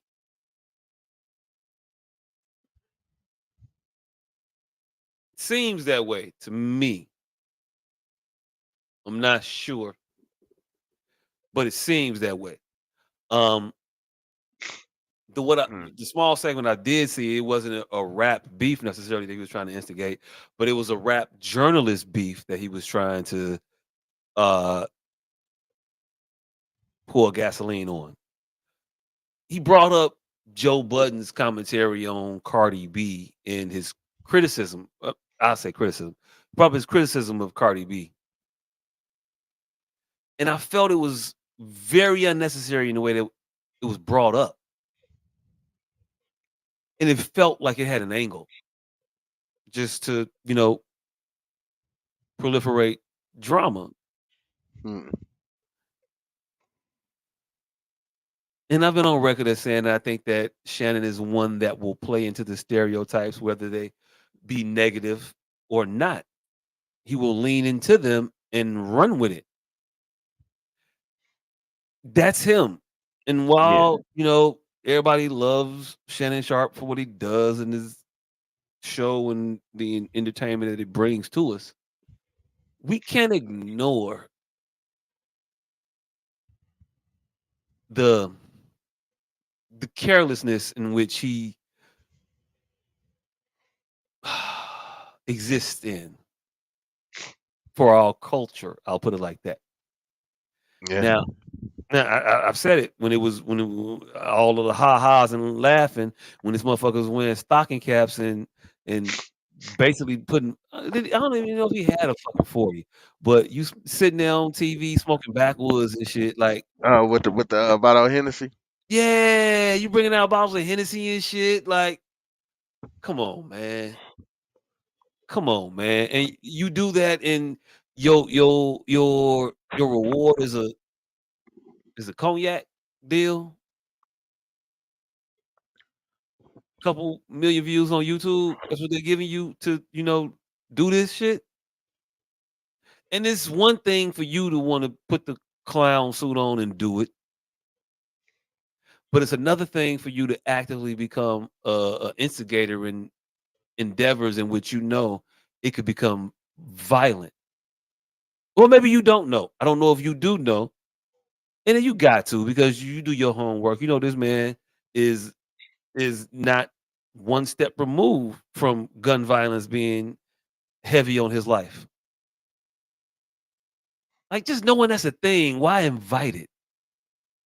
Why bring it to the thought, the consciousness of the people in the moment? Especially when it's like old shit. It'd be one thing if you were talking about new and current things that were going on. But you bring up shit 5-6 years ago. Dead and buried. About the time when fam, what do I even think about that? Why are you going so far back to reach to something so negative, if not to bring up negative thoughts? Because you're not bringing it up under the guise of, well, how did you guys mend that relationship and get back to square one? That ain't what you're saying. You saying it's up there and it's stuck with that nigga Joe Budden, ain't it? That's what he was insinuating. He was trying to elicit fodder for the Joe Budden making comments about Cardi B's music, in which he did or did not like. But you trying to instigate it. Did you like the song? Did you like the song, Shannon? Did you even hear the song? I'm pretty sure he never heard it. Never in his fucking life. I'm pretty fucking sure. So why are you concerned about whether or not or how he felt about this man liking a song you never even fucking heard? Why do you care if it's not for the proliferation of drama?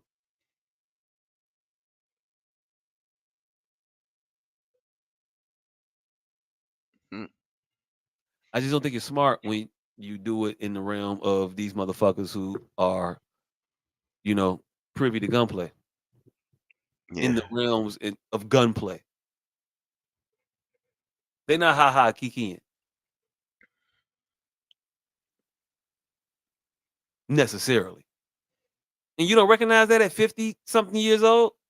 You're an elder statesman, fam. You should be doing the thing different than what you're doing. You should be throwing water on the fire. Not fanning it. Not throwing gasoline on it. But that's what you do. That's what you're doing. You don't see it. Maybe. Or maybe you do. But at what point is your dignity not worth a buck? At what point is the dignity in the overall well-being of your people not worth a buck to you? Because it seems like you're seeking out the drama. It's one thing to just be going about and finding it and land on it. Oh, this is Cat Williams and he just said this shit.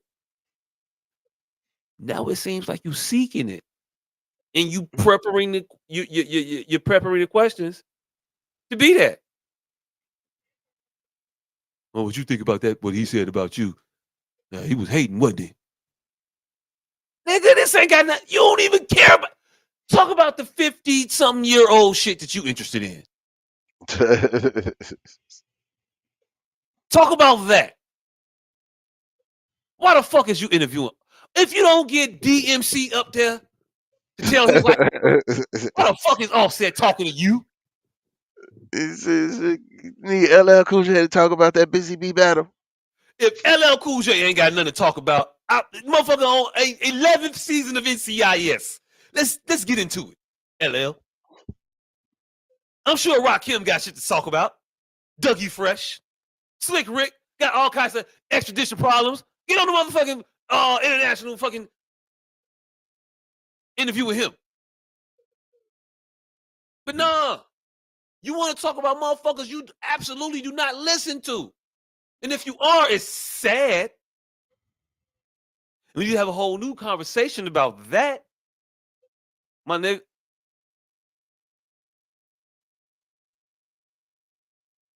You don't need to be one of the kids to relate to the kids. You could just know of which they speak. And then tell them how they can be better. Point out their blind spots. That's what you're for. When the term old man for counsel and young man for war came about, it was because there was supposed to be a separation of duty and a responsibility between the two, an acknowledgement of we're working together. You my old head, I'm your young bull. I ain't from Philly. I know I said bull. But you know what I mean. Do you? Yeah. Yeah, like you can't engage in that shit. You got to be above the muck. Yeah. You definitely can't go seeking that shit out. And that's what he doing. Seeking it out, trying to find it. What you got to spill? Fam, you shouldn't be trying to spill this shit at this age in life. You shouldn't. Mm-hmm. And if you're trying to make your nut off of this shit, that says something else. Says you're a user of your people. Mm. I don't think you want to be that. You don't want to use us for your gain to the detriment of us, right? So when you do shit like that, you got to recognize it. You got to see. I don't need to be talking to Offset about his tenuous situation with Joe Budden, about how Joe Budden feels about his wife. Because maybe that might lead to a bigger kerfuffle than needs to be. Maybe I approach it in a way to squash it. If I'm really abreast of the subject matter.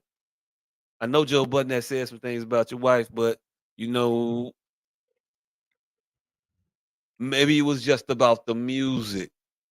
And you know, how are you able to maintain friendships with people who are able to critique you sometimes harshly in the business? How can you maintain amicable relationships with those individuals? That's a question your 50-something-year-old ass should be asking. To get these young kids' minds thinking about building bridges. How do we make amends? How do we come to some sort of what do they call that shit? Eye to eye? Some sort of understanding. How do we come to some sort of understanding and getting to the bottom of the understanding so motherfuckers can start to pick apart and pull out these tools and these lessons to figure out how to better associate with one another? But we'll never do that shit. We pick out, how did you stab this motherfucker better? So these what these motherfuckers can learn. All of the shit they gonna glean is for how to fuck somebody over better. How did you build him up? How did you guys repair that bridge? I remember that shit with y'all on motherfucking BET on the red carpet, and it looked like y'all finna come to blows, and y'all didn't. How were you all able to get to a point now where he's able to speak in a critical way where it doesn't result in violence? That's the way you ask the question, Shannon. If you want to bounty that shit about, that's the way you do it. But when you throw up how you feel about that nigga Joe Budden talking about your wife, how you feel about Joe Budden speaking on Cardi? That's your wife, ain't it? What do you think he supposed to respond to that shit? How you think he gonna? Man, motherfucker say shit about my wife is up. I ain't even finna. But again, kudos to Offset for being a motherfucker who I'm seeing in instances not take the bait. Although in your private life, you may take the bait. In this realm, you didn't. Was you trying to play this? Because I don't know if you were trying to play it or not. I don't know what the fuck this clip is of. You once had an issue with Joe Budden because he said something. Because as a matter of fact, as we sit here, you directed Cardi B's music video for the upcoming, I think the song for upcoming album that she got. You had, I don't think he feeling it, but you had a run-in with Joe before, correct? Yeah. We good? Yeah, we good with Joe. Man, Joe just be, I don't like how, I rock with Joe. Cause I done talked to him on some man to man, but I just feel like he'd kick it with you and then kind of dog you out to the world. Right. You know what I mean? Now, it'd be hard for him to do that because it's like the credits don't be matching. Like the comparisons, the credits that he has don't be matching.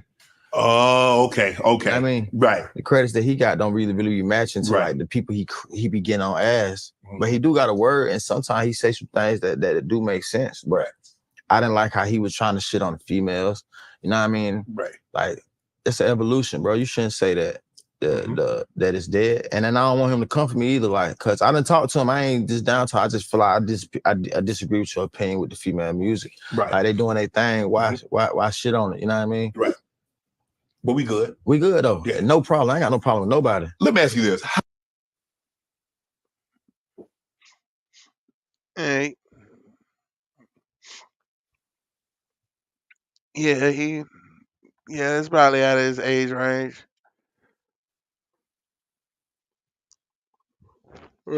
He don't know none of the songs. He ain't seen the videos. Somebody had to tell him about the incidents on the BET red carpet. Like, why are these the individuals you're interviewing? They're not of. If you don't get Al Jarreau the fuck up here, it ain't the motherfucker that got dirt on Phyllis Hyman that you wanted to talk about and say some. Like, well, I don't. Not even dirt. I mean, I was just bullshitting, but like, get New Edition in this bitch. You need to talk to Freddie Jackson Ghostwriters. Talk to Freddie Jackson. Go get Bobby Brown up there. What does Ralph Tresvant have to say about things? Because that's when you was listening to music, Shannon. I'm gonna keep it a bit. We all listen to music when you're not grown discovering music for the most part. Your music that you connect to is the music from your adolescence. Yeah. Stop trying to act like you with these young niggas. I don't even fuck with the Migos. I'm your junior, Shannon. I don't even fuck with you like that. But you do. I grew up watching you. But you watch the Migos? That's disappointing, fam. That's disappointing. You don't understand them. I know you don't understand these motherfuckers. And you let some young ass girl, we'll go with girl, that you dating, trick you into listening to these motherfuckers?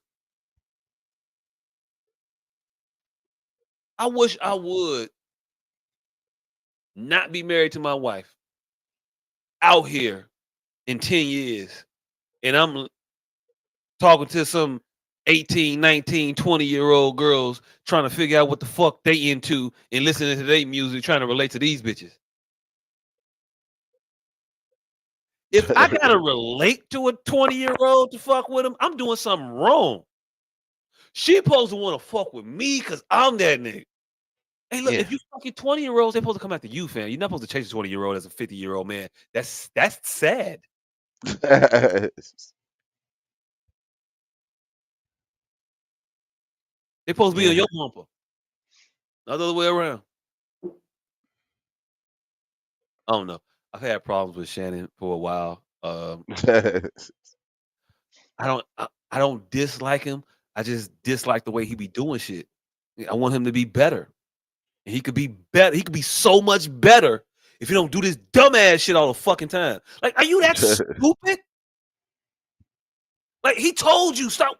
If you got a problem with motherfuckers calling you gay all the time, stop wearing them tight ass pants with your big ass fucking quadriceps, my nigga.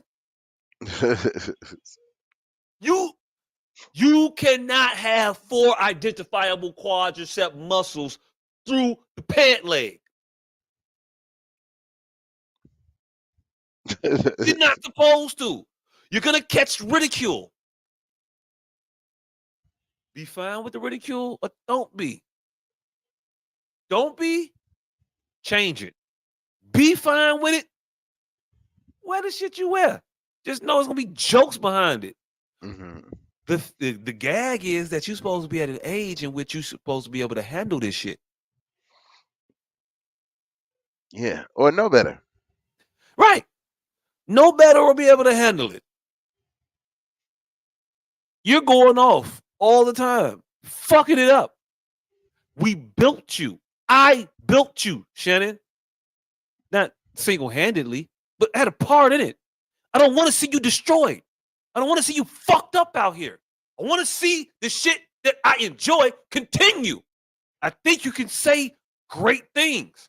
I loved your combativeness to Skip.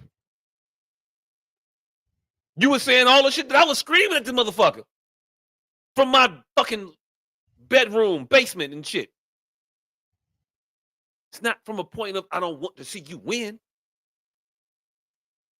It's just hard to think that you want to win doing the shit that you doing.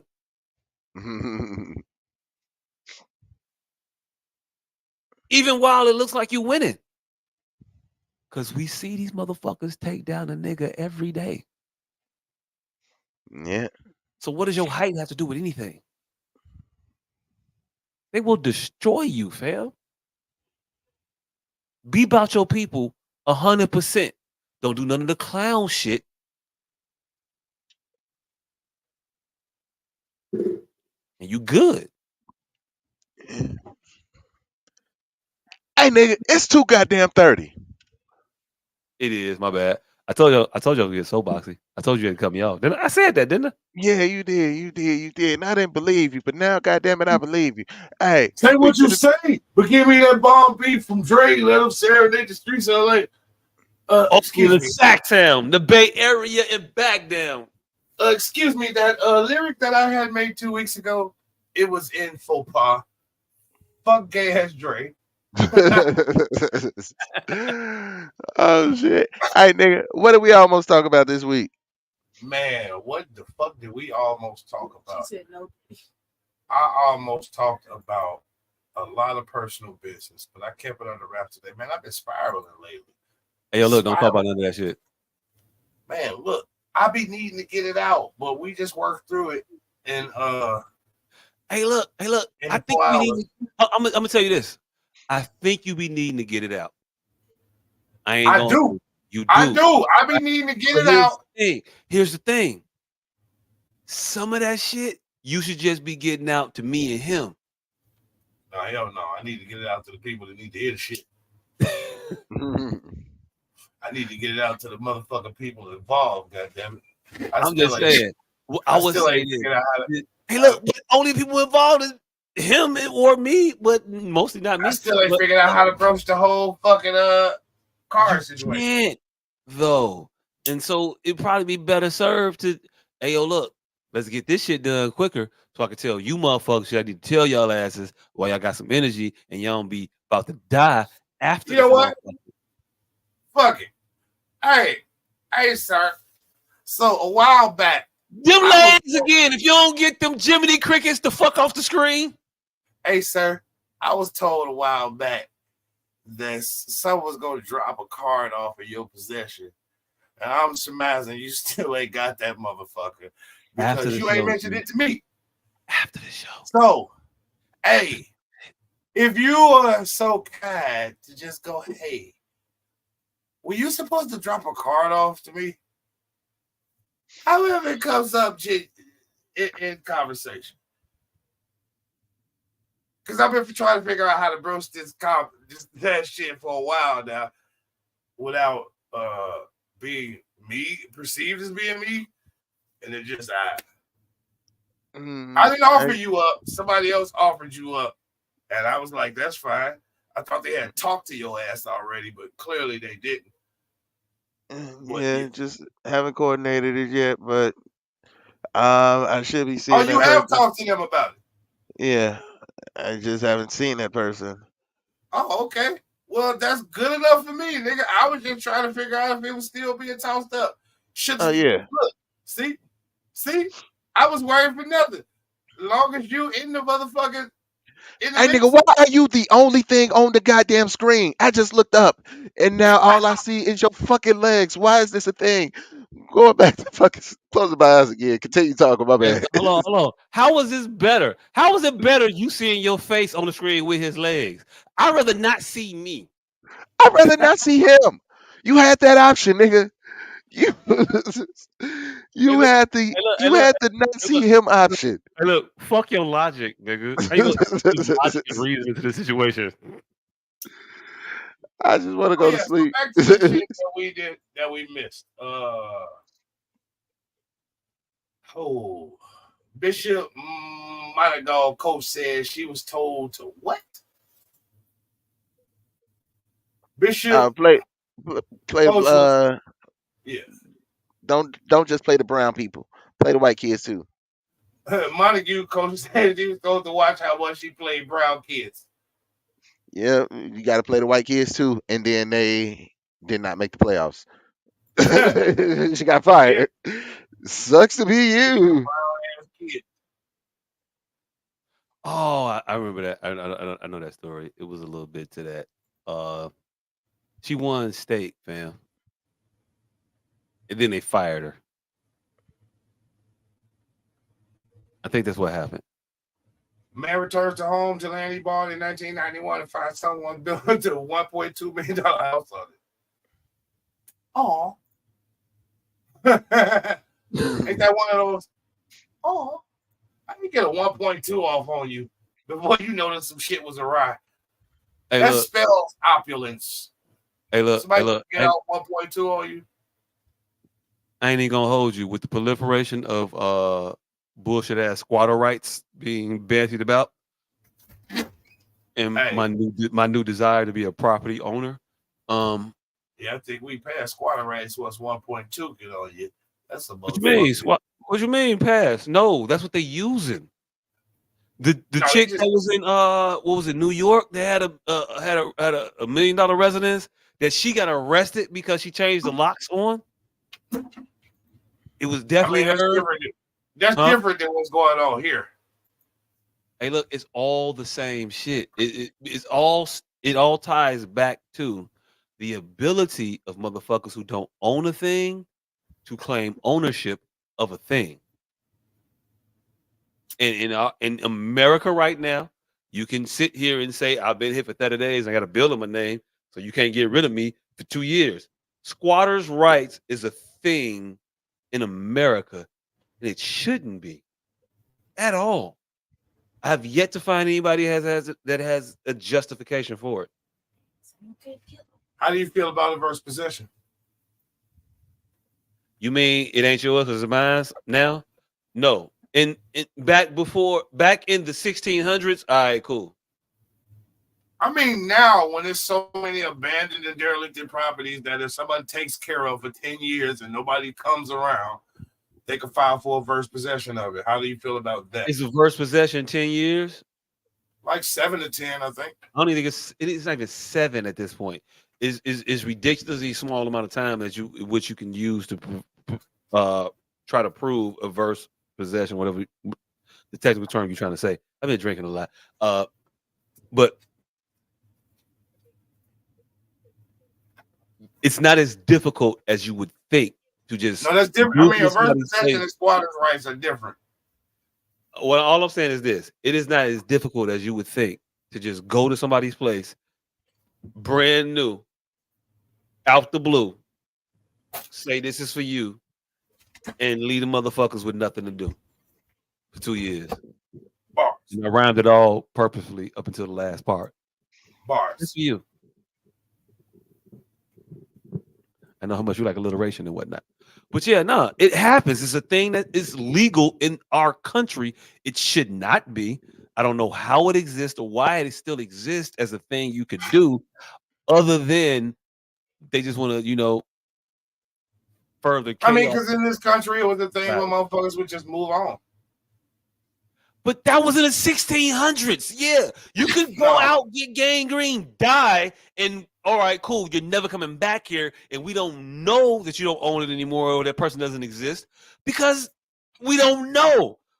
Well, it's whole sections of years Chicago past, we know now. But in today's day and age, those shouldn't be the thing you could do. It's whole sections of Chicago Heights.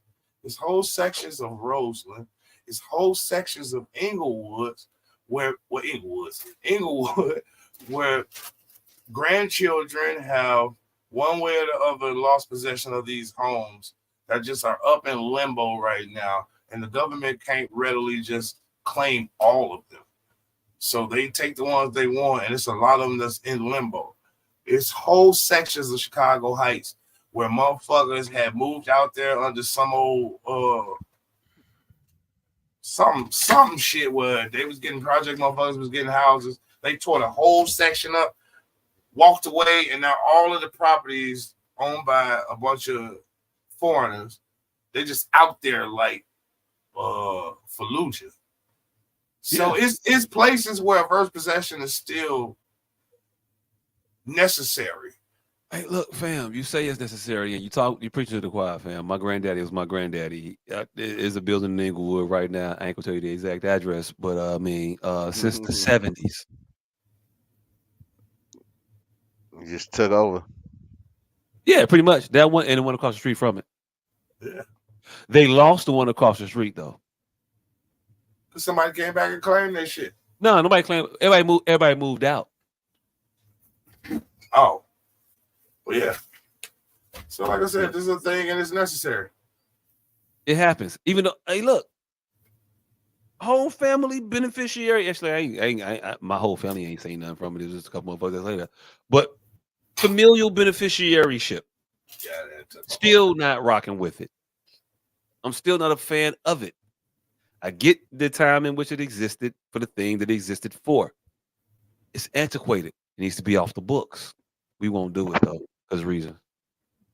I mean, here, but this is. I think we past having this conversation right now because it's late in the day. It's the government trying to stay out of some shit that we often ask them to do. It's their way of staying out of some shit. So they're not really dealing with these fucking convoluted ass properties because they don't have the time, the manpower, the hours, the fucking money. Because a lot of these properties ain't just cut and dry. Motherfuckers are owned outright and only got back taxed because the person who was very diligent just died. And none of the subsequent people who took it. So if a motherfucker was to try to go governmentally and just open that can of worms, some cousin from somewhere who's very stable, well, you didn't tell me, and lawyers come out and just imagine if that was on a wide scale thing. So the government just be leaving most of that shit alone. Like, y'all figure it the fuck out until some alderman or some motherfucker local politician gets a hold of that shit. So it's actually the government trying to stay out of your business for marginally, not patting them on the back for that shit, but it is the one way that they try to give you what you clamor for. Less government involvement. If I didn't believe the government was involved in corporate real estate holdings across America, I'll be with you. I'm talking about averse possession only. That's it. Just that one area. But it's a very small marginal area. I just said that. But we This is one of them things where people put a truth in a lie. Just say, look, they can point at the truth of this averse possession shit is how the government say, hey, look, we stay out of y'all shit. It's a very small way, but that's how they try to stay out of people's shit. Because they know not a lot of people know how to fucking even actually do it properly. Mm-hmm. Because it takes more than just fucking a bill, and you have to actually make adjustments to that motherfucker to improve it. They do that shit. No, I'm not. It happens. But I say it's a necessary evil. Like I say, it's a thing now in the news, and it's just front of mind because it was just a news story about the New York shit that just happened. So yeah, it's a necessary evil. I believe it's a necessary evil because a lot of these properties need to be dealt with. It's causing rodent problems. It's causing dogs to be poisoned because of rodenticide everywhere. It's like it has a fucking far-reaching thing that and I think that problem is exacerbated by corporate ownership of these properties because we have so many entities that don't live in these areas that hold these buildings in these areas and keep them dilapidated because it's just cheaper to do so now. You can go around myriad areas around here and just look at buildings that are unoccupied but are owned.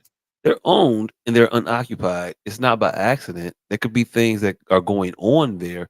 They don't have them there because they're artificially trying to suppress, number one, the availability of living living quarters on the market to bump up the prices for the remaining ones that exist. All this shit run back to money, fam, and motherfuckers' willingness to do unscrupulous things to get it. Okay. Blanket and Catherine, head to head. Love language issue. Man gets a DUI while driving a children's toy Power Wheel. That was some bullshit. It's a person that drinks often. It's a person that drinks often. Who thought he found a loophole? Where was he driving his Power Wheels at? On the streets when he should have been on the sidewalk. Hey. If he'd been on the sidewalk, he would have had no issue. If he was on the road, then I'm with get him off the road. But if he was on the sidewalks, just driving around, if he was crossing the street at the appropriate junction, then you gotta leave that man alone. Leave him alone. All right. Sexy Red say they was lying.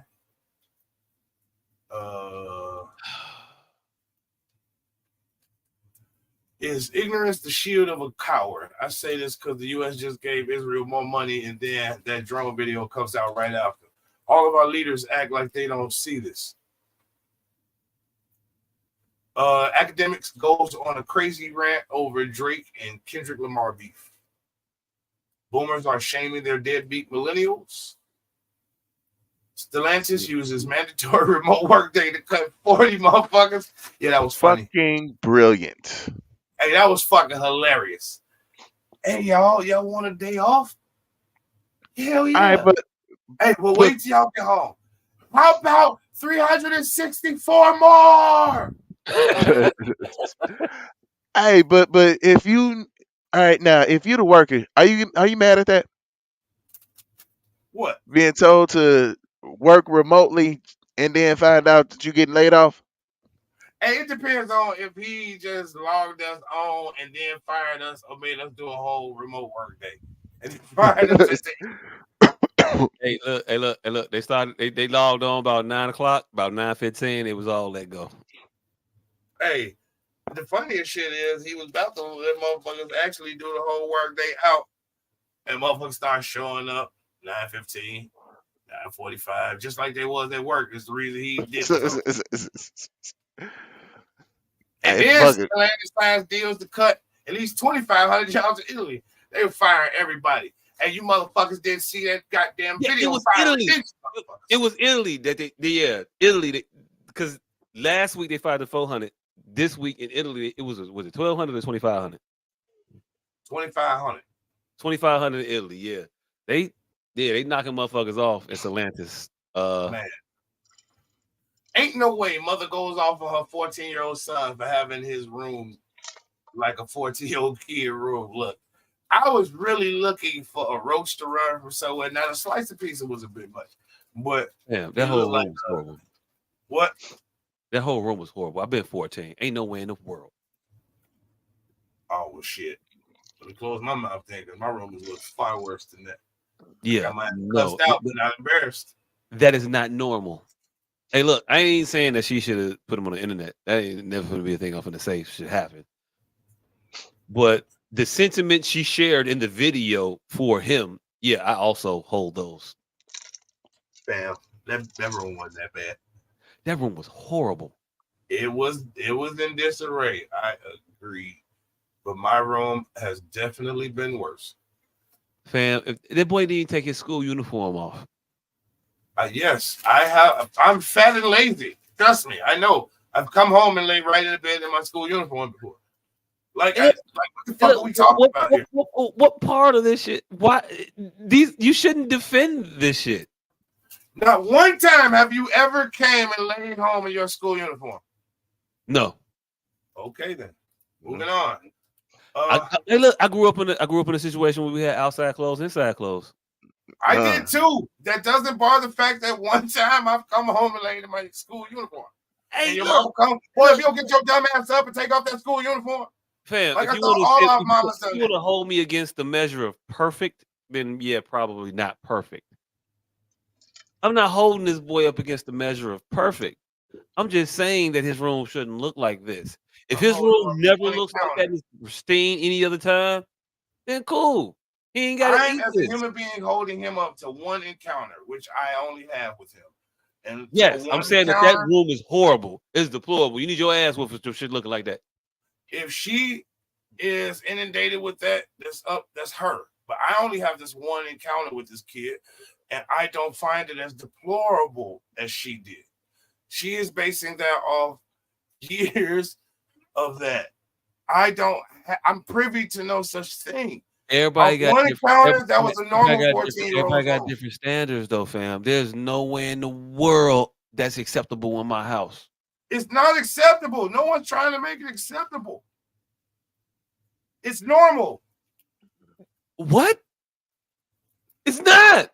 Messy kids are normal, fam. Moving on. Why does everyone think I'm going to be killed? Because you keep saying crazy shit. Stevie J tags Diddy and his sons in the IG story. No weapon formed against us shall prosper. We talked about that too. We talked about that. Oh, already. shit. Yeah. Hey, but no, he should have tagged us, nigga, because everybody's saying him. Hey, did y'all talk about? No, y'all didn't talk about it because I posted this shit. Did y'all watch this video with these three sisters in it? Which one? Refresh my memory. With the Diddy house raided, that was very misleading. And they were just talking about fuck niggas. They got them motherfucker didn't say much about Diddy and the shit his allegations. They were just like Diddy is typical matriarchy and patriarchal standings. I didn't even see that shit in the chat. Yeah, it's Me neither. Just house raided. And my heading said everybody be talking about niggas in podcast tropes and stereotypes. Yeah. What about these mop head man hating Mabels? Oh, and all three of them have the same natural do and different variations of it. And it's just funny. Like every bitch with that very stern opinion about men got this very same hairdo, and it's fucking hilarious. But yeah. Oh shit. White people just got hip to knock them out. White bitches getting knocked. White bitches say African queen, but I thought this shit was happening somewhere in California because these motherfuckers is sans any accent. But white bitches been getting punched in the face for looking at their phones randomly. I saw that. Is that a real thing, or is that like a joke that they motherfuckers making up? No, it's everything is a real thing now, but it may be a real fake thing. But white bitches are posting on Twitter that men are just walking up to them, punching them in the eye, and they appear to have eye injuries, all of them. But they are posting on TikTok, all of them are trending about men punching them in the eye while just staring down at their phone. Like this is the only thing they have in common is that they're looking at their phone and some nigga walk up and find them in the eye. Hey, here's the thing. I saw that. I don't know if I watched the whole thing of it, but here's what I got. Yeah. I didn't see any of them get hit. No. Number one. Number two, I'm aware of a movie from the 90s called A Thin Line Between Love and Hate. In that movie, there was a scene that opened eyes to everybody who has probably not been in that situation, because at that point in time in my life, at 15, 16, whatever the fuck I was, I ain't never seen no shit like that. Domestic violence wasn't a thing in my world. And when I saw Lynn Winfield take a stocking filled with oranges and beat the dog shit out herself, at that point in time, I realized there's nothing I could put past the person. Hey, I didn't see to that extent, but I've seen something similar. I've seen a bitch grab a nigga up and him restrain her, and then she fall out, holler, go to the wall fall, call the police, and stand there scratching her own face. So I've seen something close, but not exactly the fucking. Hey, look, I ain't never seen their oranges in real life. I ain't never seen self-mutilation in real life, tell you the truth. just told you what I seen. It wasn't the oranges, but it was damn close. I was just involved. I told you, nigga, my What I'm life saying, is I'm not arguing with you, Phil. What I'm saying is the thing that I only known to happen in fantasy. You've actually seen a realistic application of. Hey, I was just involved in a realistic case, sweetheart. You all right? I was just involved in that. Yeah. Hey, you better get your old ass the fuck away. I was just involved. Hey, Lester, get your motherfucking ass away from her. I was just involved in that, nigga. I never thought I would be Lester and walking behind a young hot to trot with my dog and motherfuckers pulling up behind. Sweetheart, you all right, sweetheart? New experiences every day. Yeah, I don't know. What else? Yeah, I'll be bogging us down. Well, other than the biscuit punches, and yeah, that's about it. Oh, and last but not least, Good Times, official cartoon trailer. I'm here for it. Hey, look, how long you want to be here? Not long. Not Okay, matter of cool. fact, we're not even gonna talk about it. Hey, so that's everything that we almost talked about. We want to take y'all for tuning in. We do this shit every goddamn week. I don't know why they got this nigga started. First of all, I swear to God, I hate looking up and seeing your goddamn legs. Nigga, this shit is mad disturbing. But the And nigga you whose legs wiggling you can them motherfuckers up. the nigga whose legs you can see, this nigga got urban containment gear, personal protection units, ashtrays, motherfucking house moons, all that shit for the low low. You don't even know though. 29, motherfucking 99. House moons cost a lot more. God damn it, why did you put him on the screen by himself? I can see why she's repulsed by my body. I look like a fucking frog. Hey, look. I Hey, need nigga, you gonna are a top hat short. Hey, no, but it's only because I WWE. was slouching. You see, if I sit upright, I look like a full boy. I do. Nigga, Hey, yo, look. nigga, you Hey, go look. from a frog to a battle toad, nigga. No, hey, look. Aside from him looking like a battle toad, battle toadish for a second. you have the legs of a woman who thinks that she is a bad bitch. 100%. I gotta start. 100%. Chicks that got legs like you walk around calling themselves thick. And fuck y'all. Fuck you. You have the leg presentation of a thick bitch. Hey, Her mind, when I sit up straight, I turn into a Greek god. Yeah. But All right, well, nigga, when you're we just sitting talking about like where that, we at, though. We just talking about nigga, where we at. Nigga, when you sitting like that, you look like a Sega Genesis character, nigga. Hold on. Let me tighten this up, goddammit. Y'all Hey, gonna look. see this 250. Hey, look. You've been better off saying that you have the legs of a Greek goddess. And fuck you. But yeah. Hey, look, that big ass M on your chest, it look like it come from matriarchy land. Oh, Mr. Matriarchy there.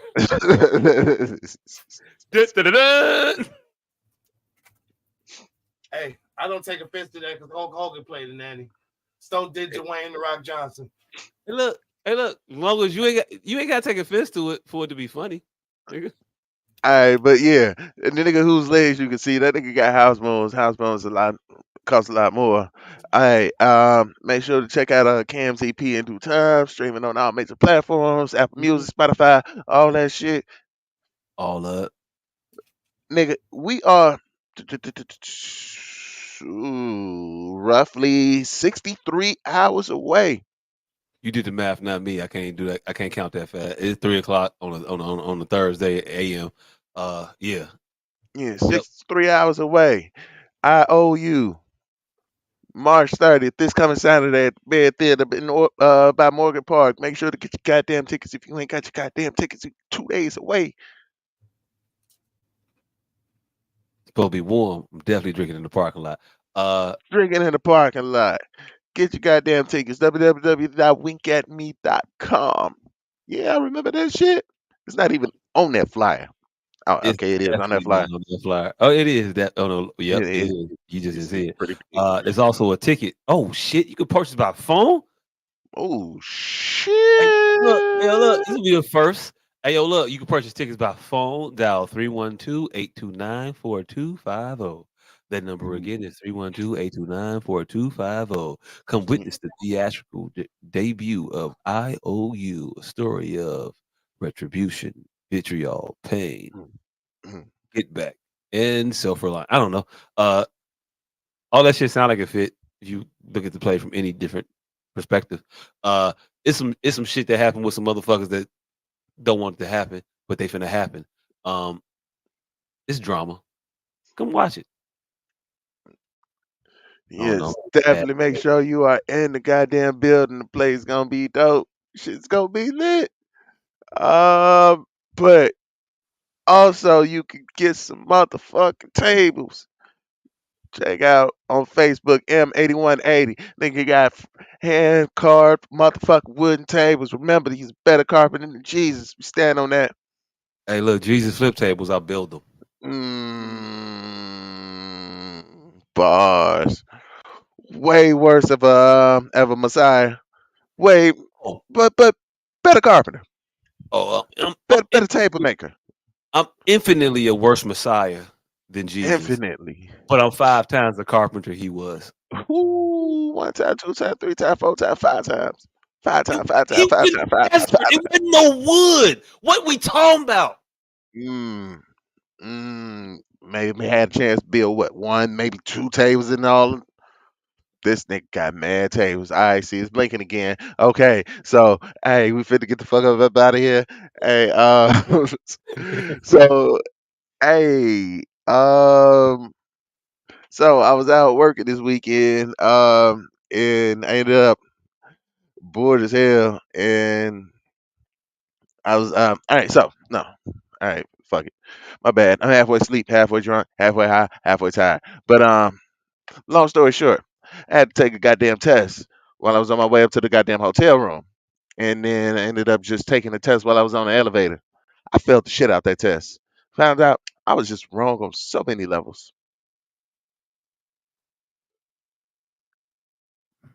Get it? You failed the test while I was on the elevator because it was wrong on so many levels. I mean, that's less a pun and more of an actuality. That's a double entendre. Yeah. Hey, nigga, fuck you and your legs. Not even on the camera. Still. Hey, look. Yeah, pause. No Diddy. No Diddy. No Diddy.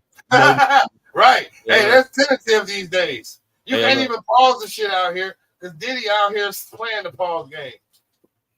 Hey, fuck this nigga thigh meat. Thank you, big homie. See, my big homie laughed. Y'all kiss my ass. Fuck y'all. This nigga thigh meat. No Diddy. Thank y'all for tuning in. Y'all been watching the motherfucker for 4 hours, 52 minutes and 4 seconds. Don't forget to Yo. like, subscribe, and share.